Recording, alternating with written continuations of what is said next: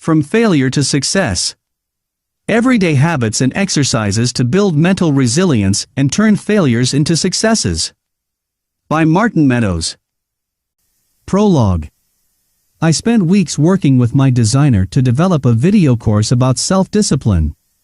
I thought that people would enjoy watching fun, animated graphics to learn about self-discipline, and it would become one of my most successful products. I published the course on the biggest platform for video courses, distributed free coupon codes to hundreds of people, and waited for an endless rain of money. But it didn't happen. I made a whopping $23.63 in the first month and $51.40 in the second month. Earnings picked up somewhat over the next few months, but considering I had invested a few $1,000s in my product, I was still well in the red. Most people enjoyed my course, but you can't pay bills with positive feedback. I decided to invest in a new, shorter course and make numerous improvements. The final product was immensely better than the first course. I also spent almost $1,000 less, so I was sure I would recoup my investment quickly. Except I didn't. The course completely failed, making a grand total of $368.08 in the first 6 months of its existence. I couldn't give up. I knew that I could make this idea work. After all, I was making some money, just not enough to recoup my investment. I invested about $5,000 in my third course. I provided even more practical and actionable content, and my designer created beautiful new illustrations and engaging animations. Surely I succeeded this time, right? Not really. I made $250 in the first month, and over the subsequent months, earnings took a dive. I lost almost everything I invested in this course. As a last attempt, I decided to create a short video course that I would offer completely for free. I thought that if people enjoyed my free course, they would purchase other courses. No dice. I invested over $2,000 and only recouped $65.21 in YouTube advertising revenue. Even worse, the free course didn't translate into more sales of the paid courses. I would love to tell you that the story had a happy ending, but it didn't. 13 months have passed since I released my first course, and I'm still almost $10,000 in the red. Even though I'm a best-selling author with thousands of loyal readers, I still failed, big time. I'm telling you this because I want to show you that nobody is immune to failure. I'm just like you. What qualifies me to write a book about struggle are all of the failures I've experienced to this day and the tools I've developed to handle them. Before, I would torture myself for days, getting angry at everyone and everything, thinking how unfair it was for me to fail. Now, to me, failure is pretty much like water off a duck's back. To some people, failure is the worst thing in the world, while to others it's exciting and even inspiring. One person doesn't stop even for a second when they face obstacles or make mistakes, while another person immediately gives up, convinced that success is black or white. You either reach your goal or you don't. What makes the difference between those people? How can you use failure to propel you to become a better person? What if there were a simple tweak that would help you redefine what failure means to you? Lastly, how can you stop getting so angry and discouraged at failure, accept it with dignity and proclaim, on to the next one? This book will answer all of these questions with plenty of real-world examples from the realms of personal development, health, fitness, business, relationships, and numerous other domains where failure is a constant companion. As a guy obsessed with personal development, failure is an inherent part of my life. Over the years, I failed countless times in business. It took me several long years of struggle to launch my first profitable business. Most of the time, nobody but me believed that I would ever become a successful entrepreneur. And I don't blame them. I failed time after time, constantly riding a wild roller coaster of getting my hopes up, falling into depression, then launching a new project that was followed by failure and another bout of depression. Health and fitness. It took me years to change certain unhealthy habits and build a fit physique.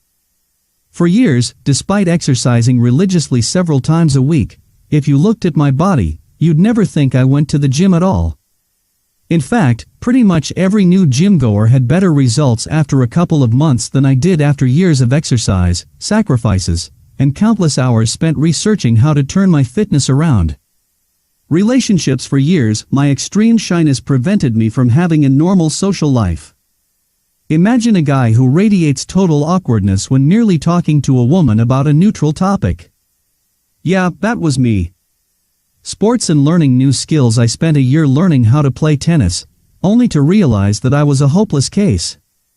I spent weeks learning Arabic only to discover that when I visited an Arabic-speaking country, almost nobody wanted to speak Arabic with me, let alone be impressed by my non-existent skills. I tried to learn how to invest in stock options only to realize that I couldn't even understand how fees were calculated. To say that I'm good buddies with failure would be an understatement. Fortunately, this also means I learned a lot about it. My intention for this book is to help you get more comfortable with struggles and failure and aid you in reaching your goals. Throughout the book, I'll use the word failure or struggle to define any kind of a negative event that sets you back. Whenever I use these words, please think of them in a broad sense. The concepts don't apply only to failing your diet or an exam. We'll talk about dealing with adversity, handling a crisis, overcoming a failure due to personal deficiencies, and bouncing back after making stupid mistakes. I'm a certified expert in this one. Each chapter comes with practical concepts and habits you can quickly introduce in your life. Throughout the book, you'll also find exercise boxes that suggest additional actions you can take to improve your life, and empowering stories in which you'll learn about people who managed to achieve their goals despite constant struggles, rejection, crises, or failures. Finally, each chapter is summarized with a quick recap covering the most important points. Before we begin, I need to set the right expectations for you and address some important issues. Let's start with the big one. I am not a qualified therapist, and I am not some kind of a guru who knows everything there is to know about failure and success. I've simply had my share of those events and decided to share my experience in this book, along with many other tips I learned, thanks to scientific research and lessons from experts in their domains. According to the paper titled, "Do Self-Help Books Help?" by Ed Bergsma, self-help books show options for thinking and acting from the psychological toolkit of the individual that are underdeveloped or could be used more often. This is how I want you to think about this book. I present you with some alternative ways of thinking to help you deal with failure and achieve success. You choose what you want to use in your life based on what you think is best for you. You are your own therapist, and you're fully responsible for your own success. It's important you have the right expectations about what this book can and cannot do for you. While you'll learn numerous techniques to handle failure, you'll never completely eradicate struggles from your life.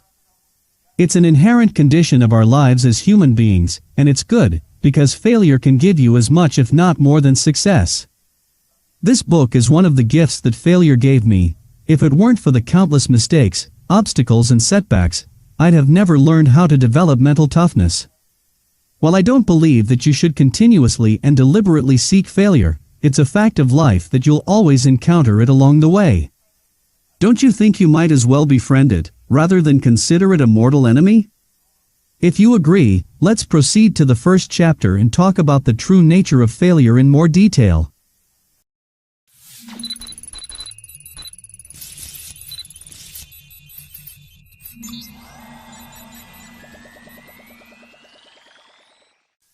Chapter 1. What is your definition of failure?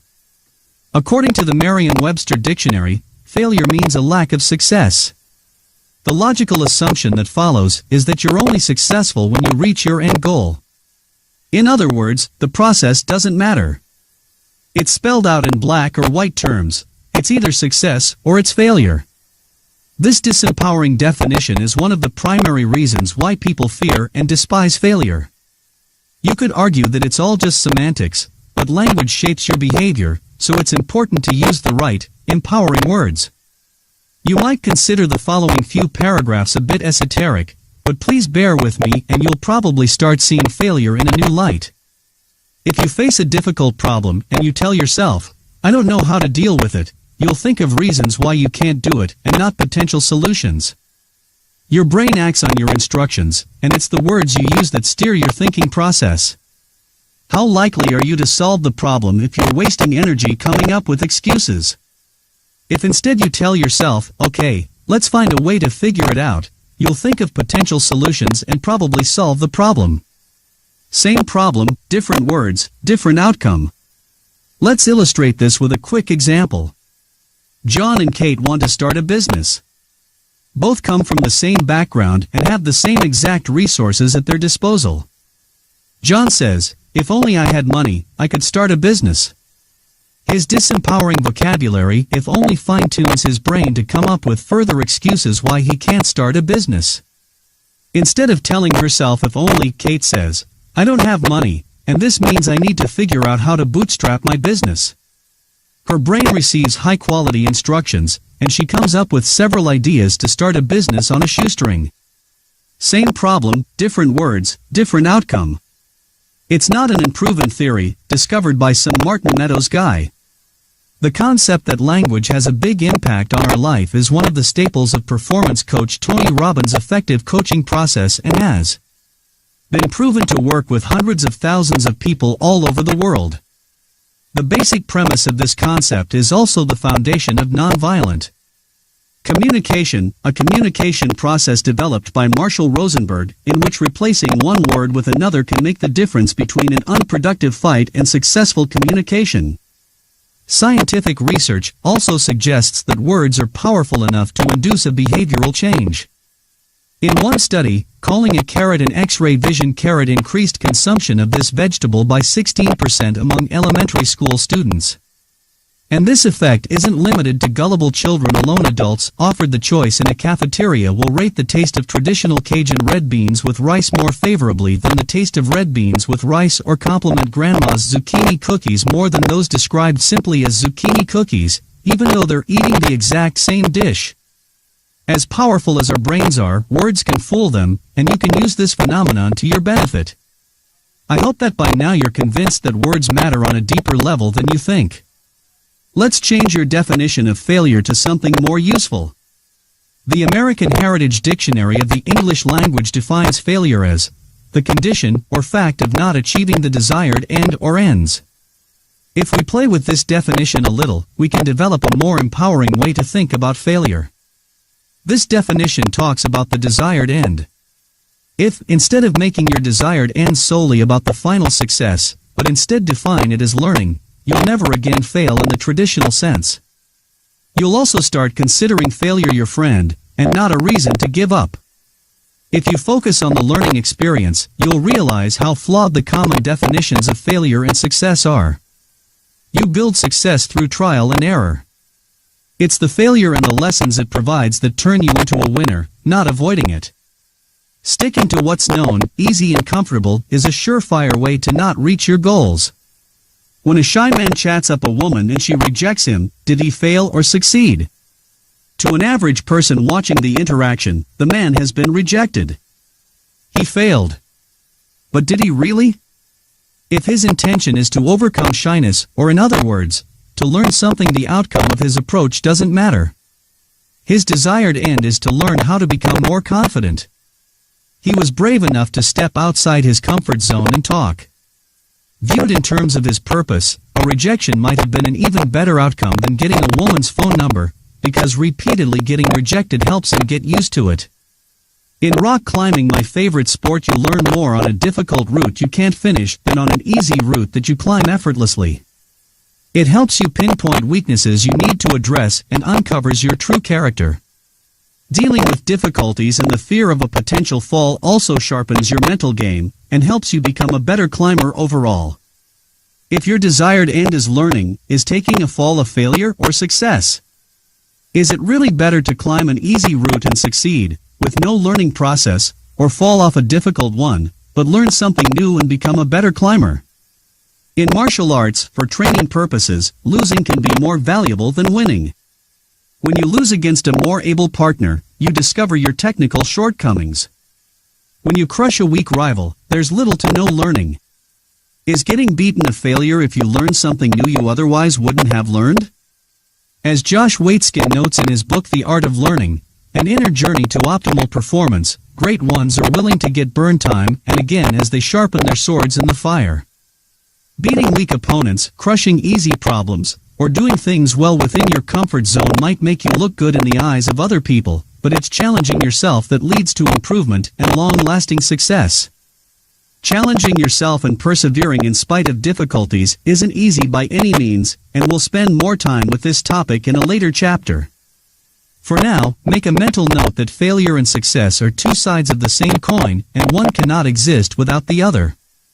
Empowering story number 1, Turia Pitt. Turia Pitt was as successful as a 24-year-old person could be. She didn't lack in anything. She was in a happy relationship, worked as a mining engineer for one of the world's largest metals and mining corporations, and in addition to her intelligence, she was also one of the Miss Earth Australia contestants. In September 2011, she was invited to participate in a local ultramarathon through Western Australia's Kimberley region. Originally, she didn't plan to participate because of the expensive entry fee, but when the organizers waived it to have some locals participating in the race, she instantly agreed. Turia had been running for 19 kilometers, 12 miles, when she entered a gorge that forever changed her life. Due to an oversight on the part of the race organizers, she found herself in the middle of a bushfire, facing a wall of flames with no escape route. She suffered burns to 65% of her body, lost fingers from her left hand and her thumb from the right hand. A surgeon later commented that she'd been literally cooked down to the bone. Multiple surgeries later, she still undergoes on average 3 surgeries a year, and needs many more to remove the fire scars. Fortunately, despite the horrific event and ongoing painful recovery, her spirit hasn't been broken. In 2014, she trekked a part of the Great Wall of China, and raised close to $200,000 for an organization that provides free reconstructive surgery to poorer parts of the world. She continued her career in mining, received a master's degree in mining engineering, studied for an MBA, and became a sought-out motivational speaker. In 2015, she got engaged to her long-term partner, who had supported her throughout the years. In May 2016, she completed her first Ironman Australia competition, and just 5 months later completed the Ironman World Championship at Kailua-Kona, Hawaii. As she said before departing for her trek on the Great Wall of China, "The fire has turned my life upside down. I don't want it to have any more impact. It was a couple of seconds. What's that compared to a lifetime?" When asked in an interview if she ever has bad days, she replied, "Of course. I go through dark times. But everyone has bad days. You can let experiences destroy you or mold you. I choose to let them mold me. Learn from the failure or suffer the consequences." American happiness researcher Sean Aker points out in his book, The Happiness Advantage, the 7 Principles of Positive Psychology, that fuel success and performance at work, that we become more successful when we are happier and more positive. He provides an example of doctors who, when put in a positive mood, before making a diagnosis, show almost 3 times more intelligence and creativity than doctors who are in a neutral state. In addition to that, they make accurate diagnoses 19% faster. Aker also writes that optimistic salespeople outsell the pessimistic ones by 56%, and students primed to feel happy before taking math tests far outperform their neutral peers. Exhibiting positivity is also one of the keys to handle failure in a constructive way, and not allow it to destroy your prior achievements. If you've ever cheated on a diet, you probably experienced the screw it, I messed up thoughts. The slip-up might not have been a big issue in itself, but succumbing to these thoughts and consequently going on a full-blown cheat week ruined your prior progress. If instead you had reassured yourself it was just a small slip-up, that positive attitude would help you avoid further, more lasting negative consequences.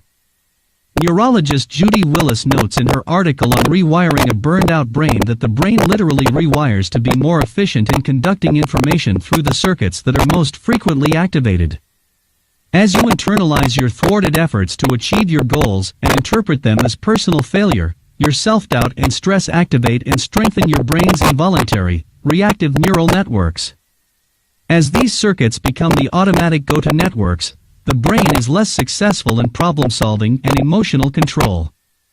When problems arise that previously would have been evaluated by the higher brain's reasoning, the dominant networks in the lower brain usurp control. 13. In other words, dwelling on your failure reinforces it, and makes you less effective at dealing with future failures. Turning the failure into a lesson, remember our definition of failure, will help you to reinforce a positive coping mechanism. I'd been trying to get down to a single-digit body fat percentage for years. Each time I commenced a new workout and nutrition plan, I failed within several weeks or months upon realizing that not much had changed in my physique.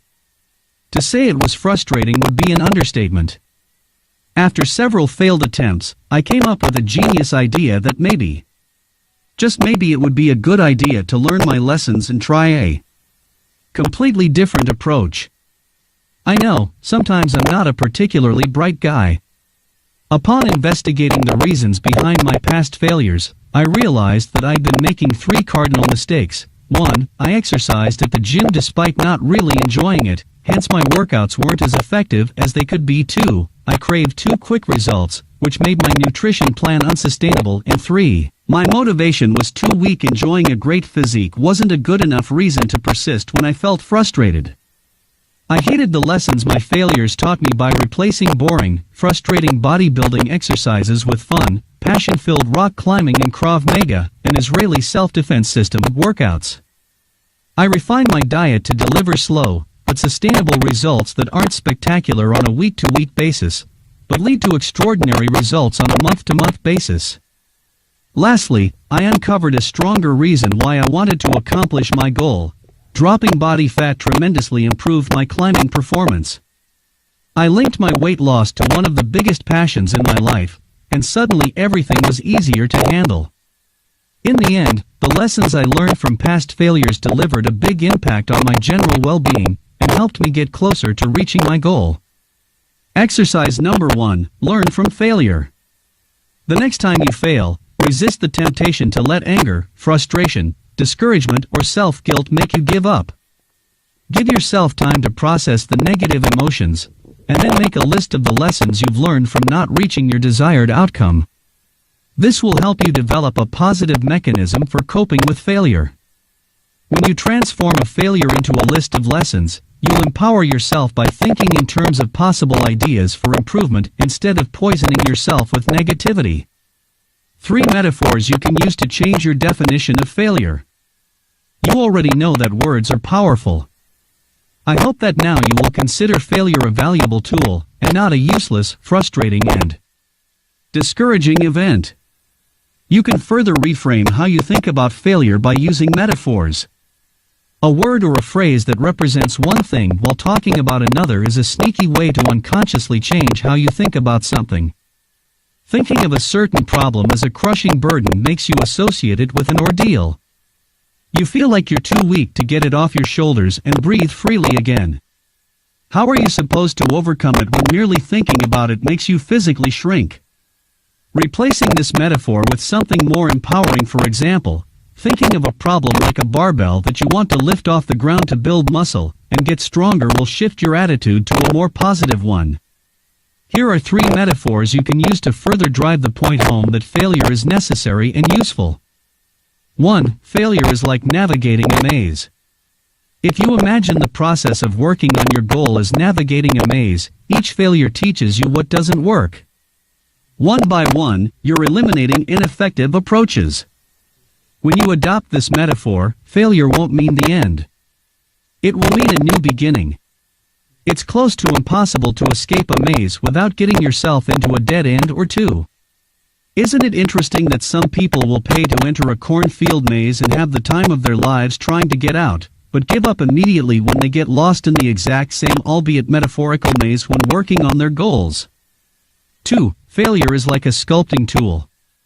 Michelangelo once said that every block of stone has a statue inside it, and it is the task of the sculptor to discover it. 14. When you adapt this metaphor, each failure will fuel your curiosity to discover the statue inside the stone you're carving. The process of carving this metaphorical stone doesn't merely shape the stone, it also shapes the sculptor. Each failure improves your carving skills, and as you are slowly discovering the sculpture inside the stone you're carving, you are also uncovering a better sculptor in yourself. 3. Failure is a filter. One of my favorite metaphors for failure is that it's a filter. The longer something takes and the more patience it requires, the more people it filters out along the way. Difficult goals are often easier to reach because there's less competition if patience plays a big role in their accomplishment. The fact that some things are hard filters out those who don't have enough resolve and rewards those who do. It also blesses the latter not only with success, but also immense personal growth and increased mental resilience. When looking at failure from this perspective, you should be grateful that your goal is so difficult to achieve because it ensures that you need to go through a long, hard process that will make you a better person. There are many stories of people who won the lottery only to lose it all, if not to end up worse off than they were before their lucky day.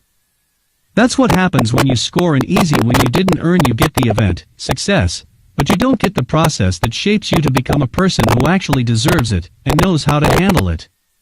Compare those lucky winners with people who spend long years toiling away at their businesses, dealing with one failure after another, and pushing through. When they finally build a successful business and start earning a lot of money, they'll be infinitely less likely to lose it all. Precisely because it wasn't easy to achieve, now they'll be able to enjoy their success for decades to come. Think of it as treating the symptoms versus eliminating the root cause. An easy one such as winning the lottery or undergoing a weight loss surgery is treating the symptoms. You aren't changing as a person. Your habits stay the same and will drag you back to where you started. When you eliminate the root cause, a lack of positive habits, inaction, procrastination, or a lack of self-discipline, you'll be forever changed and your world will transform according to your internal changes. Each time you get angry at how difficult accomplishing your goal is, remind yourself that it's a tool through which you'll gain the right for your success. If all were given to you when you asked, you wouldn't appreciate it and wouldn't become a person who knows how to handle such a reward. In the end, you would probably squander it. Let the filter work its magic and shape you like a blacksmith forges a sword. What is your definition of failure? Quick recap. 1. If you want to handle failure in a constructive way, change your definition of it. If you have a disempowering definition of failure, such as failure is a lack of success, you'll avoid it as much as you can, and thus never achieve the ultimate objective you're after: personal growth. Words have power, and changing the definitions you use will change your behavior. 2. A more useful definition of failure is that you fail when you fail to learn something from an event. If you consistently step outside your comfort zone and try new things, you'll always learn something new, and that will empower you and help you achieve your long-term goals. 3. It's you who controls how much of an impact a failure will have on your performance and future progress. Resist the temptation to feel angry, frustrated, discouraged, or guilty when you fail. Instead, make a list of lessons you've learned from not reaching your desired outcome. If you repeatedly make a big deal of every tiny slip-up, you'll fine-tune your brain to react in this way for every future problem. It's a troubling behavior because humans perform best in a positive state, not when dwelling on past mistakes, criticizing oneself, or feeling guilty. For it, you can use metaphors to further change your beliefs about failure. 3 powerful metaphors about failure you can use are: thinking of failure in terms of navigating a maze, in which each failure helps you get closer to the end, looking at failure as a sculpting tool, and considering failure a filter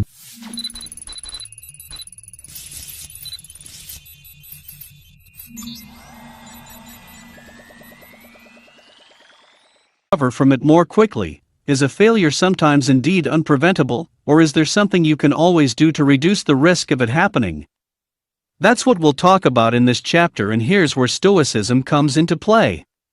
This ancient Greek school of philosophy proposes several fundamental principles to live by. While they all can be useful and valuable to a modern person, the tenets we're most interested in for the purpose of this chapter are the following. 1.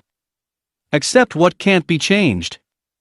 Arrian, a 2nd century disciple of the prominent Greek Stoic Epictetus, opens his Enchiridion of Epictetus, a Stoic manual based on the teachings of Epictetus, with the following words: "Some things are in our control and others not."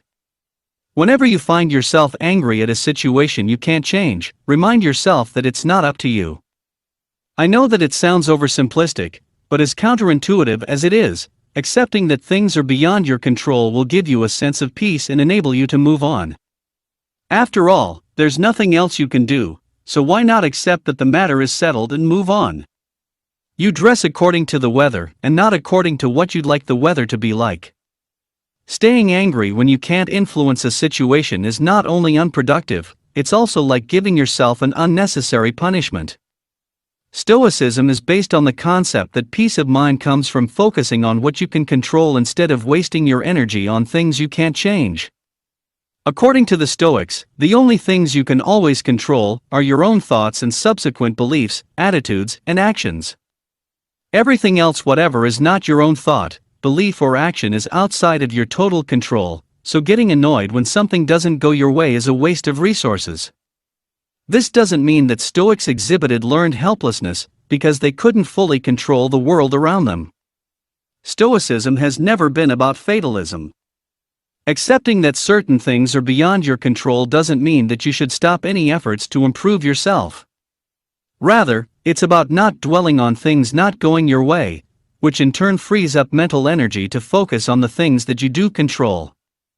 A great habit to cultivate to become better at accepting that you can't change certain things is to deliberately introduce uncomfortable changes in your life. By stepping outside your comfort zone, you'll learn how to adapt to unfamiliar situations, and this skill will then help you react with more resilience to an unplanned negative situation over which you can't exert control. For example, I've already slept in a car on a couple of occasions. If I'm forced to live out of my car, sleeping in it won't be outside my comfort zone. When facing a situation that you can't change, another way to process negative feelings is to acknowledge your emotions. Try to find the root reason why you're feeling them. Ask yourself what they're trying to tell you, and how you can accomplish your original goal in the new situation. Resisting your negative emotions, or worse, venting at everything and everyone, is a surefire way to suffer more than necessary. As the old adage goes, pain is inevitable, but suffering is optional. 2. Practice misfortune. Stoics suggested practicing misfortune and visualizing negative things happening in your life. By imagining yourself in, or actually putting yourself in, a situation that mimics a possible negative event, you can practice your reaction to it, and that can help you build the mental resilience to handle such circumstances in the future. It gives you tremendous control over your life, because whatever it throws at you, you'll already have a plan B to bounce back. Note that while you often can't control what happens, you can always control your emotions. Practicing misfortune helps you get better at handling your emotional reactions. This can be as simple as taking a cold shower or camping out in the wilderness. Going without modern luxuries is difficult at first, but you quickly get used to the new circumstances. In the future, whenever you won't have access to hot running water, a comfortable bed, or even a roof over your head, you'll quickly readapt. After all, you've already experienced it, and have probably developed alternative ways to take care of your hygiene or ensure a good night's sleep. Exercise number 2, imagine the worst-case scenario. Imagining the worst-case scenario each time you're faced with difficulties isn't exactly a pleasant strategy. However, if done occasionally, it can be a powerful exercise to gain better control over your emotions. The goal is to visualize the worst thing happening, but instead of doing it out of fear or pessimism, you're doing it to plan for the future, or as a reminder that what you have today might disappear tomorrow. Thinking about losing your job and imagining how bad it would be allows you to prepare for the unexpected while you're still in a secure position. What specifically would you do if you had lost your job? How much time would you have to find a new source of income if they fired you today? What actions could you immediately take to bounce back as quickly as possible? Again, you aren't doing it to feel pessimistic or out of an assumption that all the good things in your life will disappear overnight. You're doing it as an exercise in acceptance and as a reminder that it might potentially happen. Stoics like to say that you never lose things, you return them. Stoics believe that you're only a temporary custodian of all the blessings you have in your life, including property, relationships, money, etc. You may get to be a temporary custodian for the rest of your life, or you may lose them sooner. Acceptance of either outcome will help you feel happier and make you more resilient. In addition to coming up with constructive ways of dealing with the problem, ask yourself if your worst-case scenario is really so bad. If you're reading this book, you're already in a privileged position. Millions of people all over the world can't afford to buy even a single book. Even if you lost your job today and you had no savings, you could always get help somewhere. You could ask your friends or family for help. You could go eat at a soup kitchen. You could take a dead-end job just to support yourself financially while looking for better opportunities. Your worst-case scenario would affect your life negatively. I'm not downplaying how unpleasant it would feel, but most likely, it would be a short-term situation that you could remedy relatively quickly, as long as you would care about changing it. Again, I'm not downplaying how difficult life is for the homeless or the poor. Turning your life around can take years, and in some places, or in some circumstances, it's more challenging than in others. However, there are still plenty of examples of people rising out of poverty or homelessness. Even the worst circumstances can be temporary, as long as you maintain a tight grip on what you can control, your thoughts and actions. 3. Everything is temporary. Stoics understood that everything in life is temporary. You can be in a relationship today and be single tomorrow. You can drive an expensive car and live in a mansion today, and rent a small room and use your feet as a means of transport a year from now. You can be perfectly healthy now and bedridden next week. My friend has a stable, enviable job in a multinational S&P 500 corporation with a long history and great prospects for the future. As the only expert in his domain in his area, his position is as secure as it could be. Yet, he still periodically browses through job offers and keeps in touch with headhunters. You could say that since his position is so secure, there's no way he could ever lose his job. But as a shrewd person, he recognizes that everything is temporary. Even if the worst happens and he gets fired due to the factors outside his control, he'll be prepared thanks to his policy of keeping eyes open for new opportunities. Exercise number 3, a disturbing goodbye. A powerful, but let's admit it, disturbing exercise you can perform to improve the key relationships in your life is to imagine it's the last time you're seeing the other person. As morbid as it sounds, sometimes I remind myself that every important person in my life can disappear from it literally overnight. Being in the wrong place at the wrong time is all it takes to lose a life. Would I really want our last interaction to be negative? Would I really get angry over a little insignificant thing? Would I really want to waste time arguing instead of enjoying each other's company? This practice will help you stop taking people for granted, and that will help your relationships flourish, because whenever you'll slip back into negative communication habits, imagining it's the last time you're seeing another person will shake you back into the realization that things are temporary and remind you how fragile life is. It all sounds dire and grim to think about negative events, but it doesn't mean that if you want to follow Stoicism, you need to be fatalistic or pessimistic. It's not about living your life as if it were a life sentence of suffering.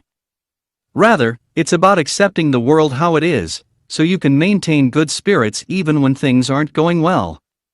In essence, Stoicism is about maximizing your happiness, no matter what the circumstances may be.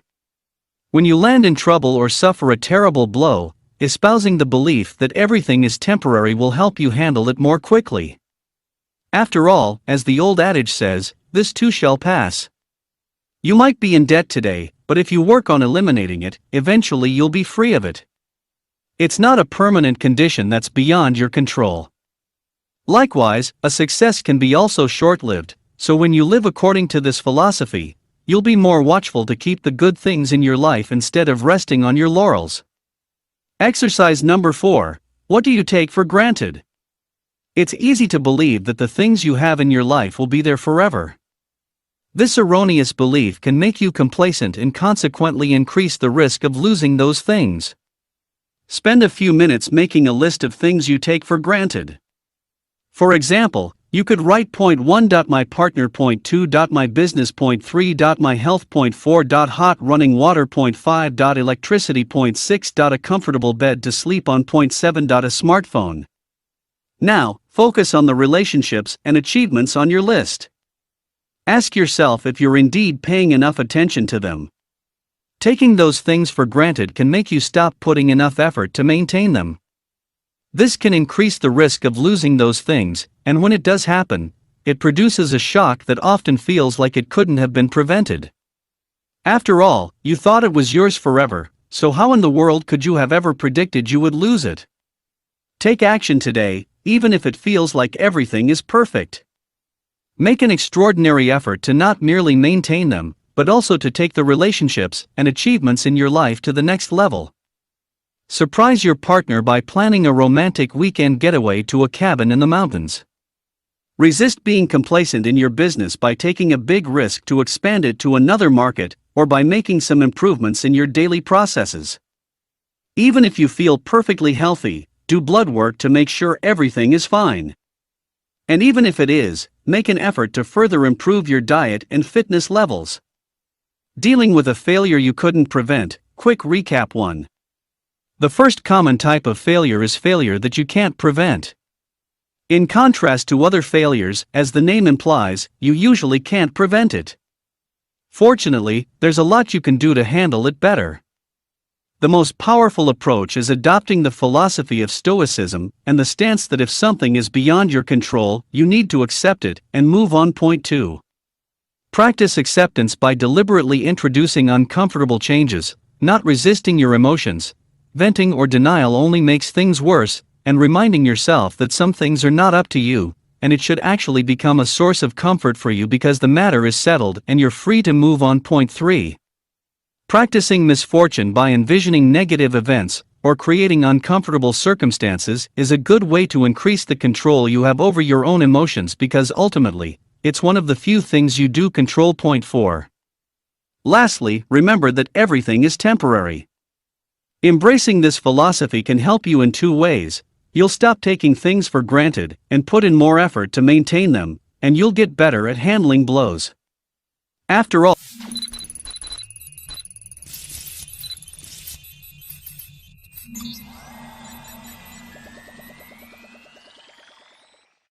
Chapter 3: Dealing with a failure due to unrealistic expectations. Professor and psychologist Janet Polivy posits that people don't behave logically when time and time again they try to introduce a change in their lives despite previous failures. According to her concept of the false hope syndrome, many individuals are stuck in a cycle in which they have unrealistic expectations about accomplishing their goals. They tend to be wrong about the speed, amount, ease and consequences of their attempts. 16. They try, fail, brood over it, process it, and try again, but with the same unrealistic expectations, which guarantees yet another failure. Bob wants to lose 50 pounds as quickly as possible. He sets a goal to burn excess fat within 3 months. This new diet he just read about looks easy, and after all, what's so difficult about losing weight? When he steps on the scales 2 weeks later, he realizes he's only lost 4 pounds.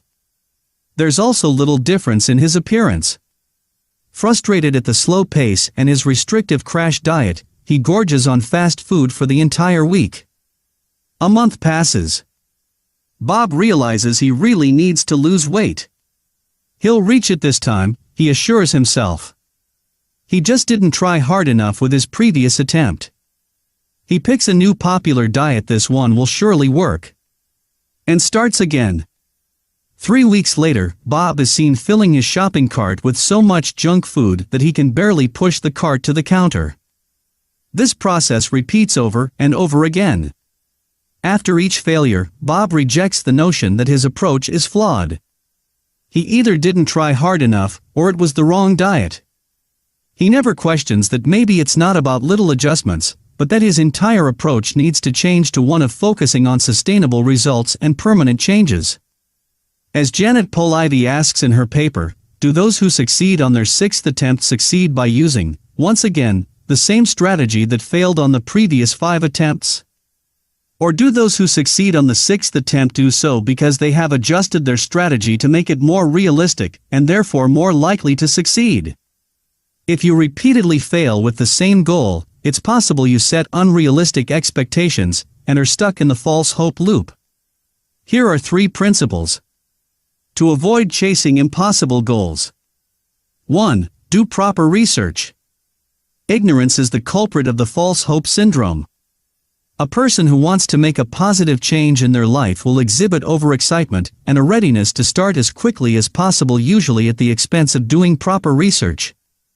Note that this usually happens to a person who doesn't know much about the goal they want to reach. Elon Musk can say that he'll send people to Mars within a decade because he's already an extremely accomplished entrepreneur and knows a lot about the space industry. Your neighbor Joe is an unlikely space pioneer, unless he happens to be a billionaire astrophysicist. He would make a better start in the business world by building an e-commerce store or a landscaping company.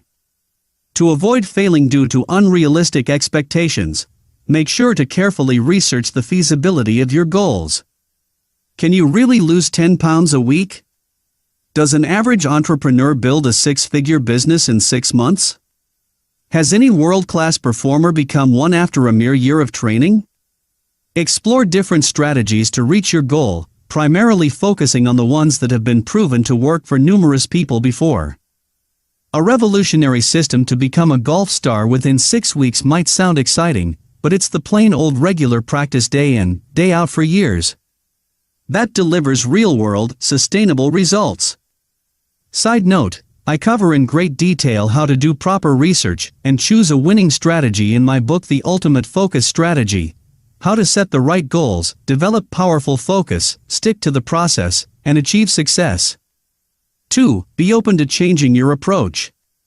If you've already failed a couple of times and want to try again, consider completely changing your approach, rather than trying the same approach again and expecting different results. Perhaps the approach you've taken isn't founded on healthy principles, or doesn't work in your unique situation. When you close your mind to alternative approaches, you can get stuck in the failure loop forever. It's like trying to dig a metro tunnel with a trowel. No matter how hard you work, you won't accomplish it in your lifetime. What you need is professional machinery, not more energy to dig with a trowel. I used to follow the traditional bodybuilding method of bulking up to gain muscle, and then going on a diet to shed excess body fat. I was so set on this strategy that I wouldn't even consider that there was another way to improve my physique, even when the approach clearly didn't work for me, no matter how strict I was about it. Fortunately, multiple failures later I finally saw the light and decided to completely change my approach. I spent over 5 years launching one business after another. The process was virtually the same every time: a new idea, a lot of enthusiasm, first steps, first problems, failure, depression, another new idea, another failure, rinse and repeat. Instead of picking one solid business idea and sticking to it no matter what, I gave myself failure after failure. Once again, if I hadn't opened my mind to a new approach, I wouldn't have reached my goal. If you've had similar experiences, drop all of your preconceived notions and try again with a completely different approach. Don't be afraid to experiment with a strategy that is opposite to what you've been sticking to until now. Being flexible is one of the most powerful traits for success. 1. Accept that things rarely go as planned. Peter Drucker once said that most people overestimate what they can do in 1 year and underestimate what they can do in 10 years. Before the construction of the countryside house for my parents commenced, I've previously mentioned that financing this project was one of my most important reasons to build a successful business. Everyone told me that in construction, everything takes twice as long and costs twice as much. I didn't believe it. After all, if you hire the right team and budget properly, it's impossible that such a thing can happen, right? How wrong I was.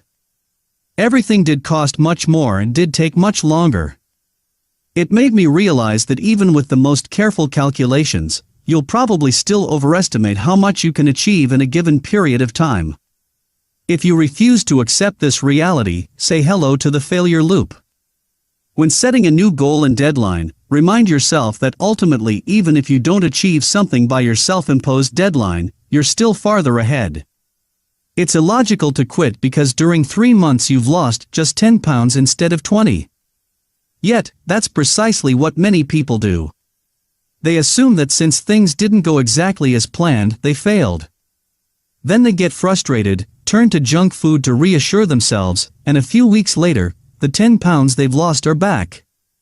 To sum up, to avoid failure due to unrealistic expectations, focus on 2 key actions. 1. Ensure that your expectations are realistic by performing thorough research. Putting on rose-colored glasses and living in the world of happy ignorance is not a good way to reach your goals. There'll be time for moonshot goals once you become an expert and can accurately estimate the probability of reaching those big dreams. Develop patience and accept that even if you're the greatest project manager in the world, you'll still fail to account for every surprise, delay, and setback. What's important isn't reaching the goal by a given deadline. It's reaching the goal, period. Empowering story number 2, Peter Diamandis. Upon discovering that Charles Lindbergh flew from New York to Paris in 1927 to win a $25,000 prize, engineer, physician, and entrepreneur Peter Diamandis came up with an idea to offer an incentive prize to build and fly a reusable private spaceship. In May 1996, without the prize money in hand, Peter went on stage, under the St. Louis Gateway Arch, and announced the $10 million prize to build and fly a reusable private spaceship carrying 3 people into space on 2 flights within 2 weeks. He thought that he would easily find a sponsor. Moreover, the prize was to be paid after the spaceship successfully completed both flights, and you don't exactly build a spaceship in a few weeks, so there was plenty of time to find the right benefactor. Except it didn't work out as Peter expected. Between 1996 and 2001 he would pitch to over 150 sponsors, and get rejected 150 times. Fortunately, his persistence and grit eventually paid off when in 2002, 6 years after announcing the prize, he met the Ansari family who ultimately funded the $10 million prize. The prize was paid out on October 4, 2004 to the Spaceship One team led by American designer Burt Rutan. Today, the Spryz Foundation has awarded over $300 million in prizes designed to encourage technological development and radical breakthroughs for the benefit of humanity.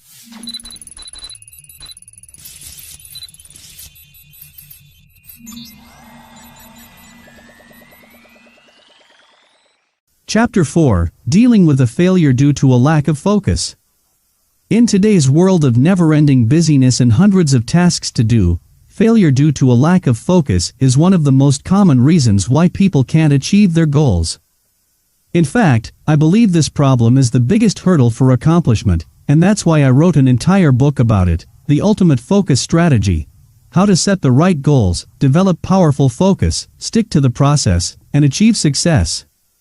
The fundamental rule of the ultimate focus strategy is that the more goals you have, the less likely you are to achieve them. I strongly recommend limiting your objectives to no more than 3, and ideally just 1 or 2, that you'll be working on every day, or as often as you can. Working on numerous goals in different walks of life at once means inevitably neglecting some of them. At one point, I practiced 5 different sports: bodybuilding, rock climbing, Krav Maga, tennis, and swimming. I also took frequent walks and went on bike rides. Needless to say, I couldn't really focus properly on any of those activities and progress quickly. I had to quit bodybuilding, tennis, and swimming, sports that I had been failing at anyway, and didn't enjoy as much, so I could improve quickly in rock climbing and Krav Maga, sports that I find more entertaining and challenging. If it hadn't been for quitting those sports, I know I would have continued to fail. My performance would have been heavily affected by a lack of focus. In my book, I cover in great detail how to focus on the right goals in the long term, but for a quick summary, here are the basic guidelines that will help you eliminate the risk of failing due to spreading yourself too thin. 1. Sacrifice is necessary. Sacrificing less important goals will give you more power to work on the most crucial objectives. Prioritize big life improvements like changing your diet, getting a better job, starting a business, or finding a life partner, over less significant objectives. 2. Embrace boredom. It's exciting to set new goals or follow new strategies, but if you prioritize excitement over effectiveness, you'll only lose focus and possibly fail. If something works, stick to it. 3. Pare it down. Each time you're struggling with prioritizing your tasks, consider which task can make other tasks irrelevant or easier, and do that one first. Resist the temptation to procrastinate by first doing the easiest tasks on your to-do list. Instead, find a way to perform a task that will permanently take those less important tasks off your list. One of the world's most successful venture capitalists, Chris Sacca, founder of Lowercase Capital, and a guest shark on ABC's reality television show Shark Tank, wrote in his blog post announcing his goodbye to the venture capital world the following paragraph. "The only way I know to be awesome at startups is to be obsessively focused and pegged to the floor of the deep end, gasping for air. I succeeded at venture capital because, for years, I rarely thought about or spent time on anything else. Anything less than that unmitigated full commitment leaves me feeling frustrated and ineffective. As you've heard me say on the show, if I'm not all in, I'm out." If you're working on a particularly challenging goal, the all-in or out approach might be the only way forward, and it certainly won't hurt if you decide to follow this philosophy at least partly and greatly limit your focus. Exercise number 5. Focus to the extreme. It's incredible how much you can achieve if you focus on one key goal and disregard everything else. While most people will find it impossible to have a single focus in life, there are always many obligations to attend to. Try to set aside a weekend or perhaps even an entire week, during which you'll only work on one key goal. Successful entrepreneur Craig Ballantyne suggests in his article, "You have never thought this way before, that if you want to finish your product and start a business, book a hotel conference room if you must. Pay the money upfront so you won't back out. Arrive there early and lock yourself in, and don't come out until you have a product to put online." You can use this strategy to finish a long overdue project, write your first short book, publish an important blog post or article, memorize keywords and phrases in a foreign language, or complete virtually every other goal you can work on in a hotel room. If you're working on other goals like lowering your highly elevated cholesterol levels, spend the entire weekend or week paying extremely close attention to your diet by noting down every single piece of food you put in your mouth. Read a couple of books about the dangers of elevated cholesterol levels. Religiously stick to the recommended workout schedule. The point is to become as immersed in your goal as possible. Even if you can't maintain a given routine in the long term, you'll still benefit from this short-term exercise to remind you of the power that lies inside you if you double down on what's most important to you. Dealing with a failure due to a lack of focus. Quick recap. 1. The third common type of failure is caused by a lack of focus. Whenever you spread your attention over too many different goals, you'll hinder your performance. This will likely lead to rapid failure, because it's impossible to reach key goals without sacrificing less significant objectives. 2. To avoid this type of failure, make sure to prioritize big goals and dedicate most of your energy to them. Realize that you can't have your cake and eat it too. Limiting your focus is necessary for success. 3. Embrace boredom and stick to the things that are working well for you, even if they're no longer as exciting as they were in the beginning. 4. Lastly, focus on the essence of the goal you want to reach. Oftentimes you can pinpoint just one key action that will make every other action easier or unnecessary. Do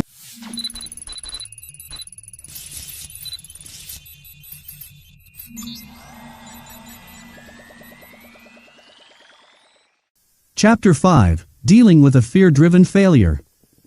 Failure driven by fear is one of the most common reasons why people fail to act on their goals or give up prematurely. There are a few different causes of fear, so let's discuss them one by one. 1. Fear of the unknown. As strange as it sounds, people unconsciously often want to fail. They subconsciously live by the motto that a known devil is better than an unknown angel. It's easier to let the things stay as they are even if you're not entirely happy with them than to be bold and venture out, seeking greener pastures. A good example of failing due to the fear of the unknown is sticking to your current day job even when you absolutely hate it. Obviously, it isn't sensible to quit without a solid plan. The failure lies in the fact that even though you hate your job, you do nothing to change it because you're afraid of the unknown. If you set for yourself a life-changing goal, this means that you need to leave your safe bubble and travel to unknown, potentially dangerous places. It's scary, so it's no wonder that many people sabotage their efforts to avoid this fear. The only solution to overcome this behavior is to slowly, but consistently, stretch your comfort zone and resist the temptation to default to security. While the need for safety is a basic human need we all share, too much of it doesn't go hand in hand with growth. If you want to take your life to the next level, you'll have to sacrifice some of that security for growth. The first time I climbed a 100 feet high cliff, 30 meters, I was extremely scared. When I stood exposed on the rock face, with the wind blowing at me strongly and surrounded by open space in all directions, I felt the temptation to ask my belayer to lower me. It would be nice to touch the ground again and feel safe, but I wouldn't have learned anything that way. I pushed ahead, overcame my fear and completed the route. After so many scary experiences, I still feel queasy, or even get panicky at times. If you keep challenging yourself, those feelings will never leave you. You just learn to push through them more effectively. And don't misunderstand me, there's nothing glorious in being frightened. When I'm scared, I'm scared. I wonder why I'm yet again doing such a thing to myself. You'll absolutely hate the feeling when experiencing it, but you'll look at it with great fondness and gratitude later on when you realize how much it has helped you grow. Remember that in the end the only way to deal with the fear of the unknown is to embrace the situation as a learning opportunity even if it's initially disconcerting. 2. Fear of rejection. Another type of fear-driven failure that keeps you stuck in the same circumstances, even if you'd love to change them, is failure due to the fear of rejection. A common manifestation of this type of failure is not approaching a person you find attractive simply because you're afraid they'll reject you. Working in sales also requires you to overcome the fear of rejection. If you don't overcome it, you'll have lackluster, if any, results. From a logical standpoint, as uncomfortable as a rejection can be, choosing to not approach an attractive person or try to make a sale is a guaranteed failure. If you don't ask, the answer is always no. Unfortunately, in a situation where you face a possible rejection, following the logical thought process is challenging. I know what I'm talking about. To battle my extreme shyness, I approached 50 attractive women in the street over a span of 3 months. I wasn't looking for any specific outcome other than to overcome my paralyzing fear and approach them. I didn't want to create an awkward situation or get rejected, so at first I found it extremely difficult to act. In the end, my fears were unfounded. Most women didn't mind that I approached them. In fact, many were eager to talk with me, and I discovered that being rejected by a great majority of them wasn't such a big deal. In the end, exposing myself to repeated rejections eradicated shyness from my life. Learning how to deal with rejection can change your life too. Just like with the fear of the unknown, you immunize yourself against rejection through consistent desensitization. Forget about the end goal you're trying to achieve, making a sale, setting up a date, and aim for rejection. If your ultimate goal is to get rejected, then if you get rejected, you aren't losing anything. After all, that's what you were seeking. If you don't get rejected, though good for you. You acted despite your fear and programmed your mind that facing fears head-on is worth it. A crucial aspect in overcoming the fear of rejection is to not let the emotions cloud your judgment. Whenever you're in a situation that causes you to withdraw because of a possible rejection, don't give yourself even a second to think about it. For instance, if you see an attractive person standing by themselves in a shopping mall, and you'd like to talk with them, go and talk to them right away. The longer you hesitate, the less likely you'll be to act. Best-selling author Tim Ferriss writes in his book The 4-Hour Workweek that a person's success in life can usually be measured by the number of uncomfortable conversations he or she is willing to have. My personal experience confirms that dealing with the fear of rejection isn't optional, it's crucial to achieve most goals. 3. Fear of losing your identity. In addition to being afraid of a possible change, people fail because their identity is wrapped around certain negative aspects of their lives. Often, an obese person, even when they know that obesity is bad for them, feels good with being obese, because eating a lot is who they think they are. They define themselves as being big-boned, and as being wired to gorge on fast food. Granted, not everyone has this problem, and I'm not singling out people with weight problems. I was overweight in my late teens, and I drew certain pleasure out of being called Big Martin, so I know how it feels. Likewise, in some twisted way, I enjoyed being an entrepreneur who constantly failed. I felt proud that I kept trying, even though it would have served me more to stop being proud of my struggles and probe into why I'd been failing so much. Again, it's definitely not comfortable to realize that you actually like struggling, but it might be the biggest stumbling block that separates you from success. It's important to acknowledge that the biggest failure in life is to remain the same person throughout the years.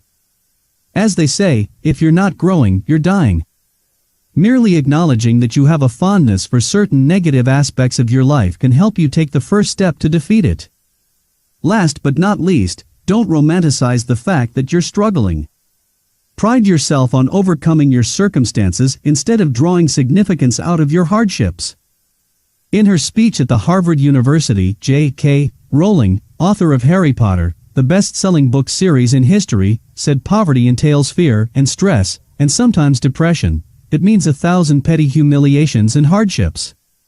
Climbing out of poverty by your own efforts, that is indeed something on which to pride yourself, but poverty itself is romanticized only by fools. I used to be extremely insecure as a teenager. I couldn't talk to women, and I couldn't fit into a group. I considered myself ugly because I suffered from a bad case of acne.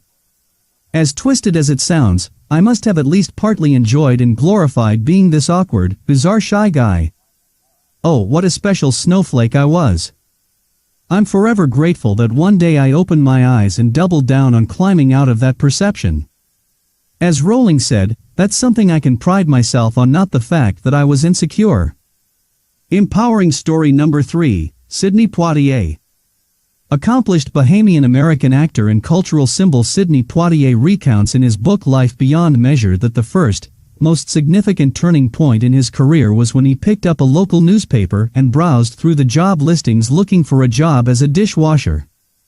Not seeing anything of interest, he turned to toss the paper into the trash when his eyes caught the theatrical listings and an ad saying in bold type "Actors Wanted."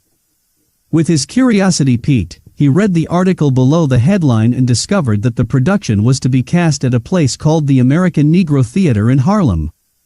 Realizing the theater wasn't far away from where he was standing, he decided to attend the audition. With only a few years of formal schooling, he struggled to read aloud from a book to the director who was conducting the audition. His heavy Bahamian accent wasn't exactly helpful either. The director snatched the book out of his hand, spun him around and marched him to the door. He bellowed, "Get out of here and stop wasting people's time. Why don't you go out and get yourself a job as a dishwasher or something? You can't read, you can't talk, you're no actor." Then he threw Sidney out and slammed the door shut. As Poitier was walking back to the bus stop to continue his search for a dishwashing job, a thought occurred to him.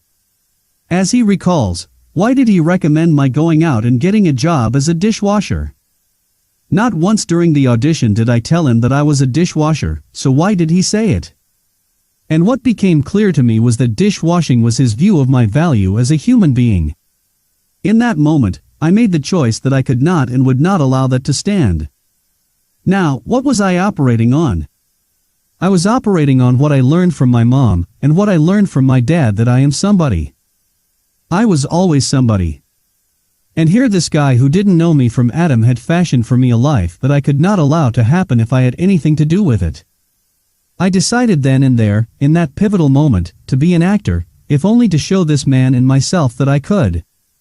Soon after the audition, after completing a shift at a dishwashing job, Sidney was browsing through the newspaper when an older waiter asked him what was new in the paper. Embarrassed, Sydney admitted that he couldn't read well. The waiter offered to teach him, and on many nights that followed, Sydney learned how to read. He also got rid of his Bahamian accent.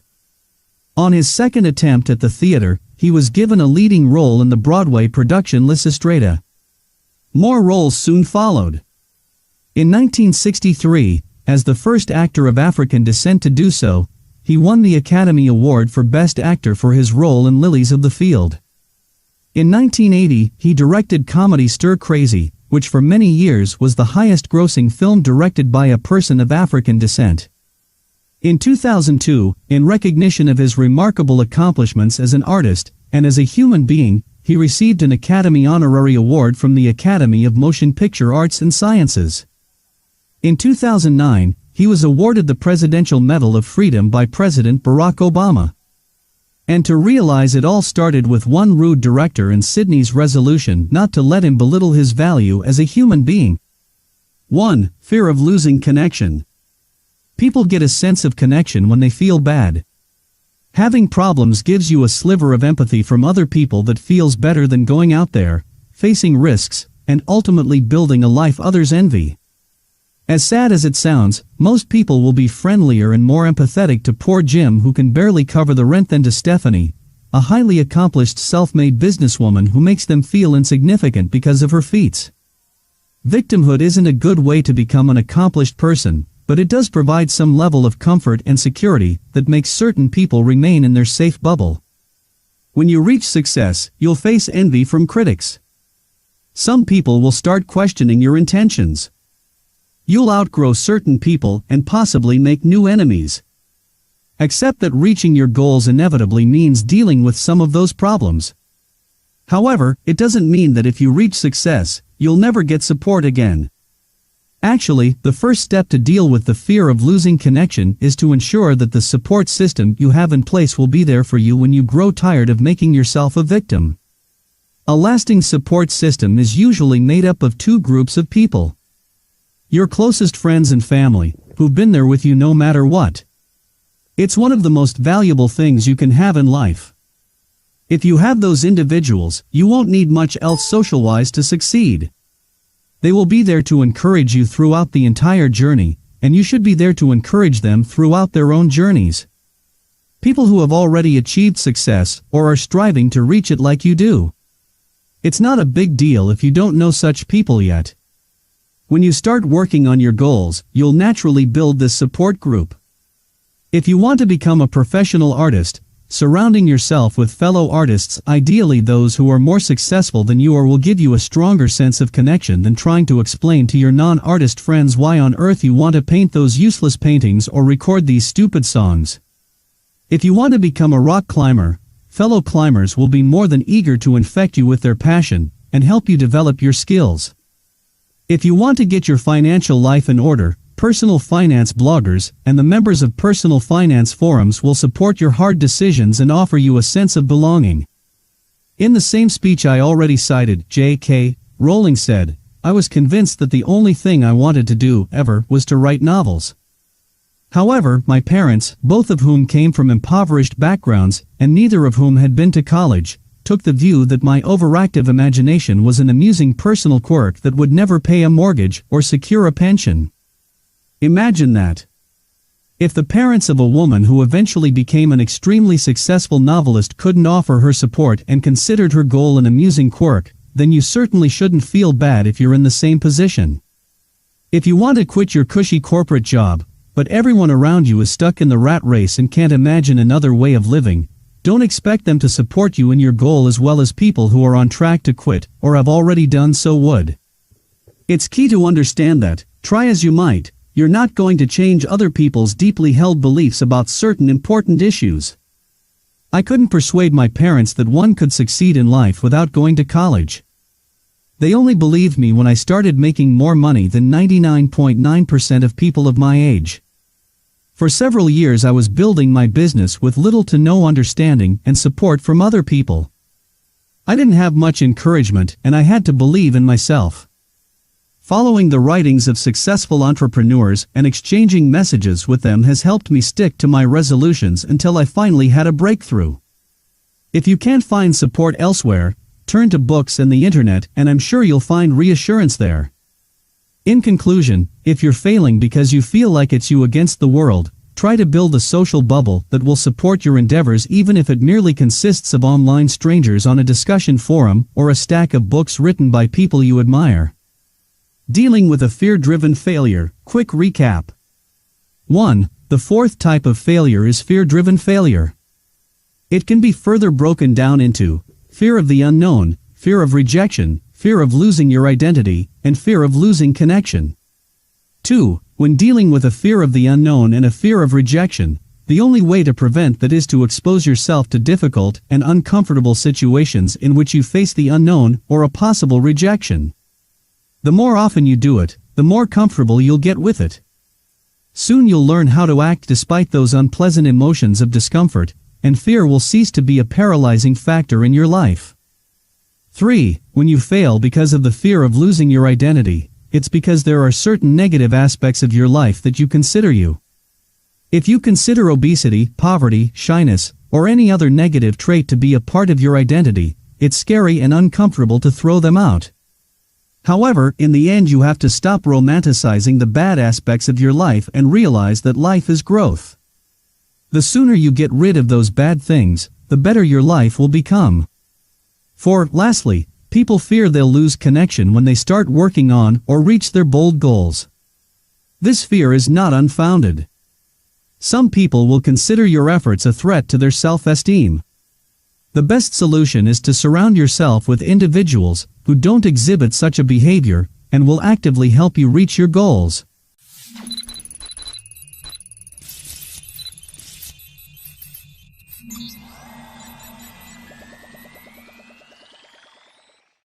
Chapter 6. Dealing with a failure due to self-sabotage. You can set yourself up for a failure due to low self-esteem. It can result in self-sabotaging behaviors, such as not trying hard enough. After all, you don't believe you'll succeed, so what's the point of doing your best? Exhibiting doubt. Who's going to date you, invest in your business, or hire you if you send unconscious signals of uncertainty? Giving up at the first sign of trouble. Why fight if you already decided that you'd most likely fail? Creating situations or excuses that set a person up for a failure, like a student who parties the night before an important exam. It's common for a person suffering from a lack of confidence to invent insignificant problems so they can have an excuse not to face the big ones. For example, they'll tell themselves they desperately need a new dress for a job interview and spend 4 hours shopping instead of preparing themselves for the interview. Or they'll come up with a supposedly important reason to stay up late, so when they don't get the job they'll be able to protect their ego and say that they failed because they had to stay up late. As absurd as it sounds, it isn't a rare behavior. Unfortunately, because it's so subtle, people usually don't notice they're doing it subconsciously. It's not like they consciously want to fail a job interview, but that's the outcome that their unconscious behavior produces. To overcome this type of failure, you need to take 3 steps. 1. Believe in your goal. A lack of confidence leads to a self-fulfilling prophecy. You don't believe you can achieve something, and that's exactly what happens. One of the most effective ways to overcome this problem is to not develop a belief in yourself, but in your goal. When you're working on an extremely important goal, increased self-confidence will be a side effect of your efforts. I spent several years trying to build a successful business. If it weren't for my clear, deep conviction that I would literally die if I were to work for the man, I wouldn't have stuck with the process for so long. I felt so strongly about the significance of this goal in my life that, even after numerous failures, getting into debt and being just an inch from having to close up shop, I didn't lose my confidence. This is what believing in the importance of your goal can do for you. Can you imagine willingly suffering so much for a goal you sort of want to reach? Empowering story number 4, Phil Knight. Nike founder Phil Knight wrote the following words in his memoir, Shoe Dog, a memoir by the creator of Nike. Driving back to Portland, I'd puzzle over my sudden success at selling. I'd been unable to sell encyclopedias, and I'd despised it to boot. I'd been slightly better at selling mutual funds, but I'd felt dead inside. So why was selling shoes so different? Because I realized it wasn't selling. I believed in running. I believed that if people got out and ran a few miles every day, the world would be a better place, and I believed these shoes were better to run in. People, sensing my belief, wanted some of that belief for themselves. Belief, I decided. Belief is irresistible. From then on, his life didn't magically change. While he did finally begin his work on what was to become Nike, he still went through numerous failures, setbacks, and had to deal with larger-than-life problems. However, if it wasn't for his irresistible belief, who knows if Phil would have built one of the world's largest and most recognized sports companies. 2. Replace self-handicapping with defensive pessimism or strategic optimism. When you're afraid of failure, you might sabotage your efforts to protect your ego from the crushing consequences of failure. This behavior, exhibited by creating obstacles and excuses to justify your failures, is called self-handicapping. According to researchers Andrew J. Elliott and Marcia Church, self-handicapping makes it challenging to reach one's goals. The problem with self-handicapping is that, on the surface, you always have a perfect explanation for your actions, even if you're hurting yourself. By taking actions that undermine your efforts, but protect your ego, you'll still believe you're doing the right thing. If you recognize this happening in your life, try 2 alternative strategies. 1. Defensive pessimism. Defensive pessimists set low expectations for their performance and envision possible negative outcomes. However, instead of creating circumstances that would undermine their success, they plan and prepare for the obstacles. This strategy focuses on managing anxiety in a constructive way.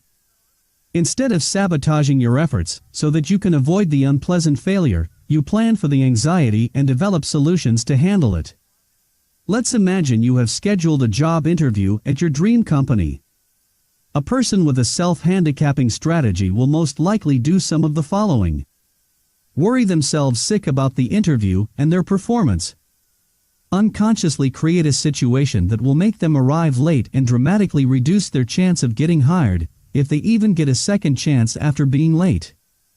Develop physical symptoms that prevent them from going to the interview, so they can avoid the anxiety, along with losing the job opportunity. In contrast, a defensive pessimist will envision a bad performance and then research every single possible question they might be asked and prepare a solid answer for each one. Leave to go to the interview an hour sooner, so even if there's a gigantic traffic jam they'll still get there on time.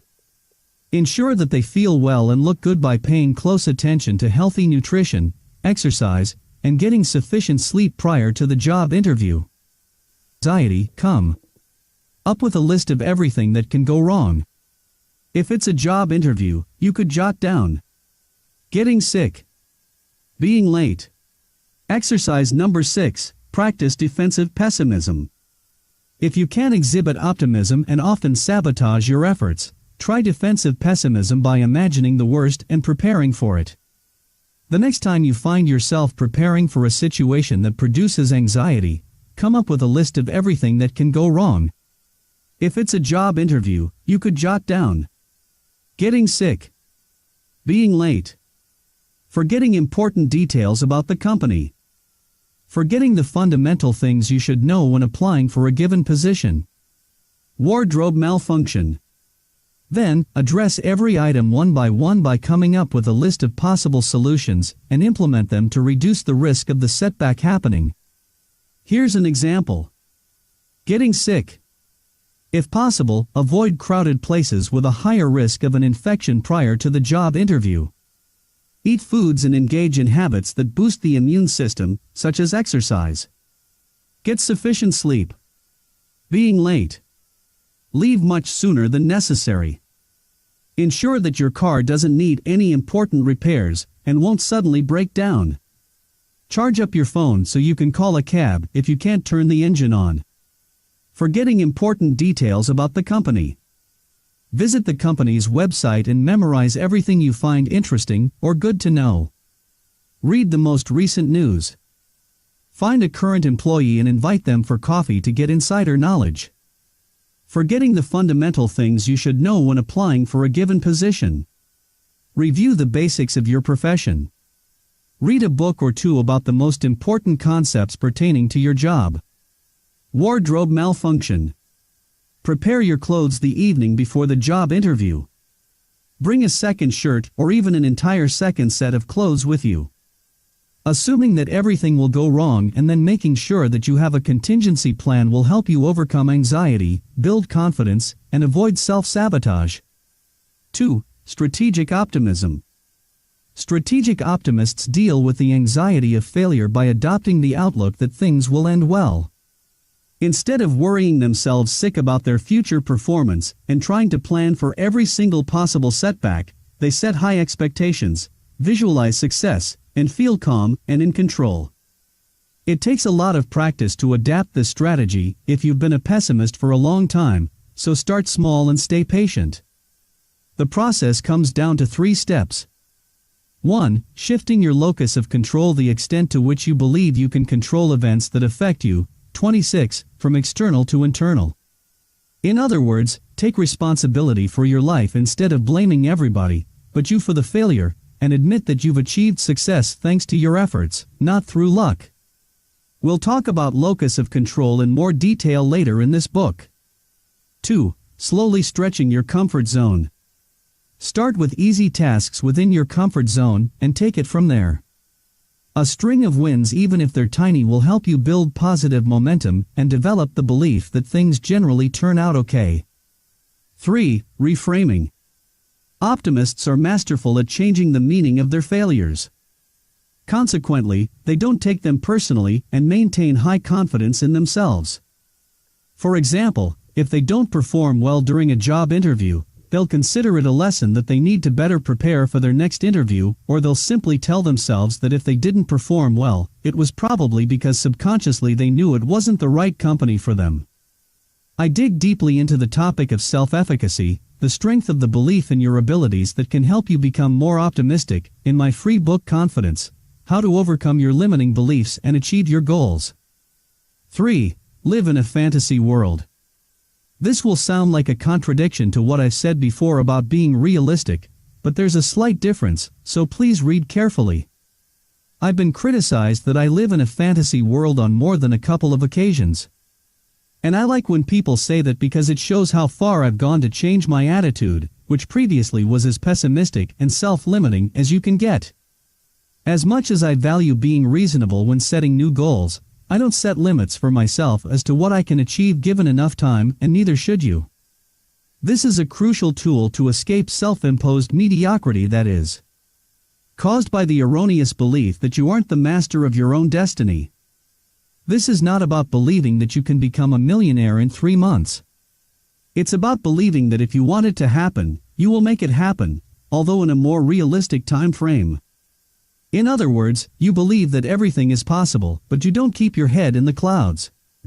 I have a corkboard in my home office with some of my favorite quotes, and right in the center of it there are 2 quotes. Nothing is impossible for a man who refuses to listen to reason, from Gary Halbert, a legendary flamboyant copywriter who is responsible for some of the most successful direct mail campaigns. If you're reading this book, I assume you're doing so because you want to build a better life for yourself. This in itself runs contrary to the behavior of a large group of people who couldn't care less about self-improvement. Understand that you'll meet with adversity and disbelief, because it clashes with how those people see the world. You'll be the unreasonable one in their eyes, but don't let it define your self-confidence. All successful people have to deal with this. 2. To live an extraordinary life, you must resist an ordinary approach, from Frank McKinney, a self-proclaimed real estate artist, international best-selling author, philanthropist and ultramarathoner, who has built oceanfront spec homes, homes built without an identified buyer, valued in the tens of millions of dollars. I often reread these quotes to imprint them even deeper in my mind, but what's more important is actually taking action in line with what they espouse. Namely, it's refusing to accept the self-limiting beliefs imposed on you by society. It's about not following the herd right over the cliff. It's about developing trust in yourself, because you're the expert of your own life, and what you want it to be like. You won't always be right, but what's important is that you did what you thought was right. I'd much rather fail because I made the wrong choice than because I listened to someone else. In more practical terms, this means things like quitting a lucrative job that you hate, to do something that actually gives you joy and doesn't convert your life into a nightmare. Reasonable people would probably say you should stick to a lucrative job. It's such a bad job market, you should be happy with what you have. But in the end, is life really about money alone? Or hey, maybe the point is to be happy and fulfilled. Going against the tide when you believe it makes sense. Most self-published authors undervalue their work by selling their books for $2.99. Readers often buy such books on impulse, skim through them, and forget about them right away. I first broke the mold by pricing my books at $3.99 and $4.99, and then going as high as $7.99. It's only a few bucks more, but paying 2 or 3 times more for a book suddenly makes a reader respect their purchase more. Standing out, even at the risk of ridicule. Obviously, it's not about putting on underwear over your pants just to be different. A great example here is Dollar Shave Club founder Michael Dubin, who created a slapstick YouTube video promoting his new company. Instead of taking the common and boring professional angle for his commercial, he chose humor and sarcasm. Within just 4 years, it paid off handsomely when he sold the company to Unilever for $1 billion in cash. Adopting these two outlooks on life will help you develop more trust in yourself and, consequently, overcome, or at least reduce, the occurrence of self-sabotaging behaviors. Dealing with a failure due to self-sabotage. Quick recap. 1. The fifth type of failure is failure caused by self-sabotage. When a person lacks the confidence to face their fears head-on, doesn't believe that they can achieve a given goal, or, even worse, doesn't believe in their worth as a human being, they'll inevitably sabotage their efforts. This behavior usually manifests by creating excuses or situations that lead to failure or inaction. For instance, a person will unconsciously choose to stay up late for some supposedly important reason so they can look tired during the job interview and reduce their chances of success. Then, if they fail, they'll be able to protect their ego by saying something along the lines of, "I didn't get this job because I had to stay up late." 2. The first step to deal with this type of failure is to believe in your goal. If you can't develop the confidence in yourself, develop the belief that the goal you're pursuing is something you absolutely must reach. This, as if by association, will help you develop more conviction in your abilities to make it come to pass. 3. The second step is to replace the strategy of self-handicapping, creating obstacles and excuses to avoid anxiety or justify your failures, with something more effective: defensive pessimism or strategic optimism. Defensive pessimists envision negative outcomes and prepare themselves for every possible setback. Consequently, they have less anxiety and perform better. To become a defensive pessimist, go through your worries one by one and develop strategies to handle them. Strategic optimists, on the other hand, assume that things will turn out okay, and that helps them manage their anxiety and perform on a high level. To become more optimistic, shift your locus of control by claiming personal responsibility for every failure and success in your life. Stretch your comfort zone to gain confidence and momentum, and reframe negative events to turn them into lessons, instead of excuses as to why you're a failure. 4. Lastly, live in a fantasy world. This means adopting the belief that there are no limits. While you need to be realistic about the timeframe needed to reach success, resist the social programming that tells you to remain average and conform. Dare to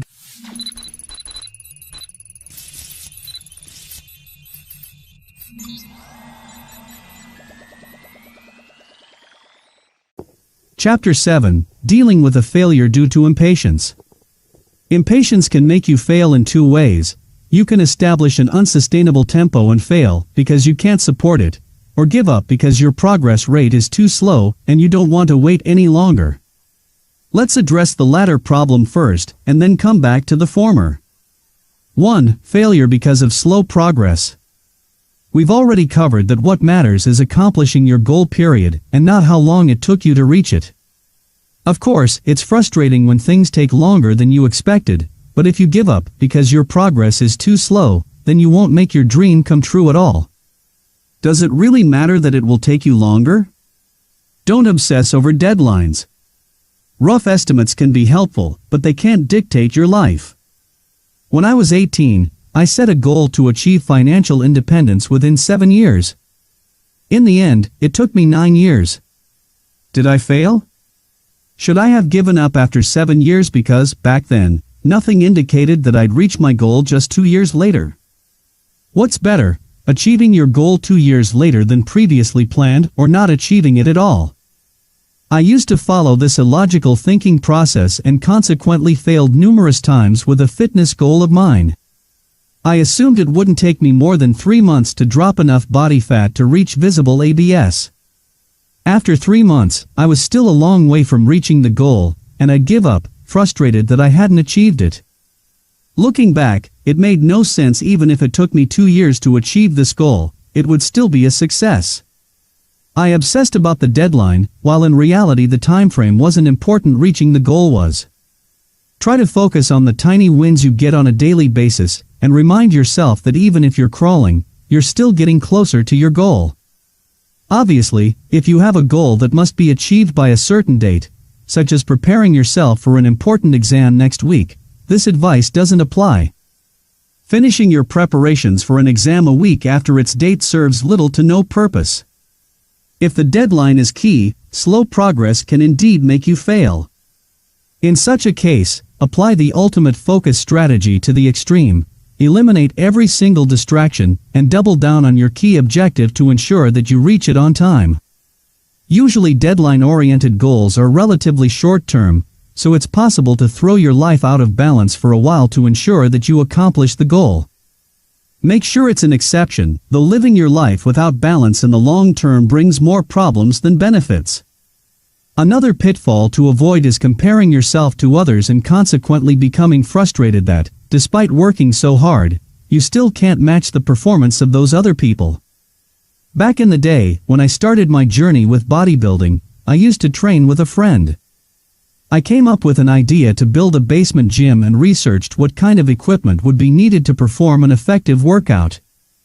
I spent hours reading about nutrition and general fitness advice. I designed a workout plan and made sure we were performing the exercises properly.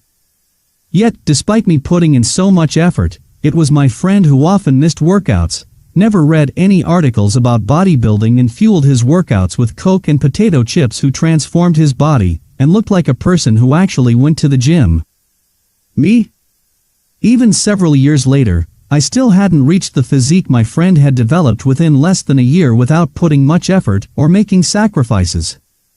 Because of this experience of mine, and other similar experiences, too, I fully empathize with people who feel angry because no matter how hard they try, they still fail while others succeed with virtually no effort.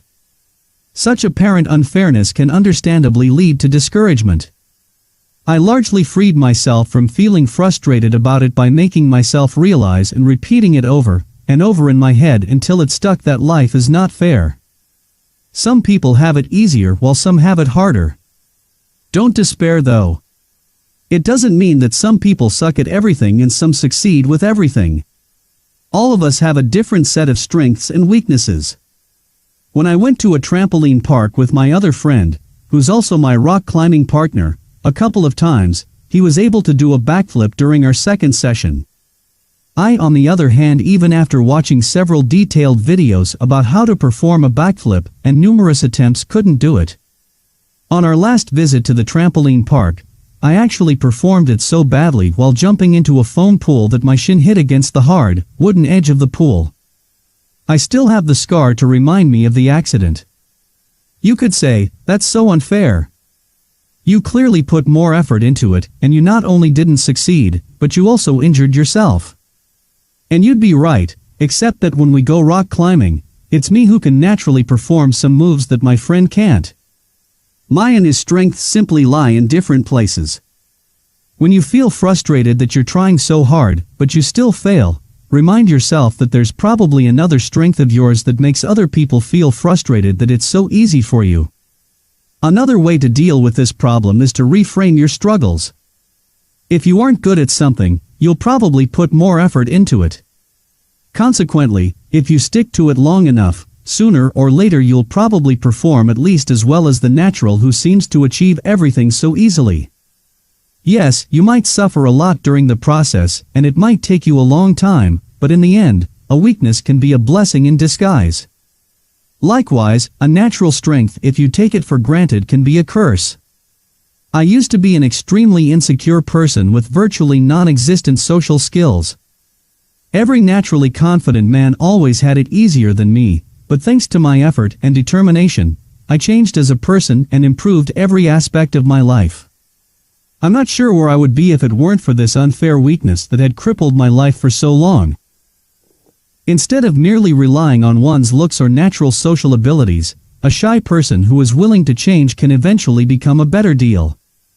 Over the longer term, would an attractive woman interested in a serious relationship be more interested in a handsome natural who doesn't offer much substance beyond his looks and smooth talk, or a person who has invested years of his life to build confidence, develop powerful communication skills, and constantly improves himself? Empowering story number 5, Jim Paul. Ever since he was 9 and got his first job as a caddy at a local golf club, Jim Paul knew that he would get rich. It wasn't important how he would do that, what was important was how much. As he used to say, it wasn't what you did for a living that was important in life, it was how much you got paid for doing it. 27. Within the next 3 decades, he would go from being a 9-year-old making pennies to crossing $5,000, $10,000, $20,000, and $100,000 in daily earnings from successful trades. He was making great money, spending most of his income on frivolous purchases, and living large, just like he had imagined as a 9-year-old caddy. Deeply convinced of his trading abilities, in 1983 he bet it all on a speculation in the soybean market. Over the next few months, he would lose $1.6 million, $400,000 of which he borrowed from friends. Jim Paul spent the rest of the decade recovering from his failure. In his book, What I Learned Losing $1 Million, originally published in 1994, he admits responsibility for his failure and recounts lessons learned from this event that led him to an unsuccessful suicide attempt. Most notably, he points out that personalizing successes sets people up for disastrous failure. They begin to treat the success as a personal reflection, rather than the result of capitalizing on a good opportunity, being at the right place at the right time, or even being just plain lucky. People begin to think their mere involvement in the undertaking guarantees success. 28. Ultimately, overconfidence led Jim Paul to a spectacular failure. In the end, his failure taught him that he wasn't a good trader, and he had to relearn the profession with humility. He managed to recover from his failure, and has helped thousands of investors avoid a similar financial catastrophe, thanks to sharing his own painful lessons in his book. 1. Failure because the process is unsustainable. If you're impatient, you're likely to set an unsustainable tempo from the get-go.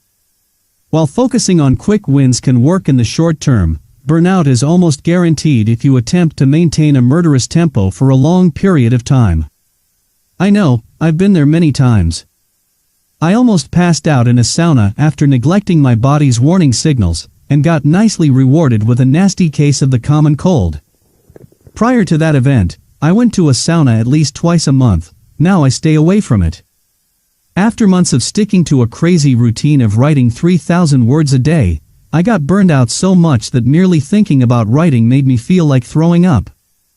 My disgust was so strong I was afraid I would never be able to write again.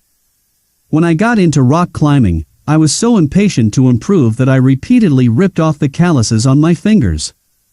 Then, instead of climbing hard on the next workout, I either had to take a few days off to let my fingers heal a little, or I needed to tape them to avoid further damage. I also had a finger tendon injury that resulted in a 6-week break from climbing. I won't lie. As unsustainable as some of my actions were, they helped me tremendously in the beginning. A short-term extreme approach can help, as long as you don't plan to maintain it forever. Your risk of burnout is relatively low during the first couple of weeks, and greatly increases with each additional week of increased tempo. Writing 3,000 words a day meant that I could write several short books each month and learn a lot from each one. A hard, no-excuse approach to exercising at the gym and climbing like a madman with ripped calluses helped me get tougher.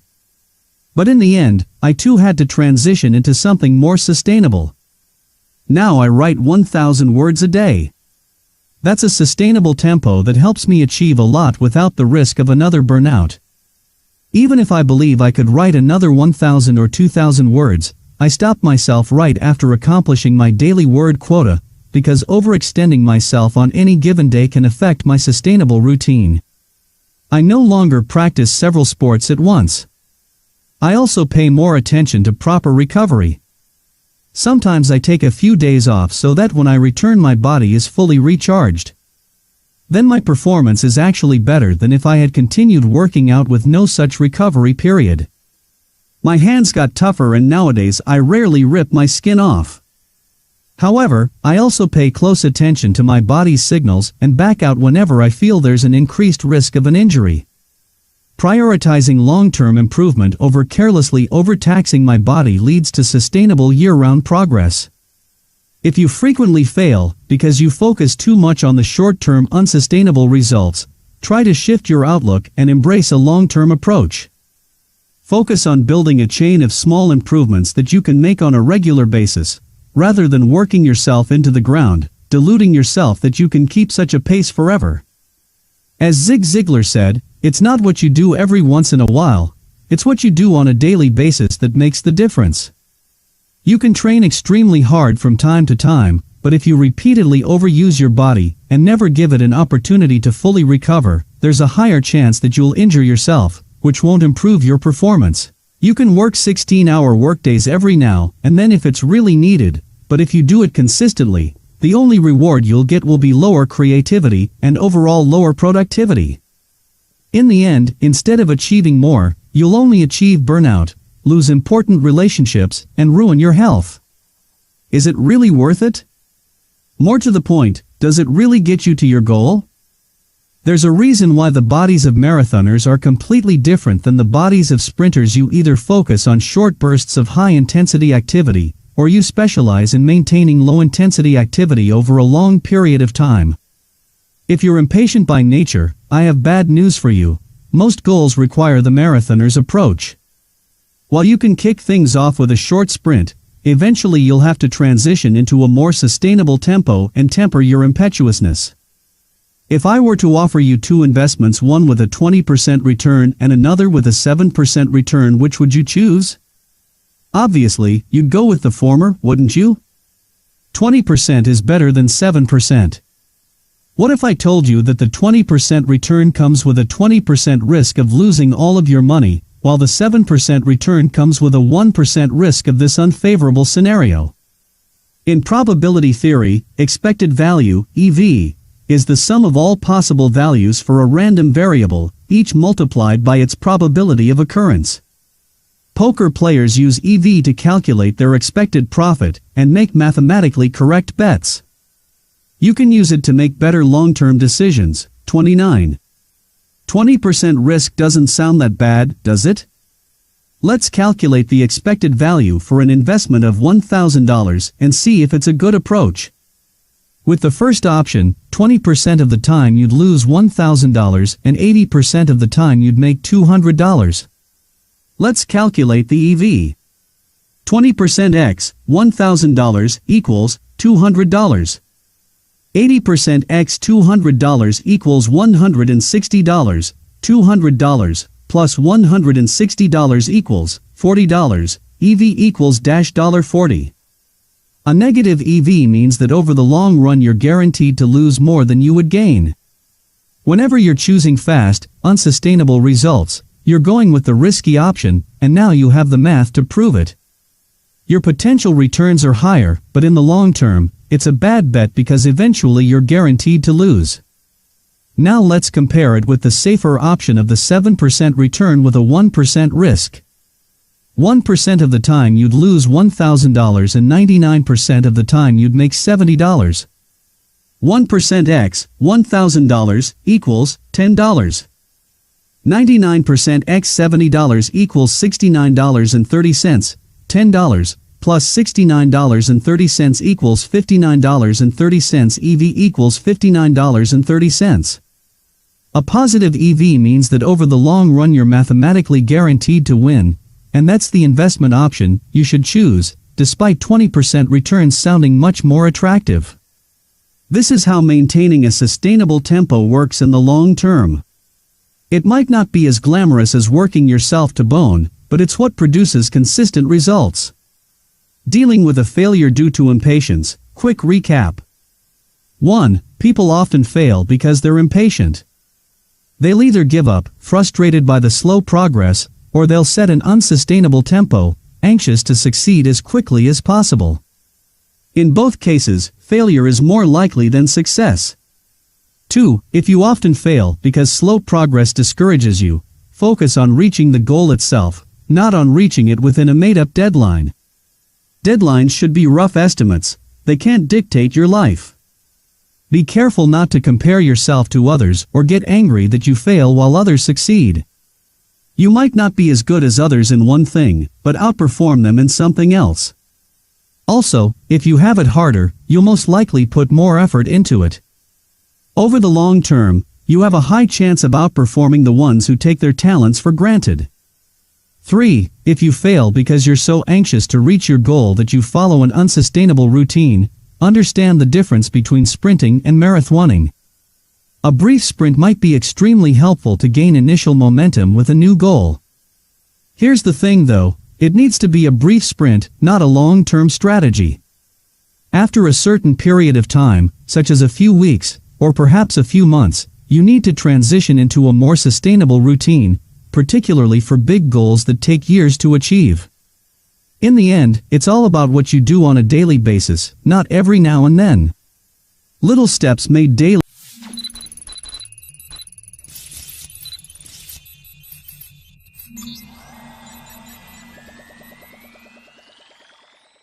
Chapter 8. Dealing with a failure due to self-licensing. One of the most interesting concepts in social psychology is the subconscious phenomenon of self-licensing, in which a person's increased confidence in their positive image makes them more likely to engage in immoral or negative behaviors. As scientists put it, past good deeds can liberate individuals to engage in behaviors that are immoral, unethical, or otherwise problematic. For example, a person who drinks diet soda will discount the high caloric content of a pizza or cheeseburger. The diet soda gives them a moral license to gorge on fast food. After all, it's diet soda, right? You financially support pro-environment causes, and then drive a huge gas-guzzling SUV to a store 2 minutes away. You gulp down a multivitamin and a few supplements, and then proceed to eat empty calories. You buy energy-efficient lights or appliances, and then use them more carelessly than before, which in the end increases your energy use. Let's address some common goals you might fail to achieve because of self-licensing. 1. Exercise and weight loss. I have a friend who exercises every now and then. He spends an hour or so in the gym, and then, having obtained a moral license, drives to the store to buy a sugary post-workout yogurt drink or to a fast food restaurant to have a post-workout meal. It's a classic case of taking one step forward and 2 steps back. People vastly overestimate the amount of calories they burn when exercising, and what they consider a harmless tasty reward after a workout sets them back. In fact, a small study suggests that people believe they burn 3 to 4 times more calories during exercise, and then end up eating 2 to 3 times more calories than they burned during the exercise. Calorie-wise, it would have been better not to exercise at all than to exercise, and then more than recoup the burned calories with a post-workout cheat meal. However, in addition to its potential weight loss benefits, exercise is important for overall health. The solution is not to stop exercising, but to educate yourself about energy expenditure during exercise and become more conscious of your post-workout food choices. Self-licensing will make you feel as if you've earned your calories. You exercised so hard, burned at least 1,000 calories, so go on, grab a cheeseburger and some fries and feel good about how active and healthy a person you are. In reality, you may have burned 300 calories, and even a single cheeseburger would more than offset what you've just burned. If you want to lose weight, make sure that the caloric content of a post-workout meal is lower than your energy expenditure during the exercise.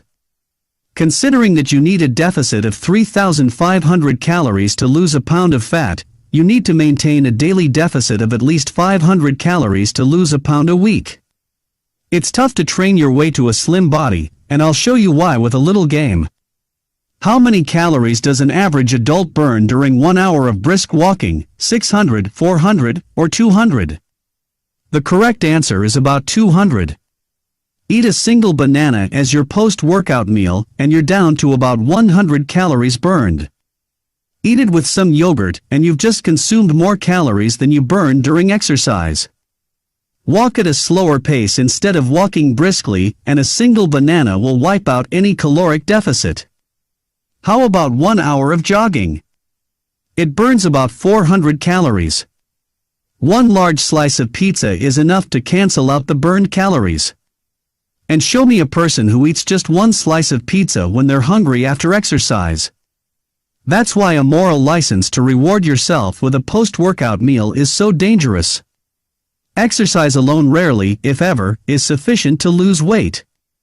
It's essential to cut down your daily calorie intake and be aware that a moral license that you obtain from exercising can actually hinder your weight loss. 2. Health. Wherever in the world you are, a local supermarket will most likely have at least one aisle with healthy food.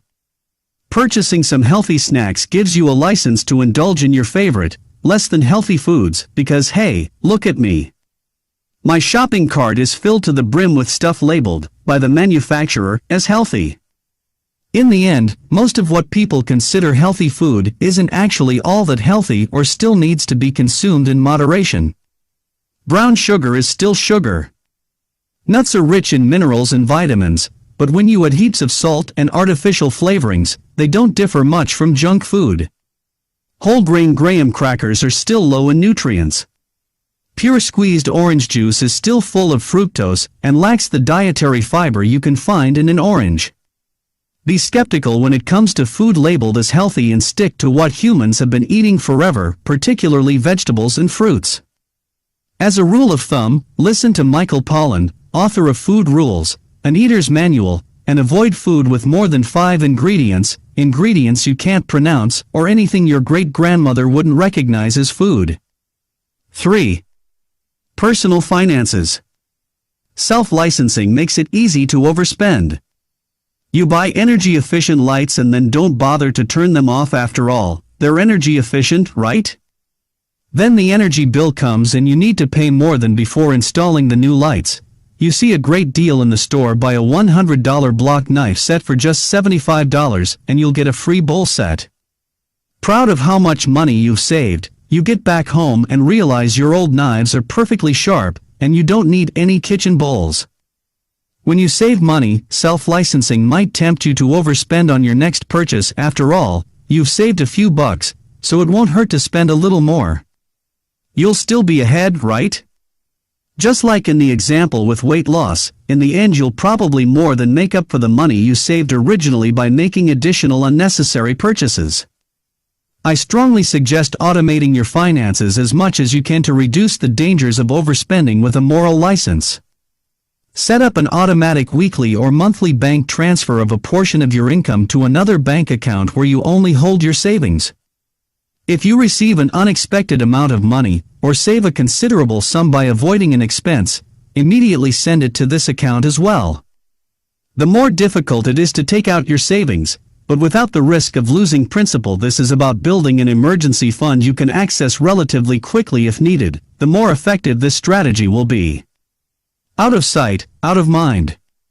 You can also set a low spending limit on your credit card. Obviously, you can always change these limits, but an additional step preventing you from carelessly spending money might be enough to stop you in your tracks. If the ease of paying with a credit card is what challenges your willpower the most, get rid of your credit cards. Replace them with debit cards that draw money directly out of your own bank account.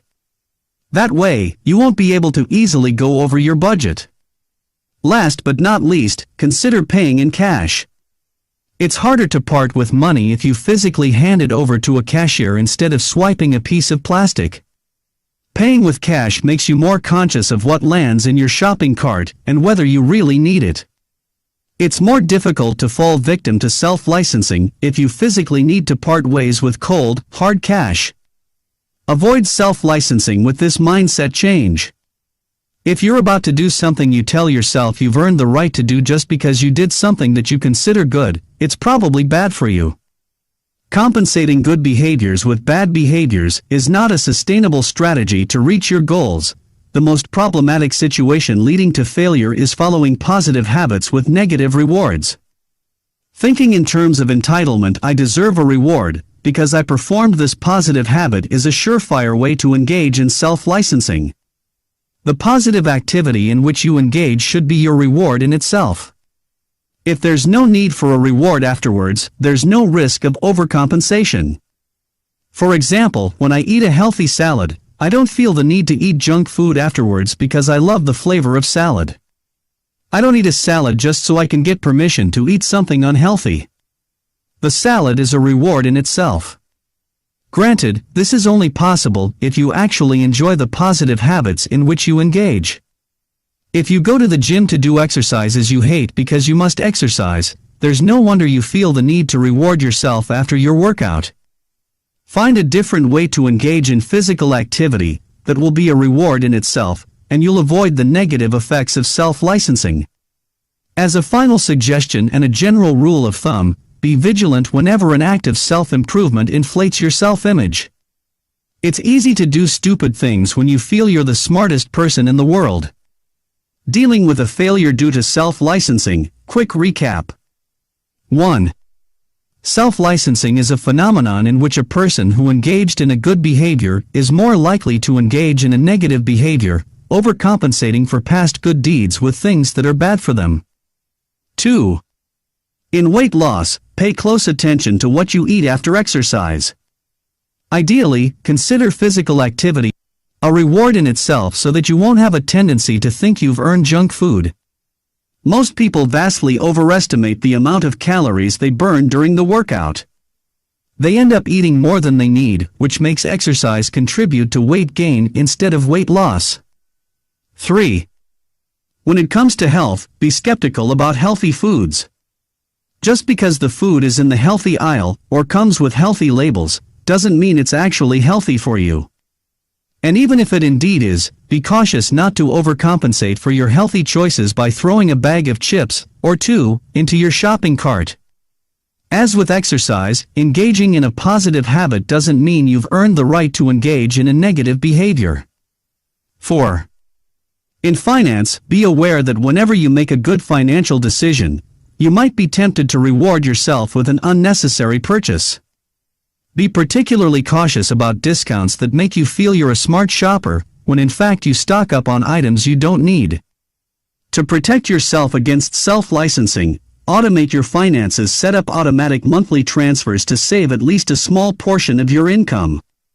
Setting low spending limits on your credit card or paying with a debit card or cash instead might also prove helpful.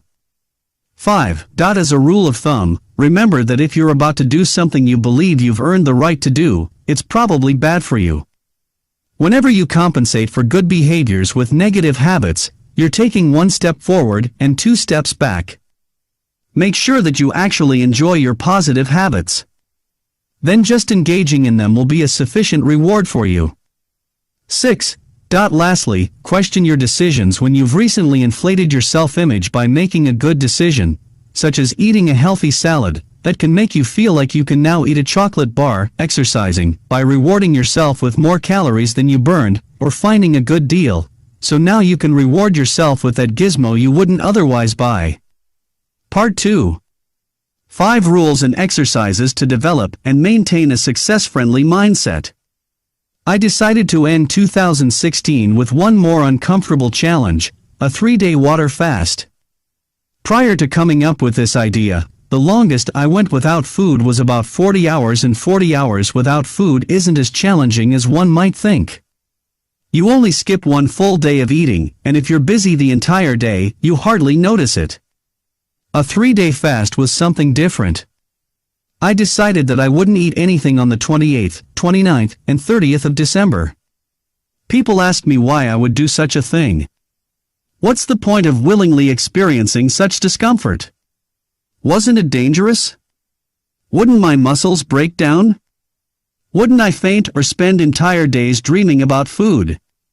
My answer, regardless of what crazy idea I come up with, is always the same. If you want to grow as a person, you need to challenge yourself. It's one of my most important personal rules. I believe it's one of the key differences between people who realize their full potential and people who succumb to mediocrity and go through life never feeling entirely fulfilled or satisfied. Yes, I may suffer because of my experiments, but there's meaning in this suffering. I grow as a person and learn new lessons. In the end, my fasting challenge turned out to be a non-event. It wasn't that much harder to go without food for 3 days as it is to go without food for 40 hours. Still, it was an interesting lesson and a new challenge I could add to my ever-growing collection of weird experiments. Now I know that if I were ever forced to go without food for 3 days, I wouldn't suffer much. In this part of the book, each chapter will discuss a different rule to help you develop a success-friendly mindset. I will accompany each principle with an exercise to introduce it in your everyday life. Please note that all of these rules are based on my personal experience and worldview. I don't claim to know all the answers, so please treat my suggestions as what they are, suggestions. If a different rule works better for you, stick to it. You know yourself best. What's more important than following my exact...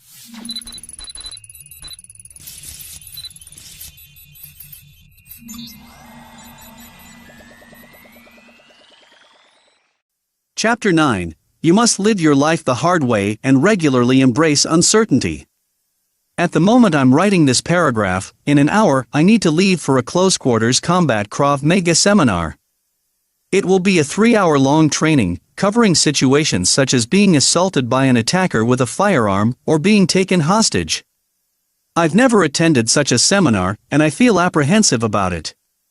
However, if years of embracing uncertainty have taught me something, is that whenever you feel uncertain about something, it's most likely going to help you grow a lot. I open my first book, How to Build Self-Discipline, Resist Temptations and Reach Your Long-Term Goals, with a prologue titled, Life is Easy When You Live It the Hard Way. The words come from Kekich's Credos, 100 Rules developed by longevity scientist David Kekich. The entire credo is as follows: real regrets only come from not doing your best. All else is out of your control. You're measured by results only. Trade excuses in trying for results, and expect half-hearted results from half-hearted efforts. Do more than is expected of you. Life's easy when you live it the hard way, and hard if you try to live it the easy way. This rule is one of the key elements of my decision-making process. Even if I often hate myself for putting myself in so much stress and discomfort, I know that in the long term, the stress I'm willingly learning to handle today will turn me into a stronger person. One of my favorite quotes related to this concept comes from Arnold Schwarzenegger, who said, "Strength does not come from winning. Your struggles develop your strengths." When you go through hardships and decide not to surrender, that is strength. No matter if you're old or young, male or female, living in North America, South America, Europe, Africa, Asia, Australia, or Antarctica, when you deliberately live your life the hard way, you will get stronger, and this will help you push through failures and achieve the success you want. However, please note that we're talking about voluntary, self-imposed discomfort. People living in war zones might be the most resilient individuals in the world, but I don't wish upon them, or anyone, for that matter, to suffer such a horrible situation unwillingly. Expanding your comfort zone voluntarily will help you handle non-voluntary circumstances. Hopefully these future difficult moments won't be a matter of life or death, but will merely be about whether you accomplish your goal or not. Driving back home from the Krav Maga seminar, I realize that the anxiety you feel prior to leaving your comfort zone often overplays what's going to happen in reality. I was afraid I'd be the only one without a military background in a group of highly trained people who did have a military background. I was afraid I'd have a reckless sparring partner who wouldn't care if he injured me during the training. I was afraid the hostage situation simulation would be traumatic. In the end, none of those things happened. Okay, with the exception of the latter. I suppose that lying on your stomach with your hands zip-tied, a garbage bag on your head, a tape on your mouth, and gasping for air counts as traumatic. And due to practicing how to escape from zip ties, for a few days my hands looked as if I had spent a weekend in a sadomasochist dungeon. However, none of this was even close to what I was afraid of. The next time I participate in such an event, or anything similar, for that matter, I won't be even half as stressed by it as I was before my first seminar. That's precisely why regularly embracing uncertainty is so important for success. By continuously expanding your comfort zone, fewer and fewer unknown things in life will scare you. You'll be well equipped to face any discomforts with a calm attitude. You might even welcome them because of the growth they have given you in the past. As performance coach Tony Robbins once said, the quality of your life is in direct proportion to the amount of uncertainty you can comfortably live with. The more uncertainty you can live with, the more you'll try, the more you'll learn, the more alive you'll be. The more you got to be certain about everything, the less you'll have. Exercise number 7. Living life the hard way. A misattributed Eleanor Roosevelt quote, it was actually said by the Chicago Tribune journalist Mary Schmitz, says, "Do one thing every day that scares you." I'd add to that, or makes you uncomfortable. It's a great piece of advice, if not slightly unrealistic. You have a life to live, and obviously you won't always have time, energy, or means of doing something that scares you or makes you uncomfortable. However, no matter how busy you are, you can probably turn it into a weekly exercise.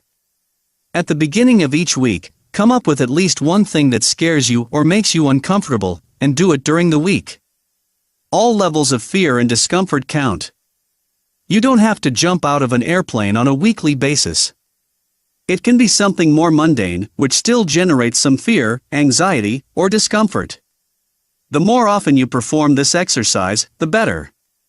When you deliberately make your life harder, it becomes easier. For example, at the time of writing this, yesterday I sent out a sales message I was slightly afraid to send out. 2 days ago, I had a climbing workout, and those, as much as I love them, always produce some fear or discomfort. 3 days before that, I attended the Close Quarters Combat Krav Maga seminar. In any given year, I probably engage in well over 100 scary situations with a varying level of discomfort. This self-imposed connection to fear and discomfort keeps me on my toes. I can never get too complacent and slip into easy living because there's always a new fear or discomfort-producing activity coming soon. I'm aware that this might sound like hell if you love to stay comfortable, but just imagine how extremely comfortable I feel coming back home from another crazy adventure. The next time you feel uncertain or afraid of something, tell yourself you need to do it precisely because you're afraid. There's no shame or failure in feeling fear or uncertainty. It's only when you decide against doing something out of fear that you suffer a great loss of a powerful learning opportunity. Obviously, this is not about being stupid and doing things that can potentially harm you or kill you. Granted, there's often some risk, but that's why you need to make a calculated decision. As scary as it looks, there's very little risk in skydiving in tandem with an experienced skydiver. There is a lot of risk, or rather, stupidity, in cliff jumping when you're unsure about the water's depth and the potential obstacles it contains. When I climb a difficult route, I'll keep pushing despite my fear, as long as I know that a potential fall is likely to be safe. If I'm about to climb into a so-called no-fall zone wherein a fall can have disastrous consequences due to sparse protection or a certain feature of a rock, I make a calculated decision based on how I feel about the chances of success and the risk of falling off. This is not a time to mindlessly follow the "I'm afraid, so I need to do it" approach. Keep that in mind whenever you find yourself in such a situation. This book is presented solely for motivational and informational purposes, and I'm not responsible for your choices, but I care about you and want you to take risks as safely as possible. Some of the safe or relatively safe risks you can play with to embrace more uncertainty in your life include any type of an extreme sport or activity done with or supervised by an experienced professional. This includes skydiving in tandem, hot air ballooning, white water rafting, bungee jumping, hang gliding, surfing, or mountain biking. Note that you'll never be 100% safe when doing extreme sports, but practicing them with proper supervision greatly reduces the risk. Approaching that attractive man or woman.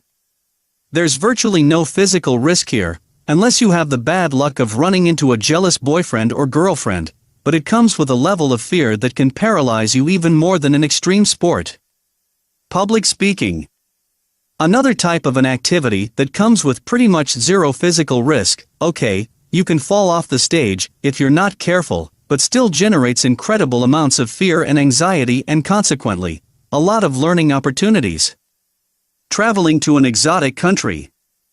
As long as you do due diligence and avoid places that are indeed unsafe, traveling poses virtually no danger, while it exposes you to character-shaping discomfort. You must live your life the hard way and regularly embrace uncertainty. Quick recap. 1. You must live your life the hard way and regularly embrace uncertainty. The quality of your life depends on how good you are at handling fear and uncertainty, so make sure that you don't avoid discomfort. Putting yourself in such situations isn't always fun, but it's one of the best ways to attract more success into your life. 2. Try to engage in uncomfortable or scary situations at least once a week. This will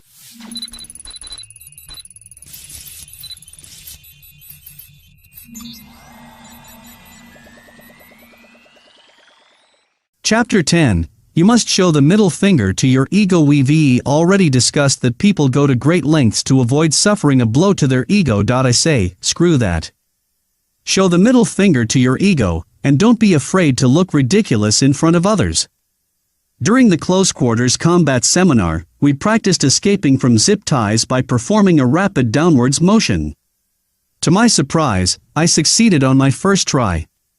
But then I failed every single time after that, flailing my arms like a crazy chicken, to the great joy of my sparring partner, who exploded with laughter after each of my failures. Fortunately, I had trained myself a long time ago to not care about such situations. I rarely, if ever, feel self-conscious when I fall on my butt or do something stupid. I'm a newbie, so it's obvious I'm going to fail and look ridiculous. Not trying your best merely because you don't want to look stupid in front of other people is what I consider truly stupid. Adhering to this principle means that you don't feel guilty or inferior because you can't yet do something. As we've already discussed, failure is necessary in order to learn. The ones who care about their progress and not about their image are the ones who learn the most quickly. In my climbing gym, I sometimes see new climbers who are so protective of their ego that the moment they fall off a route, they look around, obviously embarrassed, worried that somebody saw them fall. Then they give up and move on to climb something easier. I shudder to think about all the horrible things that would happen if somebody saw them fall again. Can't have that. Their egos are more important than learning, right? I don't claim to be better than them. It took me years to battle my own embarrassment and feel good, even when looking stupid. I know it's a difficult process, and I greatly admire those who decide to push their egos aside and keep trying. Exercise number 8. Try again. If you have a tendency to protect your ego by avoiding looking silly when you are learning something new, expose yourself to as many such situations as you can and simply try again, instead of worrying about what others think of you. Try to catch yourself each time you're worried that you look stupid and shift your attention back to the task you're trying to master. Let me assure you that nobody cares about your failures as much as you think. When you're worried about others laughing at your clumsy attempts, they're often equally worried that they look silly in your eyes. Don't take yourself so seriously. The more seriously you take yourself, the more difficult life will get for you. Protecting your ego will not only make you less likely to try again after a failure, it will also bring unnecessary frustration. A couple of days ago, when learning basic Russian, I made an embarrassing mistake during a class with my teacher. Dwelling on it would only cause me unnecessary suffering and possibly affect my learning speed. Laughing at how embarrassing it was and even sharing the story with other people and making them laugh at my expense helped me quickly forget about it and move on. Whenever you feel embarrassed about a failure, try to find something funny in it. Laughing it off will help you process it more quickly than if you were to waste time worrying about your image or constantly picturing the situation in your head and reliving the embarrassment over and over again. Empowering story number 6.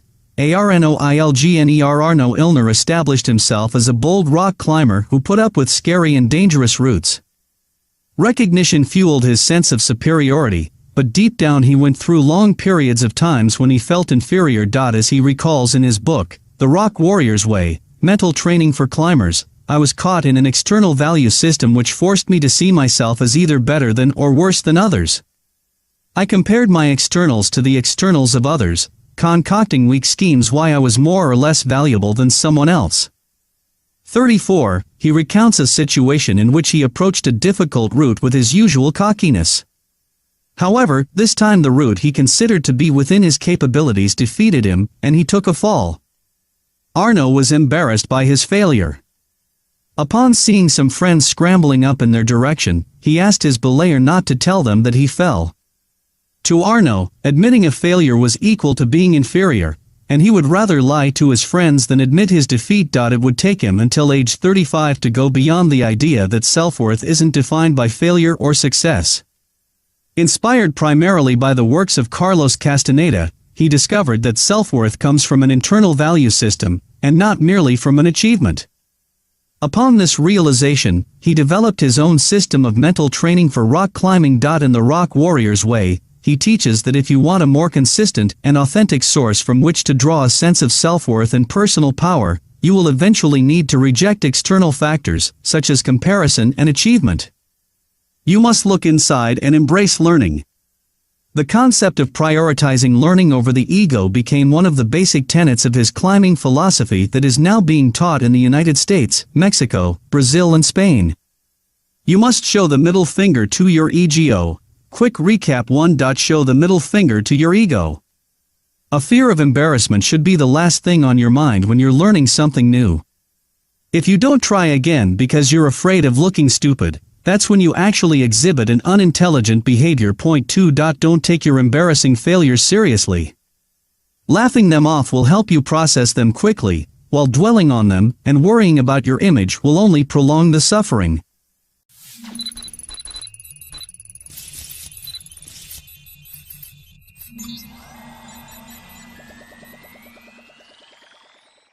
Chapter 11.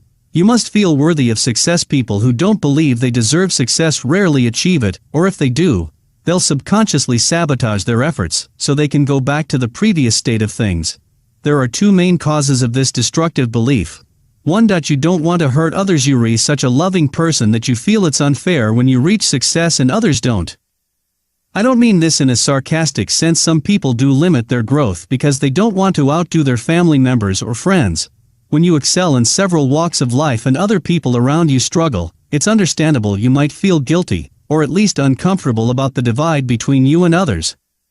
However, these emotions and worries are unfounded. By reaching success, you'll benefit the world more than by deliberately limiting your achievements. For example, if you built a successful business and your friend is struggling to pay their bills, you'd be able to give them pointers on how to start a small business or even loan them some money to get started. If you lost weight and your friend is struggling to get in shape, you'd be able to help them by becoming their accountability partner. Your parents will probably be proud of you when you outdo them. After all, almost every parent wants their children to have the best life possible. Convert your feelings of love into inspiration to keep growing, as this will enable you to help others even more. As such a caring person, you're more than worthy of success, and will do a lot of good when you turn your dreams into reality. 2. You don't recognize your strengths. In my books, I generally don't talk about low self-esteem because I'm not as qualified to do justice to this topic as a professional therapist would be. For the purpose of this chapter, I'm only going to address the possible situation in which you consider yourself inadequate to achieve success, but otherwise don't suffer from a lack of self-esteem. If you do lack self-esteem in most aspects of your life, That condition requires professional care, so please consult a qualified expert. I used to doubt my worth and abilities. Why would I reach success? What is so special about me that, out of so many people in the world, I am the one who can make his dreams happen? What makes me think that after so many failures, I'd be able to convert them into success? The process that helped me overcome my negative thought processes was inspired by Tony Robbins' books, Unlimited Power and Awaken the Giant Within. The idea is that you can't get past negative thoughts unless you access a more resourceful state of mind. In essence, you're seeking reasons why you can do something instead of worrying that you can't do it, something we've already talked about at the beginning of the book. Exercise number 9. Mining for resources. Here are 3 very effective questions that will help you recognize your strengths and instruct your brain to think in a more constructive way. Be as detailed as possible when answering these questions, as this process can help you greatly in overcoming your self-limiting beliefs. Point 1. What are the reasons why it's so important to you that you'll achieve your goal? This primarily comes down to your inner motivation, the reasons why you absolutely must achieve this goal. That's why it's so crucial to have goals that fire you up. Otherwise, it's hard to gather enough confidence to make them happen. If possible, I strongly suggest coming up with reasons that go beyond yourself. For example, my most important motivation to succeed in business was to help my parents build a house in the countryside. This one reason alone was sufficient to keep me going and maintain my confidence, no matter how much failure I suffered. Spend a lot of time writing down your answers to this question. The more powerful your reasons are, the easier it will be to boost your confidence. As we've already discussed, if you don't believe in yourself, you need to at least believe in the importance of the goal you want to achieve. Point 2. What are your unique strengths or resources that will help you reach your goal? Name your top strengths that you can apply to your goal. Are you stubborn? Do you have a lot of self-discipline? Are you persistent? Are you generally a positive person? Do you have integrity? Are you a great communicator? Do you speak foreign languages? Do you think big? Are you well organized? Passionate? Patient? Curious? Enthusiastic? Imagine that you have a job interview for a company called Your Goal Incorporated. How would you sell yourself in order to be hired for that position?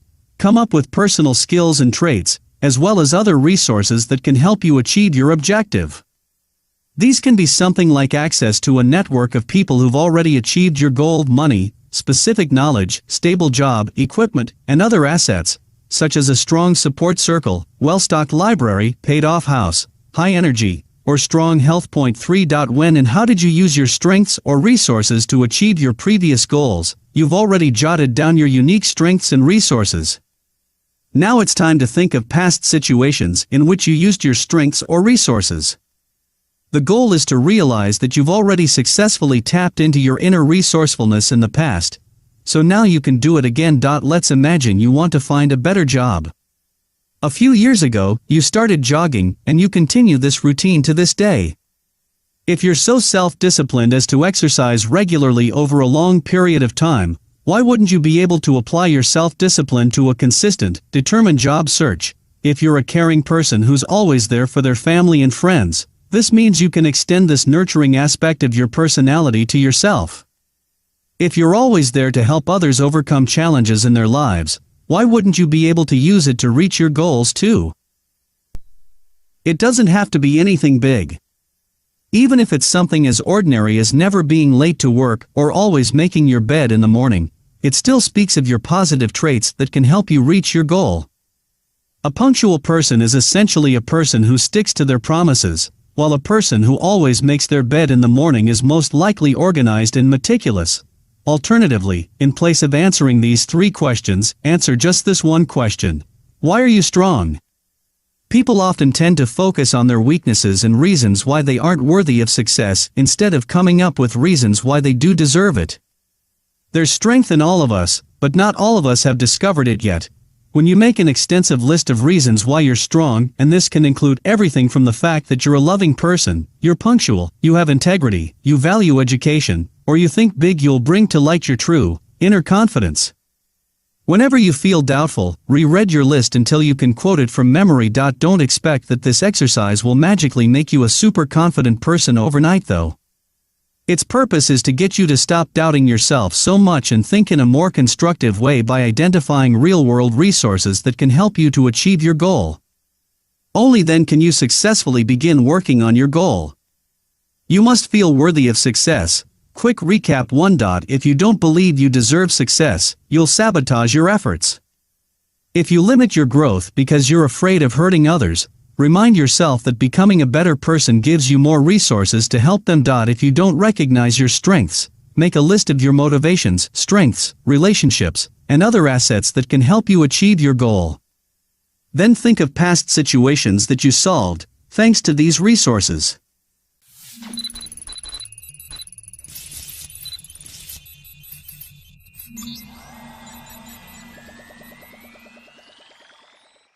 Chapter 12. You must take personal responsibility. In one of the previous chapters, one mentioned the concept of locus of control. Locus of control is the degree to which people believe that they have control over the outcome of events in their lives. It can be internal, you'll blame yourself for your failures and praise yourself for your successes, or it can be external, you'll believe that things just happen to you, and that you can't shape your future. In other words, you either take the ship's wheel and assume responsibility for what happens, or let the ship drift, and hope the ocean will steer you in the right direction. I don't think I need to tell you which approach is success-friendly. Studies suggest that people with an external locus of control are more likely to suffer from stress or depression. The more external their locus is, the greater the depression. After all, how can you be optimistic if you believe that you're at the mercy of fate, luck, or politicians? Ralph Waldo Emerson once said, "Shallow men believe in luck or in circumstance. Strong men believe in cause and effect." When you consider every failure or success as an effect of your own decision, you acknowledge responsibility for your life and consequently, gain more control over it. The concept of locus of control is related to learned helplessness, in which a person accepts that they have lost control and gives up trying to change the situation in which they find themselves.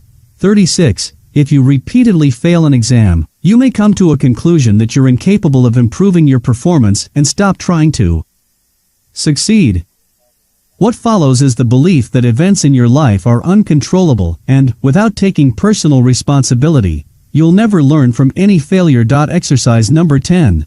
Acknowledging responsibility. If you want to develop a healthy internal locus of control and overcome learned helplessness, it's important to acknowledge responsibility for your life. 1. The first step is to make a list of past events that you did affect with your direct actions.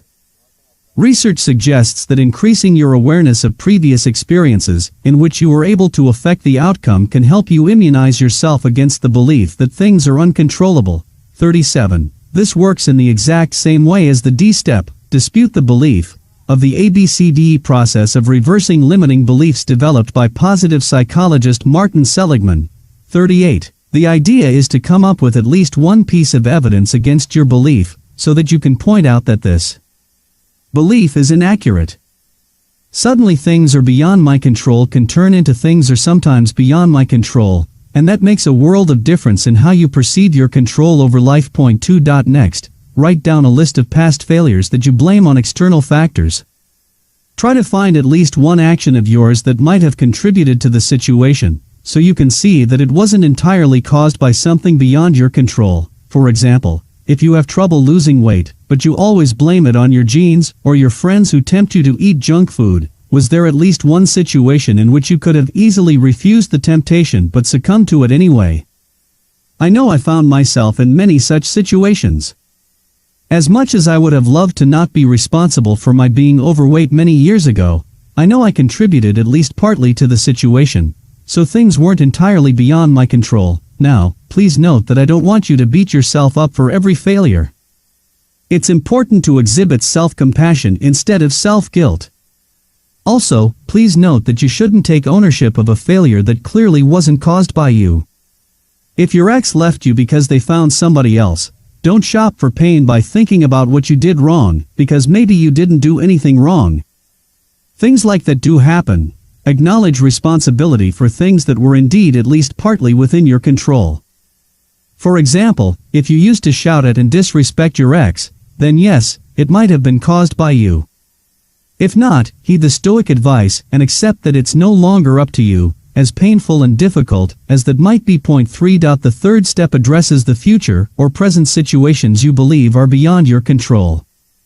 Overcome passive acceptance and take personal responsibility by writing down a list of possible choices and options to handle the situation. When you're done, go through your ideas one by one and choose the best course of action. We've already discussed that even if many things are beyond your control, you can always control your emotional responses. If you really don't have any other choices, at least you have a choice to think about the situation in a different way, and that can often produce a breakthrough. Even if your list only has a few items on it, it still serves as evidence that in the end you do have some control over what happens. Point 4. The last step is simple, but can produce profound changes. Eliminate phrases like "I have no choice" from your vocabulary. Instead of saying that you have no choice, you can say, "I don't like my choices, but I choose to." Maybe your options aren't ideal, but you can always choose something, and making this choice shows that you assume responsibility for the situation. In the end, remember that not making a choice is also a choice, and often the worst one. You must take personal responsibility. Quick recap. 1. You must take personal responsibility for every success and failure. In scientific terms, it's called having an internal locus of control, and it's a trait shared by all successful people. Point 2. Shift your locus of control from external to internal by increasing your awareness of previous experiences over which you exerted control, finding at least one past action of yours that could have contributed to a failure you believed was caused by external factors, coming up with choices and options that will affect a current or future challenge, to remind yourself that you do have some control. And lastly, eliminate phrases like "I have no choice" from your vocabulary.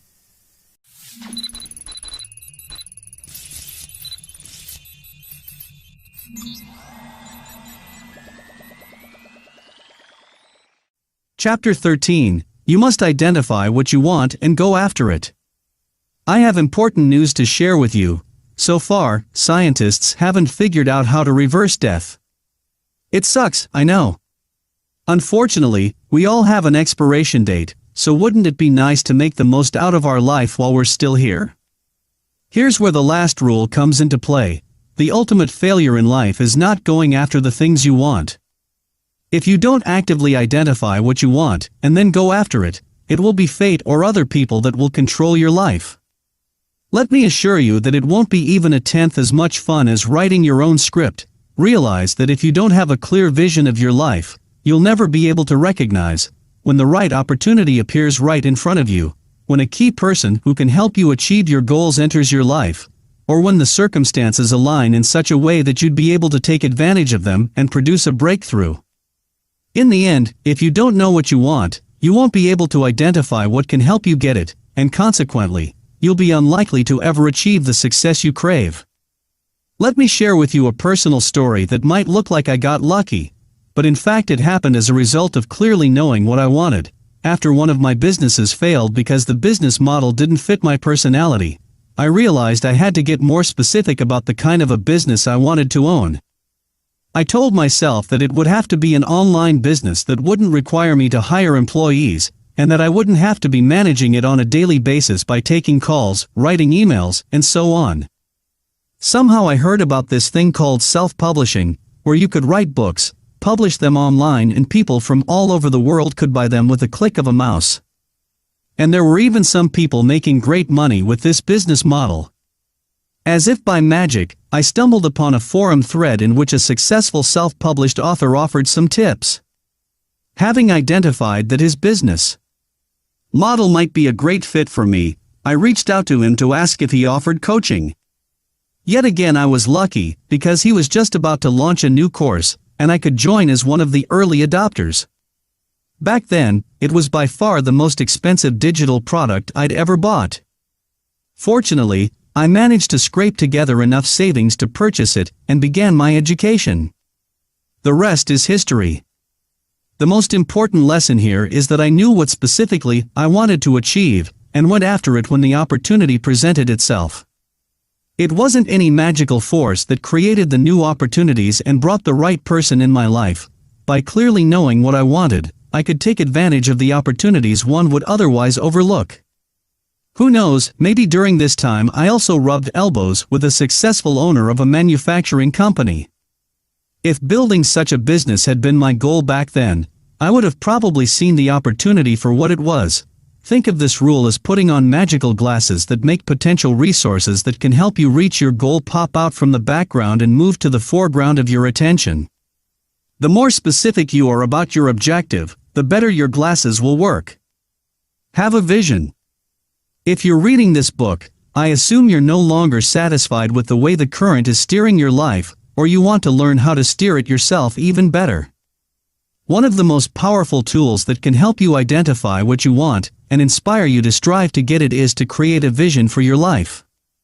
By writing down exactly what you want your average day to be like, what philosophies and core values will accompany you, with whom you'll be sharing your life, what you'll accomplish, and what habits you'll cultivate, you'll design a personalized guide for your life. Exercise number 11. Create a vision. I'll be the last person to say that you can attract things in life simply by thinking about them. Still, even though I don't believe in any magical powers, I strongly suggest creating a vision for your life. Doing so is one of the best ways to gain clarity about how you want to shape your life. It will help you make better decisions that are aligned with the direction you want to pursue, as well as avoid going in the wrong direction, or worse, having no direction in the first place. How do you create a vision then? It's not something that needs to follow a specific outline, but I generally suggest addressing the following parts of your life: your perfect average day. What I mean by average is that you write about a regular day of yours, not your best day filled to the brim with excitement and life-changing events. Start by describing when you wake up, where, with whom, if anybody, and how you feel about the day ahead. Then proceed to describe your main activities for the day. It can be as long or as brief as you want. Mine is just 5 sentences long. Describe your core philosophies and values. Again, be as detailed or vague as you want. I prefer to limit myself to my most important beliefs, so I mention how I manage my time, as the most precious resource in the world, how I look at the world, that it's abundant, that there's more than enough for everyone, and that I cultivate optimism, and what my most important driving forces are: freedom and independence to pursue growth and contribution. Describe relationships in your life. Include your spouse and children, if any, extended family if you want, friends, associates, and other key people in your life, mentors, employees, partners, colleagues, clients. Address your health and fitness. What's your diet like? How's your well-being?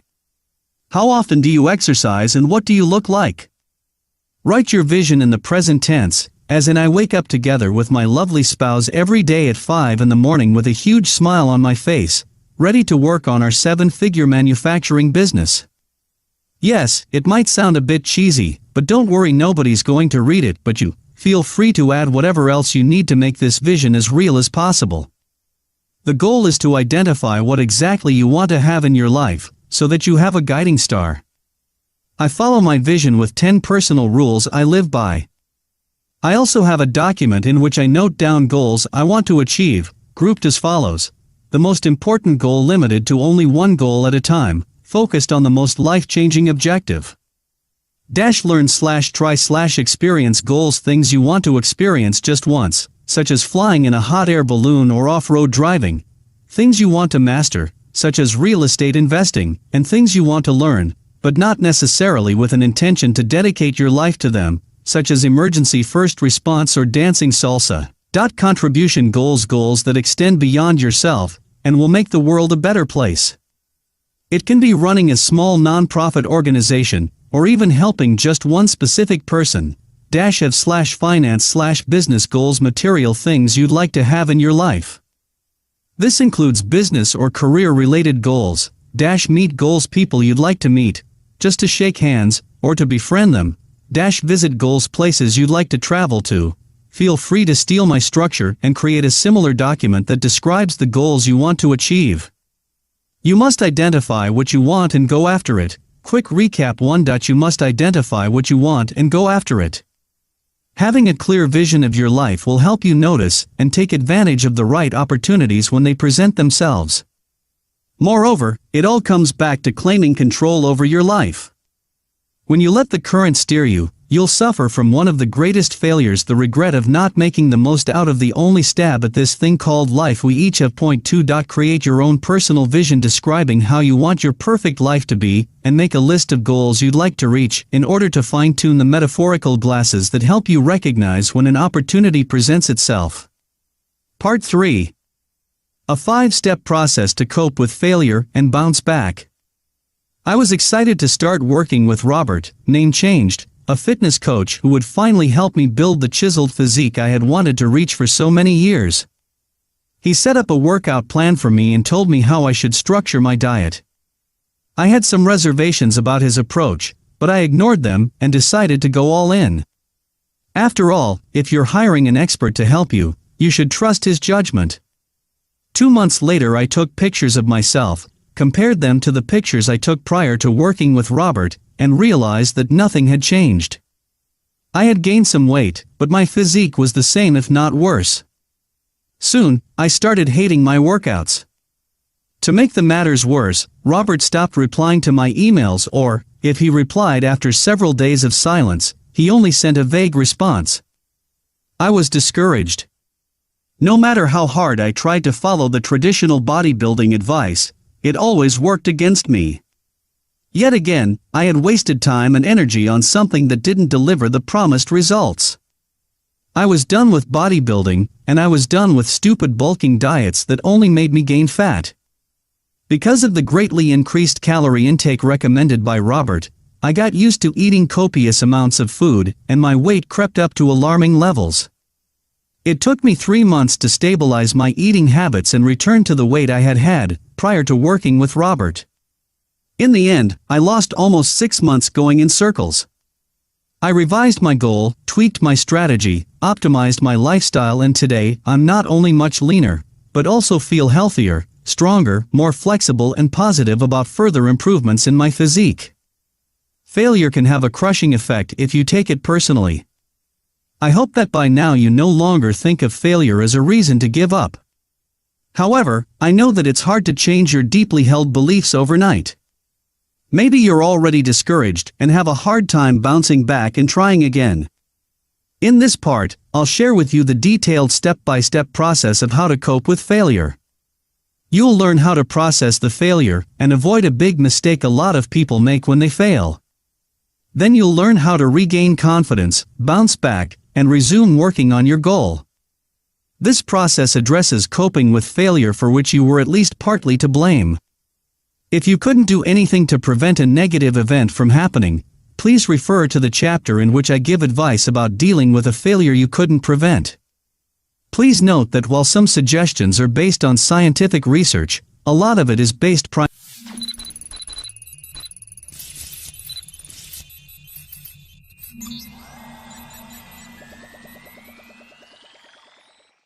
Chapter 14, Process the Failure. A soul-crushing failure sucks. It's disrespectful to trivialize anyone's failure by saying that they can simply snap out of it. Right after a big failure, the last thing you want is somebody downplaying its significance in your life. In some ways, failure is like coping with the loss of a loved one. Obviously, failure, no matter how crushing, can never match the suffering caused by losing a loved one, but the process of handling it shares some similarities with the process of dealing with grief. The grieving process begins with denial, which is then followed by anger, bargaining, thinking about what you could have done to prevent the loss, depression, and acceptance.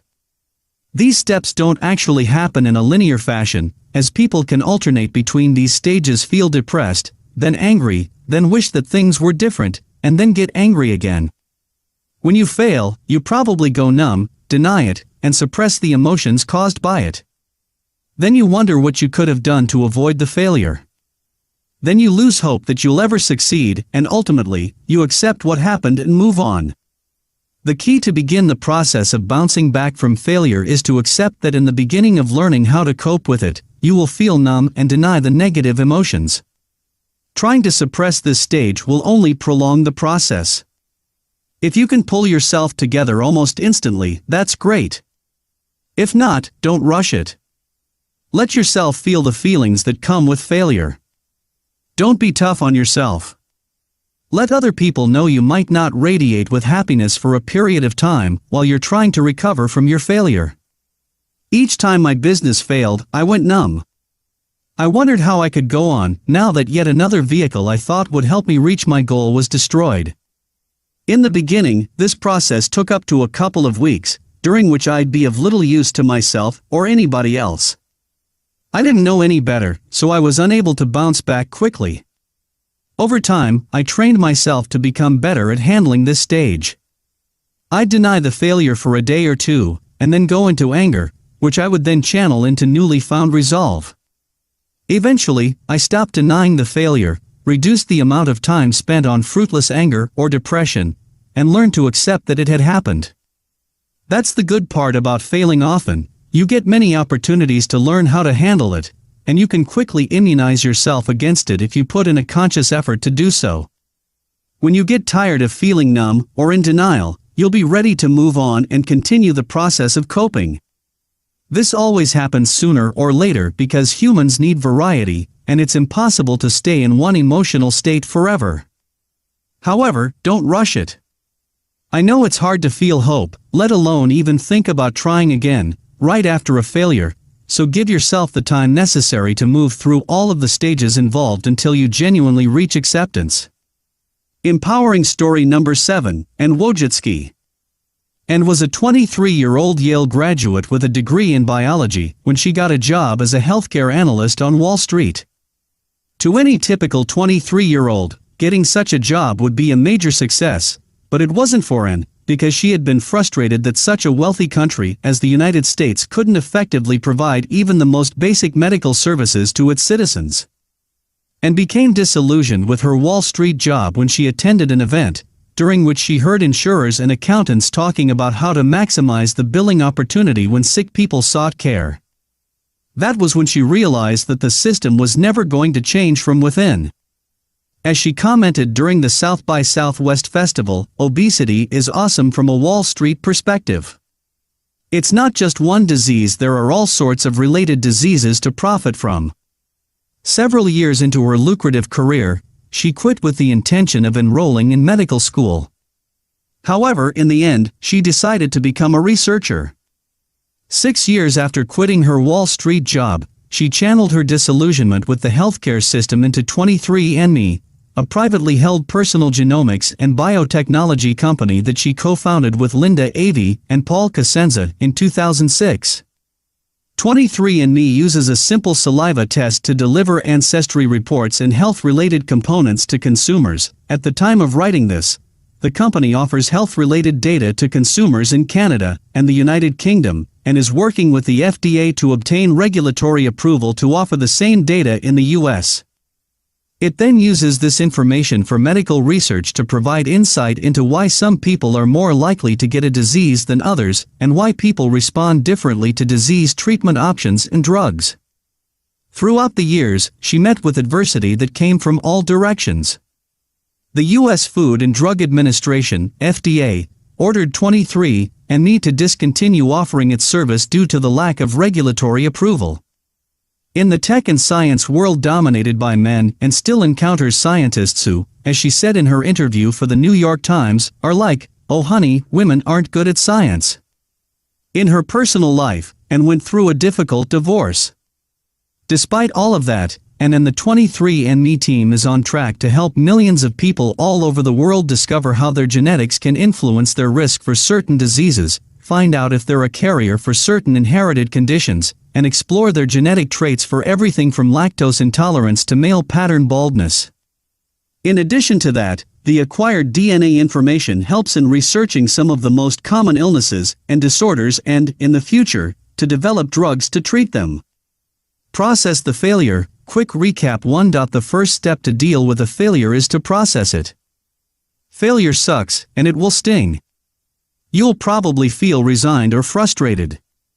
You might feel numb and hopeless. It's all normal, And you shouldn't deny these feelings. Point 2. Human beings need emotional variety. Sadness or discouragement after a failure will eventually convert into an opposite state, most likely anger. And that's when you'll proceed to the second or third phase discussed in the next chapters.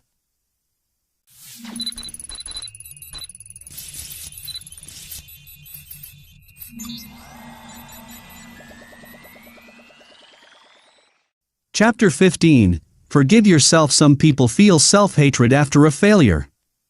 They equate failing with being a failure as a human being. This leads them into a negative loop of self-criticism that makes them unable to constructively process a failure and bounce back. If you suffer from this problem, before you move on, you need to learn how to turn self-criticism into self-compassion. According to scientific research, when you exhibit self-compassion after failing to meet your goals, you'll boost your mental resilience. 42. Self-kindness is also helpful in dealing with procrastination and enhances positivity. Sounds good, but how do you actually stop criticizing yourself and become self-compassionate? Here are a few ways to do so. 1. Imagine you're helping a friend cope with failure. Unless you're the world's worst friend, if your best friend failed at something, you'd encourage them instead of criticizing them, wouldn't you? It's incredible that we can lend kindness toward other people, but don't extend it toward ourselves. Exercise number 12. Be your best friend. It's hard to feel self-empathy when you're angry at yourself. It's easier to feel empathetic toward somebody else because then you're looking at the situation as a bystander, free of the negative emotions clouding your judgment. Why not look at yourself from that perspective? 2. Imagine that you're writing a letter to your best friend who happens to be an exact copy of you. What would you tell this person to help them overcome their feelings of inadequacy and self-hatred that arose from the failure? How would you convey the compassion you feel toward them? What would you write to remind this person that every person fails, and that it doesn't mean they're inferior? How would you communicate that you understand the situation in which they found themselves and tell them that you care? When you finish writing your letter, put it out of sight and forget about it. After a couple of days, read your letter, and let the compassionate tones of the message sink into you. Upon reading the letter, you should feel more understanding and compassion toward yourself. 2. Reframe your critical self-talk. Your inner critic could be a great ally if its criticisms were constructive.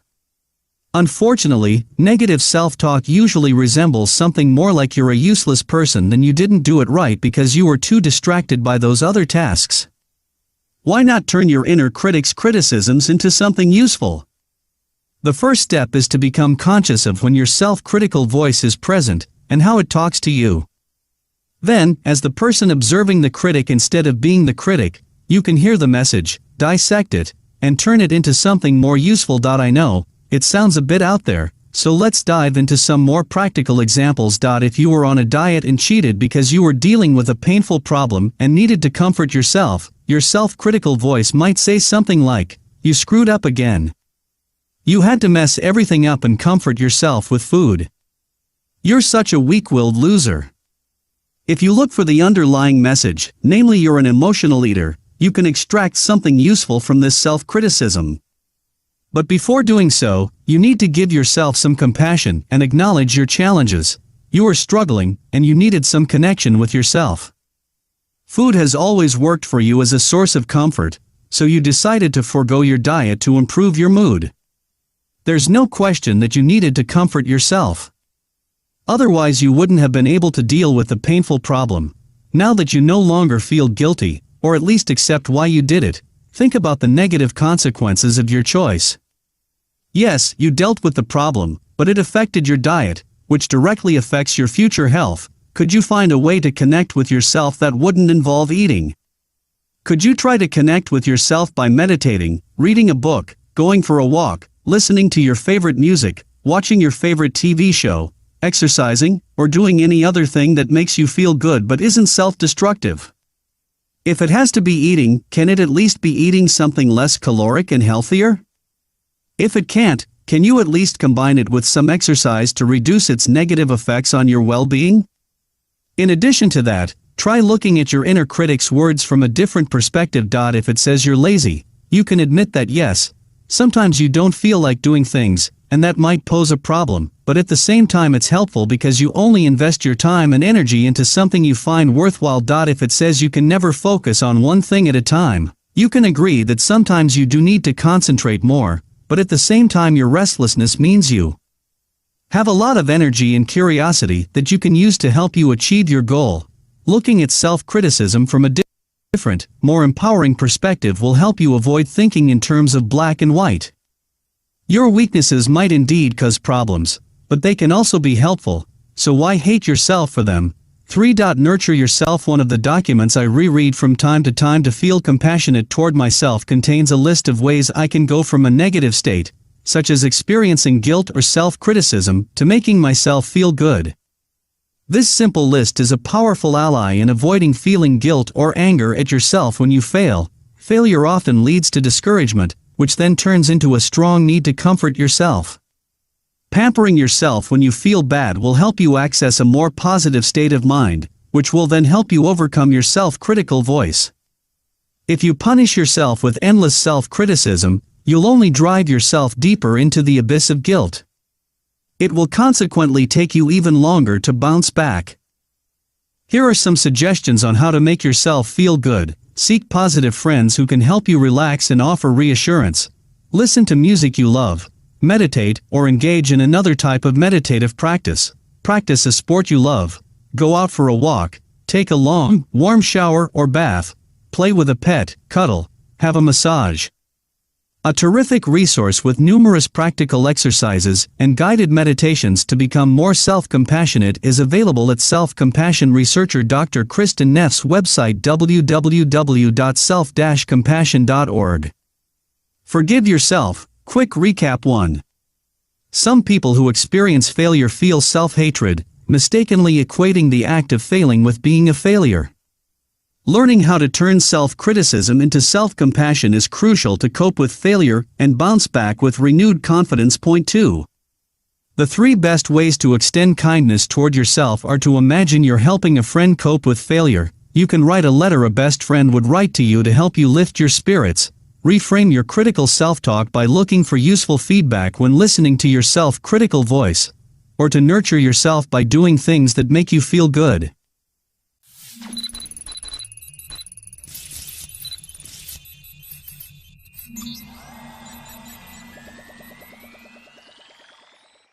Chapter 16. Change your state. Don't fall victim to the self-help myth that when you're feeling down, you can snap out of it just like that by thinking happy thoughts. Well, maybe some people who've spent their entire lives learning how to control their emotions might be able to do that, but I can't, and I dare say, you probably can't either. The 3rd step to overcome failure is to change your emotional state to go from the negative feelings to a more positive mindset. According to research performed by psychologist Daniel Wegner at the University of Virginia, if you're under stress, for example, right after a failure, trying to put yourself in a good mood by thinking happy thoughts can actually backfire.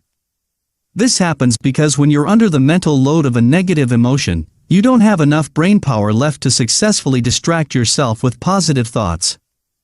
Try it yourself. It's easy to put yourself in a good mood if you aren't worried. Try the same while you're under stress, and you'll most likely fail. It doesn't mean there's nothing you can do to stop feeling down or angry at the world, though. You can't snap out of it by merely thinking happy thoughts, but there are other ways to handle it. The starting point is to lower your mental temperature, so to speak, to more manageable levels. If you're boiling with anger whenever you think about your failure, you aren't going to think about it coldly, analyze it, and bounce back from it just like you can't have a healthy discussion with another person while you are shouting. You need to create some distance, cool off, and approach the situation again without anger boiling in your veins. The self-nurturing activities we covered in the previous step are a good start toward changing your emotional state. The more immersive the activity is, the more effective it will be at taking your mind off the failure that is lingering in your head. Think about it as putting mental distance between you and the problem. My 2 top strategies to access a more positive state of mind are rock climbing and going out for a walk with a friend. When I climb, I need to dedicate my attention to the act of climbing. Since it's such a high-focus activity, It helps me forget about the failure, and when I come back home after a good workout, I usually have some good insights on how to deal with the situation. Talking the failure over with your spouse or an empathetic friend is another winning strategy. I usually exercise at first to take off some initial steam, and I only turn to other people when I think more clearly. Please note that you don't have to do it all yourself. If you get more energized when you spend time with people than by exercising, by all means change your state by surrounding yourself with people. This is highly personal, and you should discover your own methods of turning your unconstructive self into a person ready to bounce back. The purpose of this step is to identify effective strategies, whether it's exercise, spending time alone, or reaching out to others, that will cool you down, help you look at the failure from a less emotionally charged perspective, and open your mind to a possible new attempt. Empowering story number 8. Vera Wang. In 1968, Vera Wang was a 19-year-old competitive figure skater who has been rigorously training since she was 8. Her dream was to make the U.S. Olympics team. When she failed, she decided against pursuing competitive figure skating. Upon her graduation from college, she began working for Vogue, a fashion magazine, as an assistant. Her strong work ethic and dedication resulted in a quick promotion. Just 1 year later, she became the magazine's youngest ever fashion editor.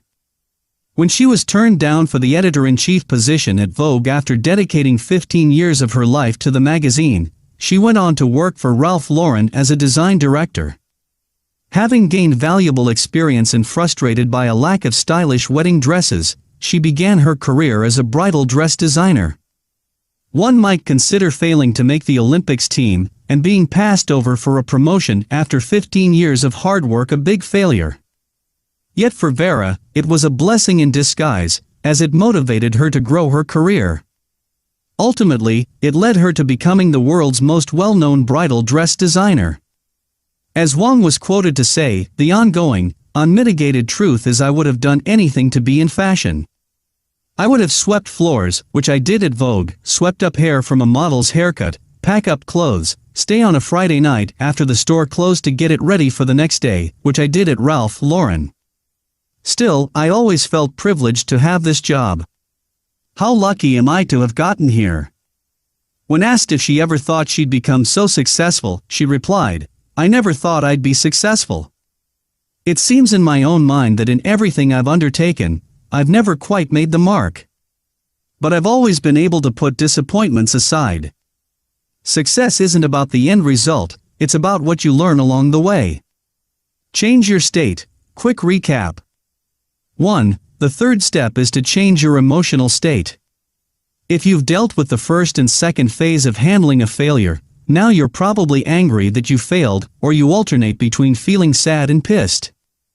Neither state is useful if you want to process the failure, because they cloud your judgment with strong emotions that make you unable to look at the failure from a more neutral point of view. 2. Engage in activities that will help you let off some steam and take your mind off the failure. Staying home and fuming at the failure isn't going to change anything. You need to put some distance between yourself and the failure to be able to learn from it and bounce back.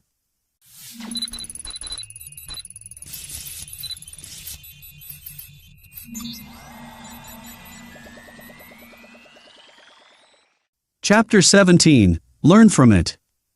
This step is as simple as it sounds. Identify what you can learn from the failure. This will help you look at the failure in terms of useful real-world feedback, rather than a painful blow without any benefits. I usually search for one key lesson that can make the biggest difference in my future endeavors, but it's a good idea to identify several potential causes for your failure and then try to find a common link between them. For example, my failure to reduce my body fat level to below 10% was caused by several factors. I could have eaten more vegetables to feel fuller. I could have avoided occasional naps during the day, which always made me hungry. I could have eaten more salads and less rice. I could have maintained a smaller, more sustainable caloric deficit. But in the end, it wasn't about those little details. The overarching problem was deeper than that. My motivation wasn't strong enough. I thought it was, but it didn't address an important part of my life that would offer a powerful boost of motivation, namely, the fact that reducing my body fat would greatly improve my climbing performance. When I restarted my diet with this strong motivation in mind, suddenly everything fell into place. Please note that it might take time to figure out the key lesson from your failure. I don't expect you to know it instantly. After all, if you had known it beforehand, you wouldn't have failed. If you're struggling to find the answer, seek outside help, ask your friends or family, or join an online forum and ask people who have dealt with the same problem. This step is essential because it will help you avoid making the same mistake in the future. When you pinpoint the most probable cause of your failure, you will see your failure in a new way, providing hope for the future. After all, you've just discarded an approach that doesn't work, so now you'll be more likely to succeed, just like you're more likely to pick the correct answer if you go from 4 possible answers to 3. Learn from it. Quick recap. 1. Create a list of lessons you've learned from your failure. Then, try to find a common thread, one key lesson that will help you change your approach and succeed with the next attempt. Point 2.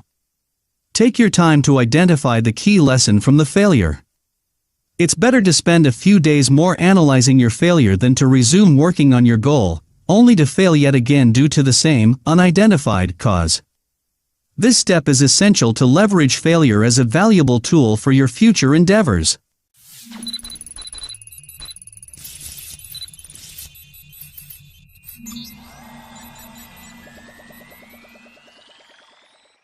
Chapter 18. Restart your efforts. When you've gone through the entire process and feel ready to resume working on your goal, it's time to restart your efforts. Considering that the entire process might take weeks before you reach this step, be prepared to face some initial reluctance upon realizing that you're back where you started. This feeling should pass once you have some first tiny wins. There are 2 ways to resume working on your goal. Both can be equally effective, so experiment with both.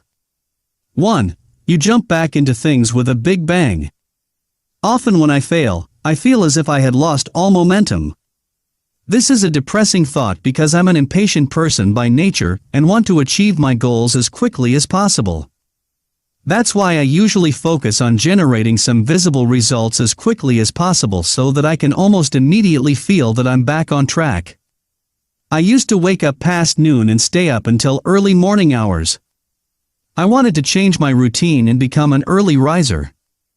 It took me several attempts to reach this goal.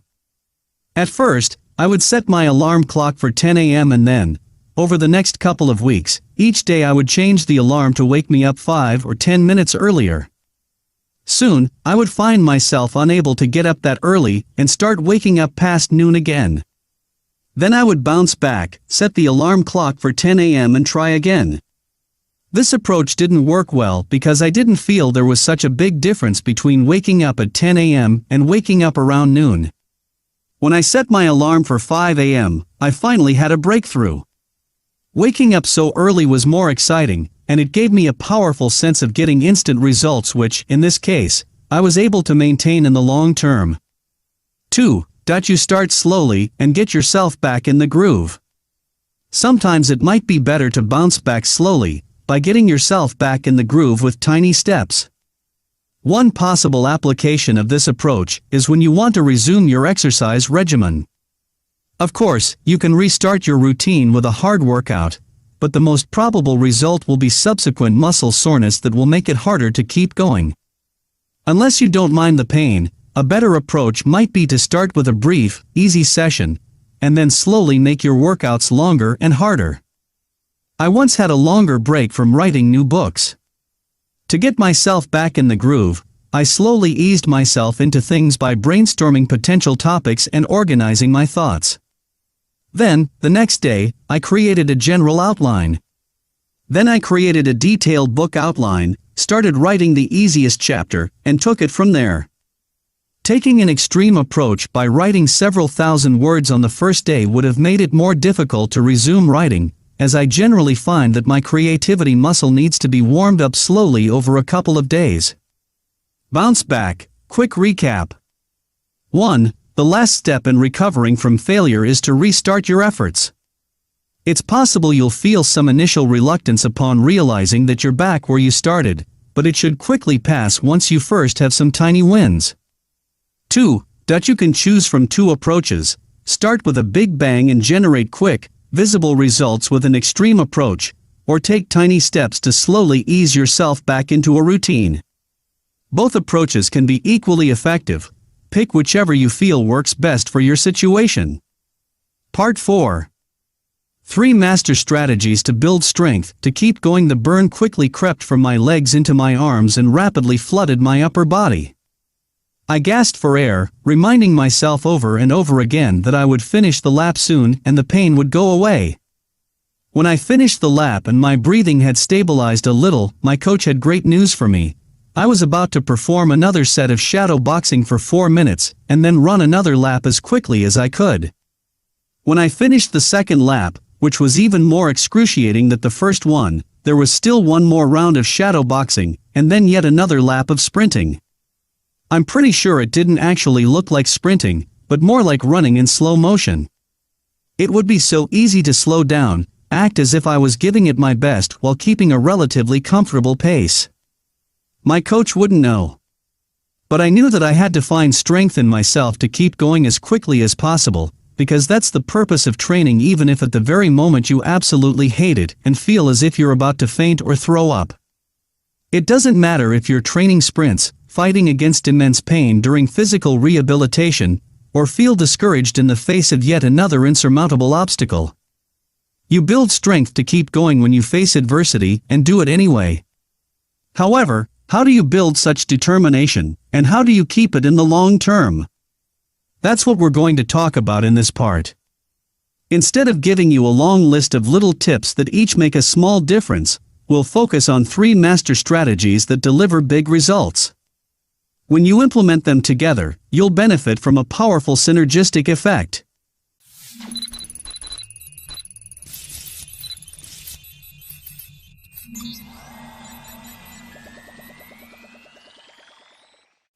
Chapter 19. Develop a passion. The best way to build long-term resolve is to develop a long-term passion that consistently motivates you to persist in spite of challenges. When performed over the long term, it will build up your reserves of mental strength while you're enjoying yourself. Being able to draw parallels between this activity and your other goals will prove to be one of the greatest assets you'll be able to access to keep going. Think of it as an exercise in building a thicker skin and gaining valuable experiences that you can leverage when you face adversity while working on other goals. I could easily draw numerous parallels between rock climbing and goal achievement, and I frequently do, to help me achieve my goals. Such an all-encompassing approach to developing determination will deliver the best results. You'll learn from your own experience instead of learning from a book, and all of that will happen as a side effect of your passion. After facing so many stressful and uncomfortable situations on a cliff or on an indoor climbing wall, I'm now better equipped to find strength to keep going when faced with other negative circumstances. I can recall a difficult situation when climbing and translate it to the situation I'm facing right now, and remind myself that I can push through it. In climbing, you often try the same route over and over again for weeks or months, always falling at the same difficult point. Then, eventually one day you succeed and progress further. Mere words can't describe the elation you have when you realize that your determination has finally paid off, and the best part is that this experience helps you apply the same level of dedication to other parts of your life too. Sometimes you climb a route that is within your abilities, but your negative self-talk prevents you from climbing it successfully. Oftentimes, it's not about your physical performance, but your mental attitude. I once spent 20 minutes hanging on a cliff, repeatedly trying and falling on the same move, over and over again. Despite telling myself numerous times that there was no way I would be able to perform it, I finally succeeded and realized that I had been limiting my performance myself with my useless negative talk. Such experiences build new neural pathways that transform you into a new person. In my case, climbing turned me into a more determined person. I now know and experienced it firsthand over and over again that with enough attempts, and despite self-doubt, I can reach my goals. I can't overstate the importance of having such experiences yourself. It's one thing to read about them in a book, it's a completely different thing when you experience them yourself and draw your own conclusions.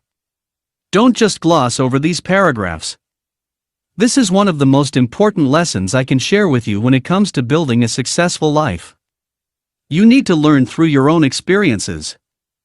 Exercise number 13, devote yourself. Find an activity that you can be passionate about over the long term.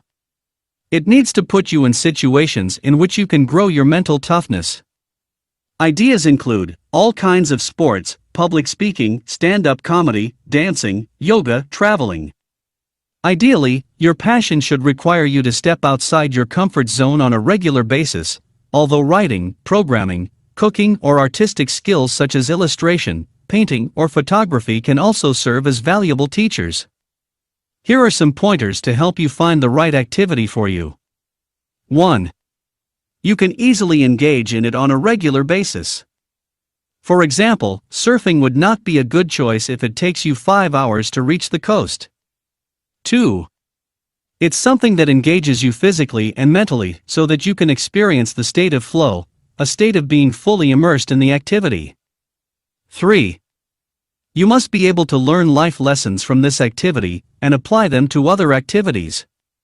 4. You must believe that if you persist at it, you will get better at it. You won't stick to anything in the long term if you doubt your abilities to improve. 5. Tony Robbins defines addiction as a behavior, negative or positive, that meets at least 3 of 6 human needs: certainty, variety, significance, connection/love, growth, and contribution. Your activity must also meet 3 of those same needs. For example, if something you do makes you feel safe, meets the need for certainty, important, meets the need for significance, and loved, meets the need for connection/love, you'll engage in it on a regular, permanent basis. It's important to note that you probably won't like this activity all the time. For example, as much as I love rock climbing, whenever I climb a hard route, I often feel like I want to stop and be safe and sound back on the ground. However, the moment I'm back on the ground or haven't been climbing for a couple of days, I feel the need to do it again. That's a great example of something I'm devoted to, even though it's often so challenging I want to stop. Reading books won't be a good candidate for this particular use, because it isn't super challenging, unless you want to read the world's most boring book, and neither will watching TV series. You must see this activity as a vehicle for rapid and significant personal growth. If you already have such an activity in your life, good for you. Think of at least 5 difficult situations you faced when performing this activity, and how you overcame them. Even something as mundane as hitting the golf ball in a completely wrong direction, but then still winning the game thanks to persistence, can become a great metaphor to help you reach other goals. In addition to learning valuable lessons you can apply to other goals, a long-term passion teaches you good old work ethics and determination. Nowadays, few people are able to dedicate themselves to something over the long term. Commitments and promises are no longer seen as sacrosanct. People love the rush of trying one new thing after another without ever becoming well familiarized with something. When you devote yourself to a certain activity, and it becomes a long-term passion, you'll stick to it no matter what happens. It will be too hard to break the habit just because you no longer feel like doing it. Such a devotion to a passion is a powerful master strategy to encourage positive mindset changes, build grit, and grow you as a person. I consider it a must-have for people who want to achieve their full potential. Empowering story number 9, Ellie Robinson. Ellie Robinson was born with a form of dwarfism that impairs movement. Despite her condition, she started swimming at the age of 4. In 2012, when she was 11, her parents took her to the 2012 London Paralympics to watch Ellie Simmonds, the 4-time gold medalist in swimming who suffers from the same condition. Inspired by Simmonds, Ellie decided to start competing. Unfortunately, due to another condition of hers, Perthes disease, which disrupts blood flow to the hip and causes immense pain, she had to stop training for 6 months. Belinda Smith, her first coach at Northampton Swimming Club, said about Ellie's resolve, even when she came back in about June 2013, she couldn't dive, she couldn't turn, and she had to be helped into the water. In spite of her condition and a forced training break, she made quick progress and qualified for a spot on Great Britain's Paralympics team in Rio de Janeiro 2016 with a time better than her idol Ellie Simmonds in the 50-meter butterfly. At the 2016 Paralympics in Rio de Janeiro, she won the gold medal and set a new record time in the women's S6 50-meter butterfly. Despite requiring daily physiotherapy, she trains 5 days a week for a total of 15 hours, and is in the pool at 5 a.m. on 2 mornings a week. When asked about her personal statement, she said, "One of the main quotes I like to remind myself is don't let your fear of what could happen make nothing happen, so I can make the most of my opportunities." Develop a passion. Quick recap. 1. Developing a passion that forces you to step outside your comfort zone and/or delivers other lessons that you can apply when working on other goals is a powerful master strategy for becoming a successful person. It's one thing to read about someone's experiences and quite another to draw parallels between your own experiences. Nothing can replace the latter in its effectiveness and applicability to your own situation. When you devote yourself to a passion over the long term, you'll also learn how to be more determined and maintain a strong work ethic, 2 traits many people sorely lack in today's world of instant gratification.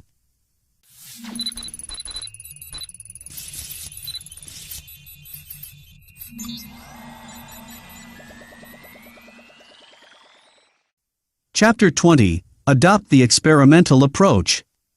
Whenever you set high expectations and assume you can't lose, you set yourself up for a potential knockout-like blow of discouragement. When you repeat this behavior frequently, you will rapidly deplete your resources of willpower. I frequently hear entrepreneurs saying things like, "Even if I only convert 1% of visitors to my website, and this is unlikely, as I'll surely convert 2% or 3%, I'd still make a lot of money." They forget that there are numbers lower than 1%, and their conversion rate might be 0.3%, 0.05%, or even 0%.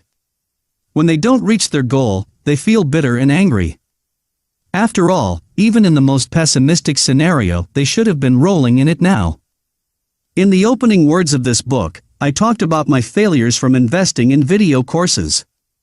Despite losing a lot of money, I mentioned that I didn't feel angry or particularly disappointed. I protected myself against those emotions because I used a certain strategy that we're going to talk about now. While it's good to have high hopes and set big goals, this applies primarily to objectives you're already knowledgeable about, as you can more or less accurately calculate your odds. However, even then, you should still account for the fact that failure is always a possibility and nobody has an innate golden touch. For this reason, if you aren't entirely sure about a certain goal of yours, it makes sense to approach it as an experiment. I set aside a portion of my monthly business budget to run new experiments. Instead of expecting loads of money coming my way from every single new endeavor, I consider the money I invest in a new idea as money spent to learn. I don't expect a fast return, if any. If I make a return, great. If not, it was an experiment anyway, and there's nothing to be angry about. Such an approach doesn't mean I don't try my best to make it work, it's just a mind hack that helps me overcome fear of failure and reduce performance anxiety. It's crucial to instill in your mind that the money or other resources you use is lost from the start of the experiment.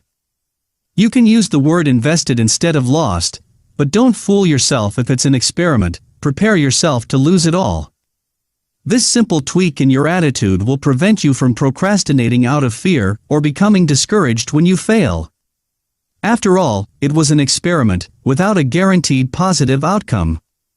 Note that this strategy can increase your chances of success because, if you consider your new undertaking an experiment, you'll be more willing to approach it as a scientist, tweak your approach, change certain variables, and find a winning mix. In business, setting aside a part of your budget for experiments will make you more likely to innovate and achieve unexpected big wins. He or she who sows more reaps more. This master strategy isn't limited only to business though. In sports, ego often plays a key role. You don't want to lose or perform badly, so you avoid uncertain and difficult things. In rock climbing, I often convince myself to approach routes I feel apprehensive about by telling myself it's just an experiment. When I don't expect to climb a difficult route, I can forget about bad performance and simply focus on performing my experiment, and whether it ends during my next move or at the top of the route is irrelevant. What matters is that I tried something new. I used to tell myself the same thing when fighting against my shyness. I would approach a female stranger, telling myself it was just an experiment. I could only gain from the experience. Since I wasn't expecting a return on my investment, I could approach her with little to no fear. It didn't matter if I was rejected or not. The experiment ran its course regardless of what happened, just like scientists don't stop an experiment because they don't like its results. Adopting the experimental approach is crucial for long-term goals because they take numerous attempts to achieve. You most likely won't succeed with your first business idea, and chances are you won't succeed with the second one either. If you approach both attempts as experiments, you'd be more likely to keep going than if you assumed right away that your first idea would make you a millionaire. Again, it's good to have positive expectations, but for the purpose of maintaining long-term determination, it makes sense to treat your efforts as experiments. They may deliver the results you're after, but if not, they can help you discard the wrong approach without feeling like you failed. Change doesn't have to be permanent. Successful entrepreneur Noah Kagan points out in his interview with popular blogger Tynan that change doesn't have to be permanent. It's hard to make daunting changes if you believe you can't back out of them. Think of your big decision as an experiment that you can conclude at any moment, and it will cease to be daunting or impossible to revert. If you want to switch to a plant-based diet, the thought that you'll never be able to eat meat, fish, or eggs again makes it pretty much impossible for most people to take such a decision. How about going on a plant-based diet for only a month or just a week and seeing how you feel? If you want to start your career as a freelancer, you don't have to give in your notice at your job and go for broke. How about applying for a couple of small gigs and working on the weekends to test the waters? Don't overthink it. Find a way to introduce a big change in your life with little commitment and investment on your part. If it works well, make it a permanent change. If you don't like it, stop doing it. There's little you can lose and a lot you can potentially gain. You're in control of how much of a risk you want to take with your decisions. You can dip your toes in the water and invest as little as possible, or you can place a larger bet that will result in a bigger win or a more painful loss. When I started out with my self-publishing business, I ran small experiments. I decided to spend $50 instead of $10 to design a cover or risk $50 to test a new promotional service. Note that safe experiments don't always come with limited upside. Spending just $40 more on a professional book cover comes with little risk, while it can potentially dramatically increase sales. Later on, when I had more money and my risk muscle became stronger, I started running bigger experiments. Recently I spent several $1,000s on hiring a business consultant. In the end, I realized that the solutions offered to me by the consultant weren't right for me in the long term. I decided to cut my losses, which meant losing the money I'd already invested in hiring the consultant, as well as refunding money to people who had pre-ordered the product I had started working on. Prior to starting this experiment, I knew that the potential upside was big, but I was also fine with the fact that if it did not work out, I'd lose a lot of money. In the end, the experiment was still worth it, as it helped me clarify the long-term direction of my business.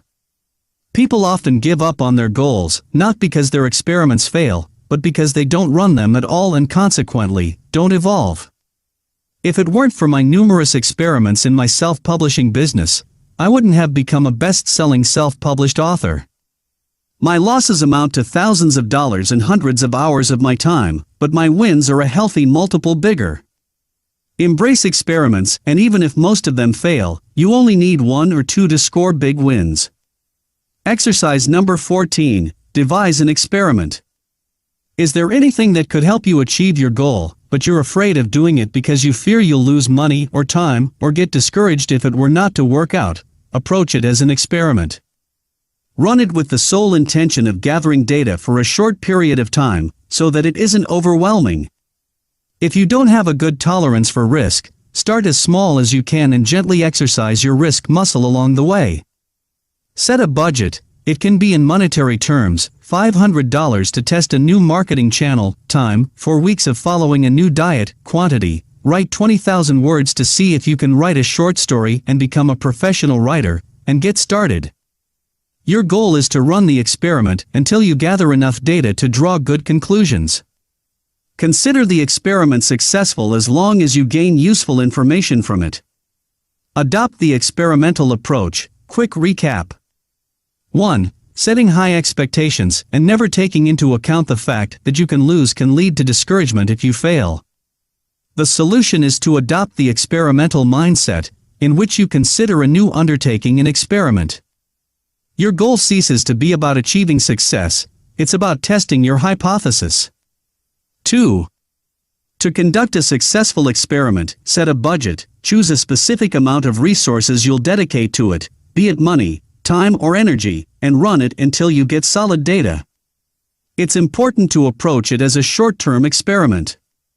Even if you'd like to introduce a new change permanently, it's a good idea to run it as an experiment first for a limited period of time. This will transform the daunting big decision into a less overwhelming little experiment.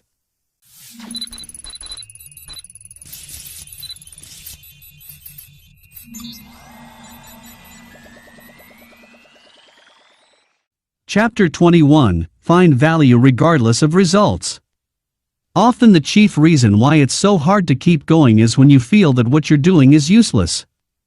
It's understandable that you get frustrated when you get no results. Who would want to continue doing something that is worthless? This reasoning in itself makes sense, but your efforts are rarely really worthless. Even if it seems like you aren't making any progress at all, there's almost always some value in what you're doing. Identifying it can help you push forward. It's best to explain this master strategy with some real-world examples. Over the years, I launched numerous businesses. Most of them were utter failures. Even in my otherwise successful self-publishing business, I had numerous flops. Sales of some of my products barely covered the expenses to produce them, and I never got compensated for the time I had invested in creating them. I also had high hopes for some books that never took off or spent money translating my book into another language, only to see a couple of sales. Aside from adopting the experimental mindset, what helped me keep going was realizing that despite not reaching the results I was after, I still had helped somebody. I still created something of value, so my efforts had a meaning. If I were convinced there were no value whatsoever in my business undertakings, I'd definitely have a harder time finding the motivation to keep going and trying new things. Who wants to take actions that have no impact? When I failed over and over again with my efforts to achieve a chiseled physique, I could have said it was all worthless. I wasted weeks following a diet only to realize that nothing had changed in my appearance. However, even if nothing changed in my body, I could still find some value in my attempt. I learned something new about dieting. I had the opportunity to exercise my willpower. I discarded an ineffective approach to dieting. In climbing, I often climb the same route over and over again, and find myself unable to progress further. I stop at the exact same moment, and a bystander could say that my attempts are worthless because there's no progress, but there's always some value in each attempt. Maybe I'll climb the easier portion of the route more fluidly. Maybe repeated attempts will improve my conditioning, and in a few months, I'll be able to push forward. And even if none of those things happened, the activity itself is still of value. I get to do something I love, exercise my body, and spend time with friends. I once spent several weeks taking Arabic classes to prepare myself for a trip to Oman, a beautiful Arabic-speaking country in the Persian Gulf region. I wanted to be able to hold some basic conversations in the language and read at least some of the most common signs you see in every city.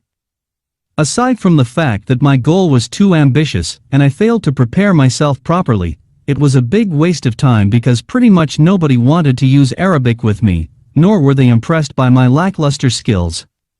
Because of a huge number of immigrants from India, Pakistan, and Bangladesh who are living in Oman, pretty much every single interaction you have on a daily basis is with a person who doesn't speak Arabic, or good English, for that matter.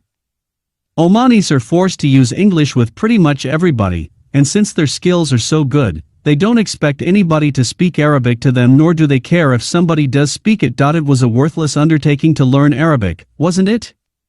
I should have been angry and discouraged because I had lost money and time, and didn't get to use the skill I had spent them on. It wasn't really a waste. Despite my failure and few opportunities to use what I had learned, I could still use it on some limited occasions.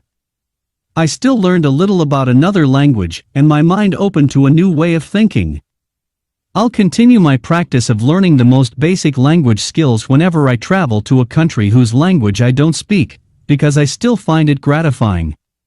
In relationships, a person can spend weeks or months trying to save a relationship. In the end, their attempts can be for naught, as the relationship terminates anyway. It would be easy to say that their attempts were worthless. They only wasted their time trying to save something that couldn't have been saved. Perhaps so, but at the same time, they got to at least try.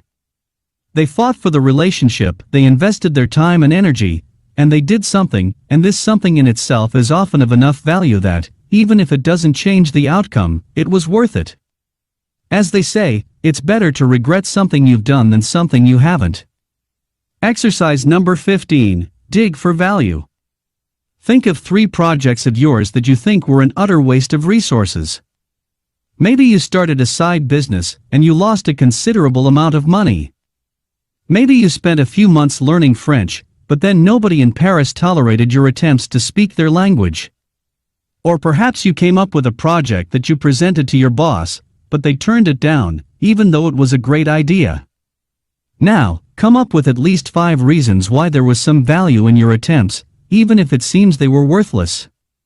Your business failed, but you learned something new about entrepreneurship. You didn't get to use French with Parisians, but you can still speak a foreign language and might get a better job in the future, thanks to this skill.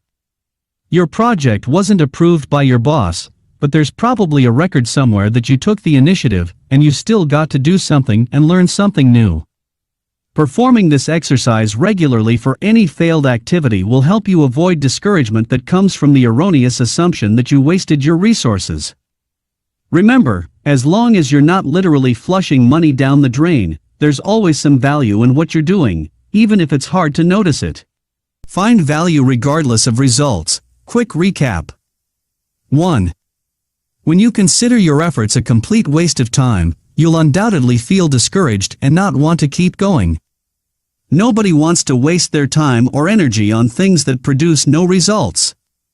That's why it's so important to find reasons why your undertakings, even if you consider them a big failure and an utter waste of resources, were valuable.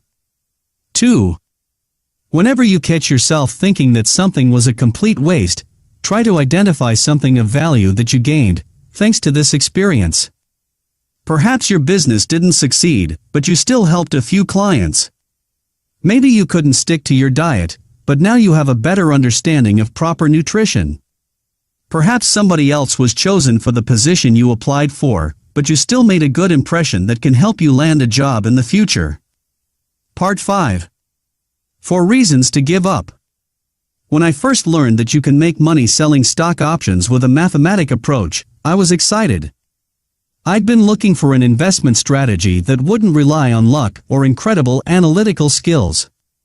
I soon hit the first obstacle. No matter how hard I tried, I couldn't understand slightly more advanced concepts. I figured that if I opened a demo account and tested the strategies with virtual money, perhaps I would learn how it works in actual practice. I was dumbfounded when, according to all of my calculations, I should have made money, but instead I lost it. I went back to studying theory, determined to understand every single part of the process. I reached out to other investors and asked them questions, referred to videos, articles, and books, but I still couldn't figure it out. It was as if somebody sent me back in time to ancient Greece. I couldn't make sense of this world and its language. In the end, despite my initial enthusiasm and persistence, I gave up. I'm glad I did so, because I avoided losing a lot of money. I also discovered that I have a penchant for simplicity in investing, and selling stock options is anything but simple. In the end, this experience helped me choose an approach that was better suited for my personality. So far, we have covered how to deal with various types of failure, recover from them, and resume working on your goals. However, it doesn't always make sense to be persistent. Sometimes failure signals that you should stop, because you're wasting your time. In the last part of the book you'll learn about the 4 most common reasons to give up.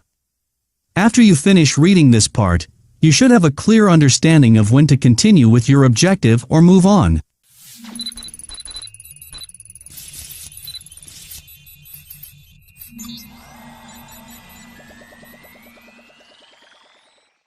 Chapter 22. Give up if it isn't congruent with you. Among the most famous Instagram celebrities, 19-year-old Australian model Asina O'Neill had it all: more than 600,000 followers, around 2,000 uploaded photos, in which she showed off her fit body wearing designer dresses in beautiful locations, and it didn't hurt that she was making $2,000 per promotional post. Yet one day she quit her lucrative business. As she said in a deleted vlog commenting on her decision, "I myself was consumed by it. This was the reason why I quit social media. For me, personally, it consumed me. I wasn't living in a 3D world. Some goals or achievements, as exciting as they can be, can turn your life into a nightmare." Instagram models like Asina pay a high price for their success. Each day, she had to spend hours trying to take a perfect picture, hide her every flaw, and pretend she was living in a fantasy world. We live in an era where unrealistic standards are forced upon us at every corner. We're to follow them at all cost, even at the expense of our self-worth or happiness. After all, if you don't post your travel pictures on Facebook, it's as if you didn't travel at all. If you don't share a picture of your meal on Instagram, you didn't go to this new fancy restaurant. If you don't post hundreds of pictures hanging out with your friends, you don't have friends. This problem isn't limited to social media only. People waste years of their lives in constant stress, chasing goals they themselves would never pursue if it weren't for their social conditioning or the admiration they can get. Society pressures young people to go to the college. And those who want to consider an alternative career choice or start a business. Nah, too risky. It's better to study, get your degree, and put your faith in your employer who can, and unfortunately, at some point probably will, fire you overnight. There's this widespread belief that you need to find a life partner, have kids, settle down, get a mortgage, waste your life in traffic jams and retire to enjoy your golden years, if you can afford it. It's the American dream, baby. What about those who don't want to start a family, who don't want to drown in debt, or who have dreams of traveling the world or doing something other than following the conventional path? Better adapt yourself to the real world and be like everyone else. Then there are millions of people all over the world who go to a job that, even if it's lucrative, and makes them a respected member of society, is living hell for them. But since the common idea of success is making as much money as you can, at the expense of your health and time, they keep on living in silent suffering rather than consider the preposterous idea that maybe they should find an alternative path that would allow them to enjoy their lives.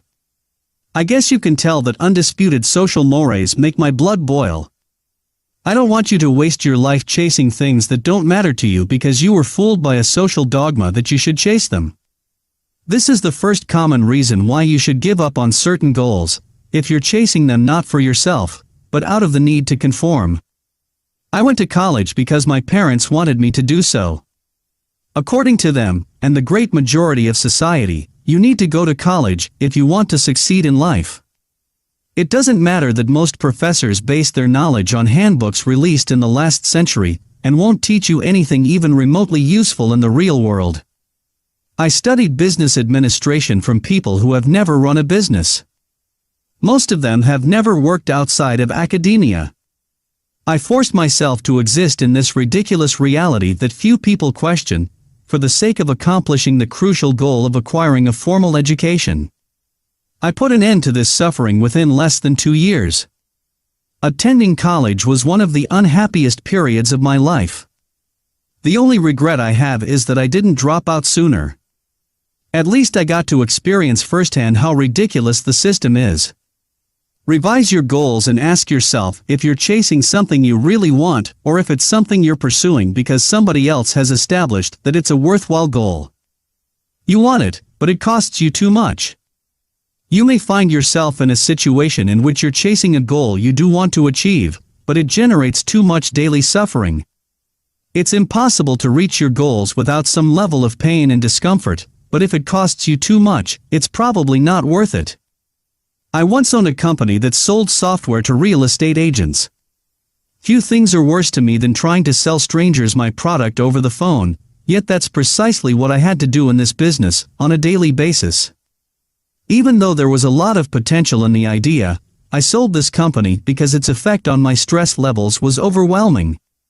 It wasn't worth it to sacrifice my mental health to reach the goal of turning this business into the best solution provider in the industry. If a goal you're working on makes you stressed out no end, ruins your health, destroys your relationships, or negatively affects your self-worth so much that you're starting to hate yourself, give up. Don't fool yourself that it will go away. Yes, you can push yourself and keep going, but at what cost? It's only a matter of time before you give up anyway, due to all the pent-up rage boiling inside you, or the stress will ruin your health and you'll have to give up. However, let's be clear, sometimes you don't have a choice and you need to do something unenjoyable. All goals come with some inconveniences. I heavily dislike certain parts of self-publishing, but I don't deal with those aspects on a regular basis. If I hated writing, how long do you think I'd be able to persevere, if my main job is to write thousands of words each month? As long as it's a rare occurrence, it won't affect your long-term performance. If you feel negative emotions on a daily basis, the process isn't sustainable, and you likely won't be able to sustain it long enough to reach your goal. Some people are more skilled at tolerating the things they hate in the long term, but even they will eventually pay the price in lost energy, bad health, damaged relationships, or other negative consequences of living a lifestyle that is incongruent with your personality. Procrastination often signals that you should give up. Whenever I procrastinate about something, I know that deep down I don't care about it as much as I think I do. If I did, I wouldn't constantly put it off. This makes me rethink the importance of a given goal. If you find yourself in the same situation, and you usually don't procrastinate with other tasks, perhaps you're trying to stay faithful to a goal that you should give up. Empowering story number 10, Toni Morrison. It was 1933. Toni Morrison was 2 when her parents fell behind with their monthly $4 rent.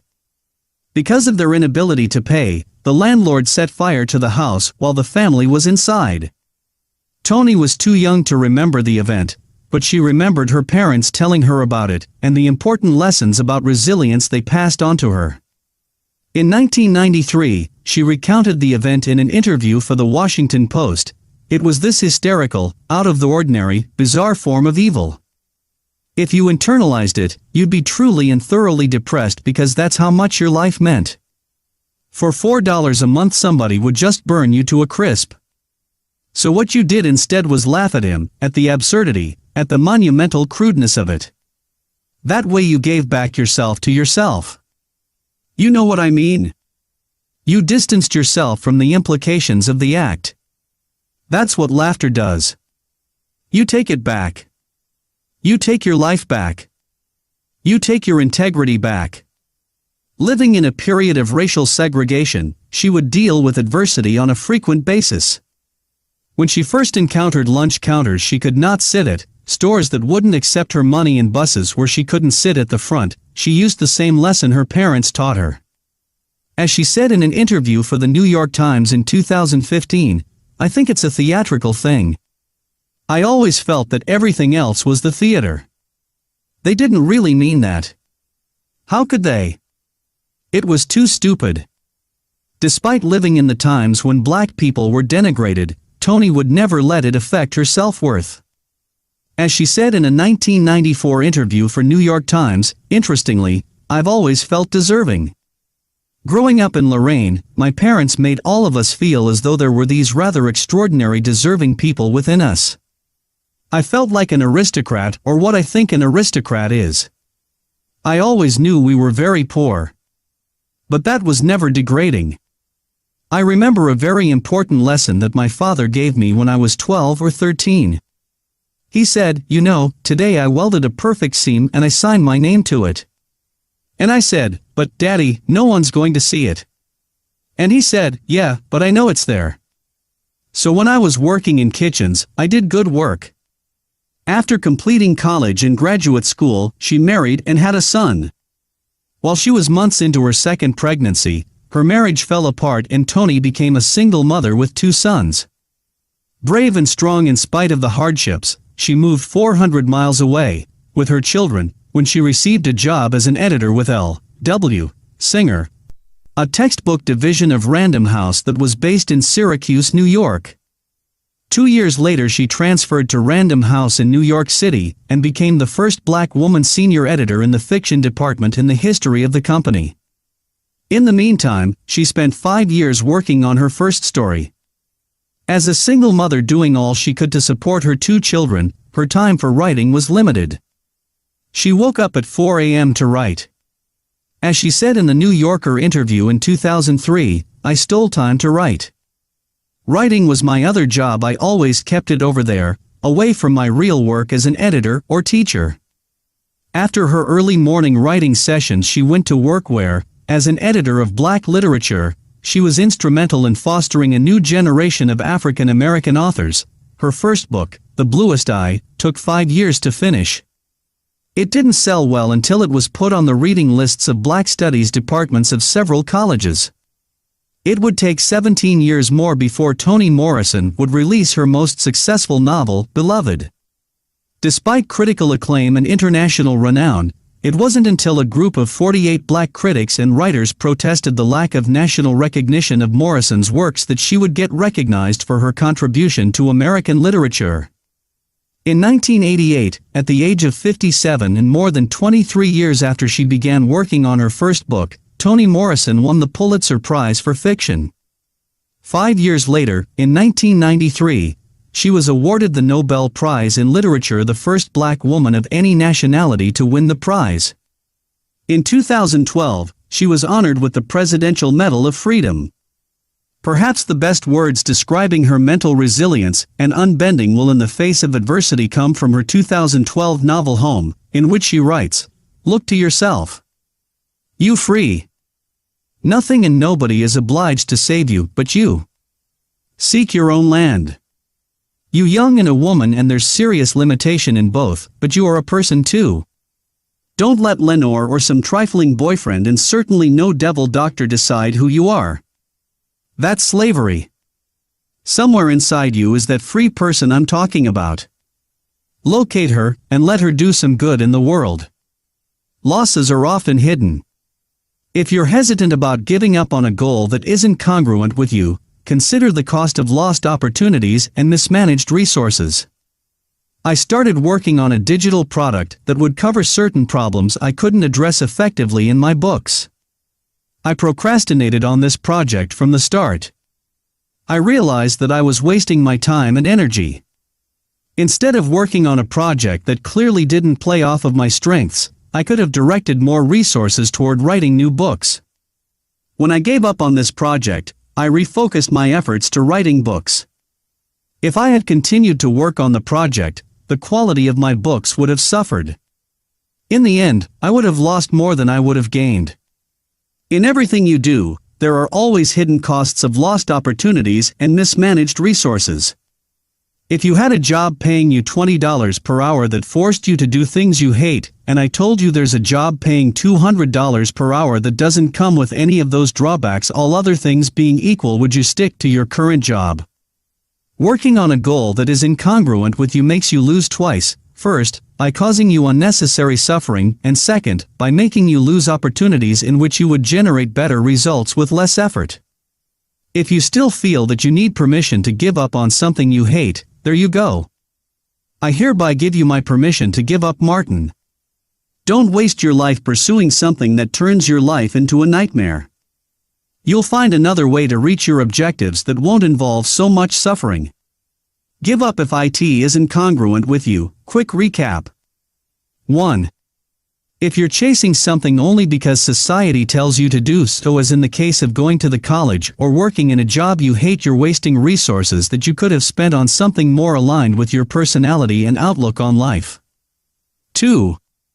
If you associate your goal primarily, or even worse exclusively, with daily negative emotions, you should give up, as the objective is clearly not congruent with your personality. 3. Working on the wrong goal doesn't just make you lose the time and energy invested in pursuing the objective itself. It also costs you in lost opportunities and mismanaged resources.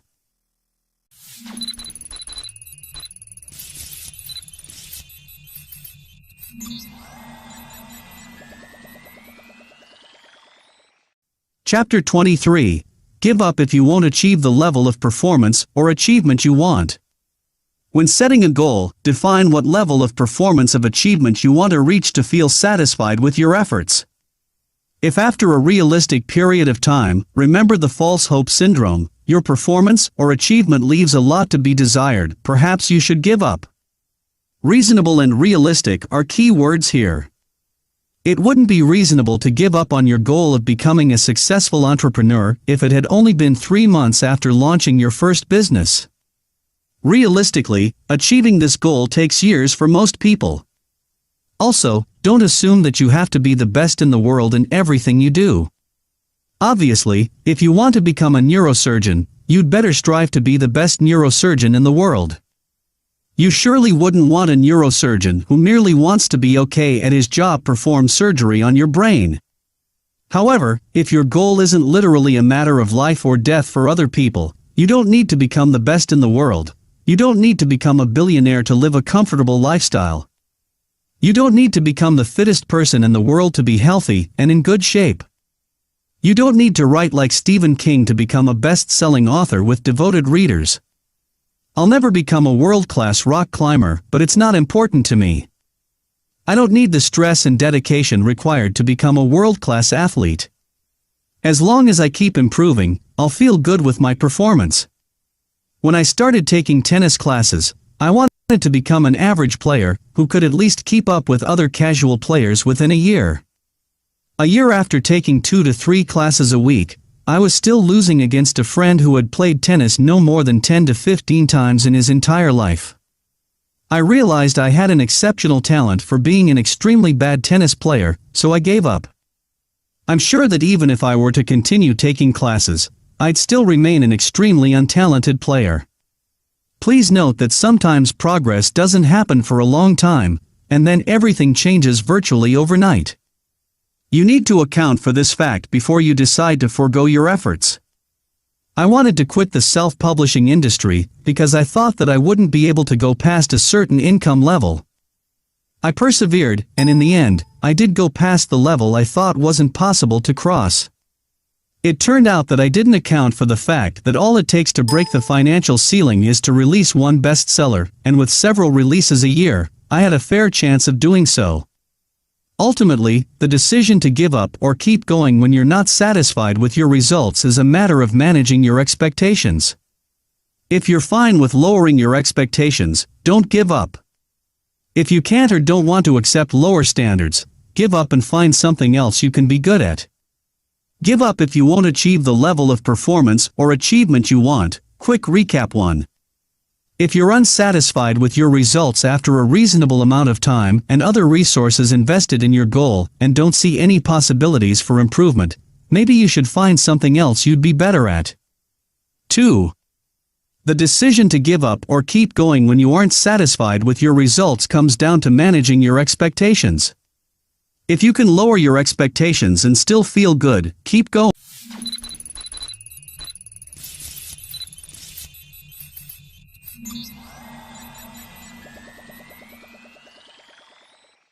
Chapter 24. Give up if you only keep going because of sunk costs.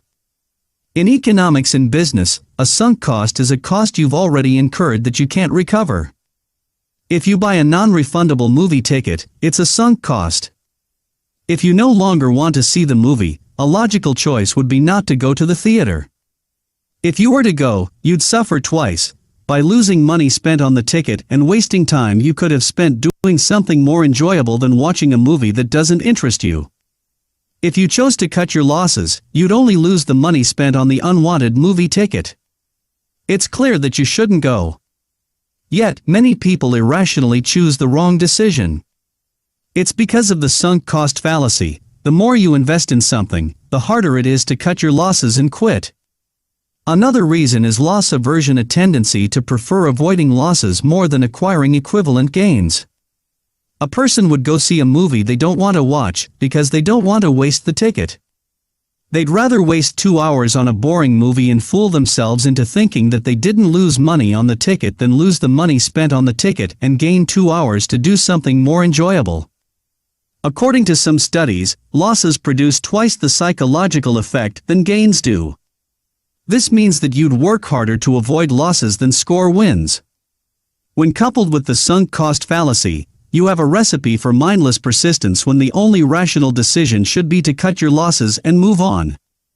Monitor your behavior and stop investing further resources in any endeavors where your only motivation is to avoid losses that are in fact sunk costs that you can't recover. I shared with you a story in which I hired a business consultant.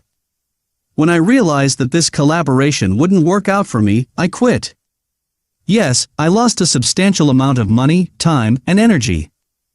However, if I were to continue, the amount of lost money, time, and energy would only increase. Persistence is useless if it leads to waste. If the only reason why you're working on a goal is because you've already invested so much into it, don't delude yourself. You're throwing good money after bad. Think of your prior losses as the cost of learning. It's time to conclude your education. Quit, reflect, and move on. Give up if you keep going only because of sunk costs. Quick recap. 1. Persistence is good as long as you care about your objective. If you're pursuing your goal simply because of sunk costs you've already incurred that you can't get back, you should give up. 2. Consider your losses the cost of learning. When it no longer makes sense to pursue your goal, accept that what you've lost was in fact an investment in your education, and it's now time to conclude it.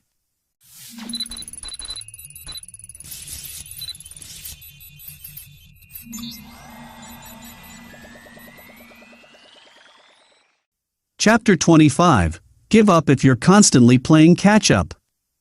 If you constantly fall behind with your goal, perhaps the goal you're pursuing isn't that important to you, or you need to give up on other goals to make time for this objective. If you can't make time for your goal, but you find time to do other things, it signals that your motivation isn't strong enough, or that your objective is no longer a priority for you. If you'd like to work on your goal, but other things constantly distract you, you need to give up on those things to make time for your key goal. We've already talked about the ineffectiveness of spreading yourself too thin. Just as trying to do several things at once reduces your performance, so does chasing too many goals. Think of it as growing bonsai trees. If you have 100 trees and your friend Jane has one, who's going to have more beautiful trees? You, constantly moving from one tree to another, and then rushing back to the previous one, only to have to attend to the other one again, or Jane, who has all the time and focus in the world to make her single tree perfect. I'm not advocating that you should give up on everything. It isn't realistic or sensible to forego your family obligations, your job, and your health to focus on a single goal. However, if you're working on several priority goals at once, you'll be unlikely to treat them all as true priorities. A priority is a thing that is regarded as more important than another. You don't have true priorities if you have an endless list of priorities. Playing catch-up is an obvious sign that your attention is spread too thin. Things won't change unless you give up on something. It's your choice: multiple goals and mediocre performance, or few goals and excellence. Give up if you're constantly playing catch-up. Quick recap. 1. If you're constantly playing catch-up with your goal, it indicates that it isn't a priority to you, or that you have too much on your plate. If you can find time for other things, but rarely for your supposedly important goal, perhaps you no longer care about the goal as you used to, and it might be better to give up. 2. You'll maximize your results if you forego some of the less important goals and focus more on your key objective. In the end, you'll need to choose between multiple goals and mediocre performance or few goals and excellence.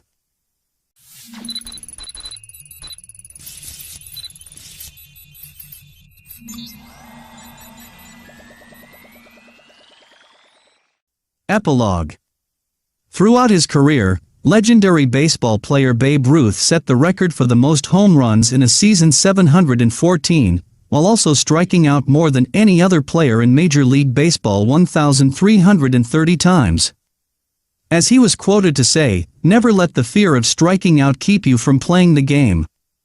Despite failing almost 2 times more than he succeeded, he became a legendary player known not for his fiascos, but for his triumphs.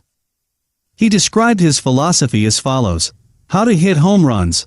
I swing as hard as I can, and I try to swing right through the ball. The harder you grip the bat, the more you can swing it through the ball, and the farther the ball will go. I swing big with everything I've got. I hit big or I miss big. I like to live as big as I can." You too can live as big as you can if only you change your attitude about failure. Don't let this book become just another title on your shelf.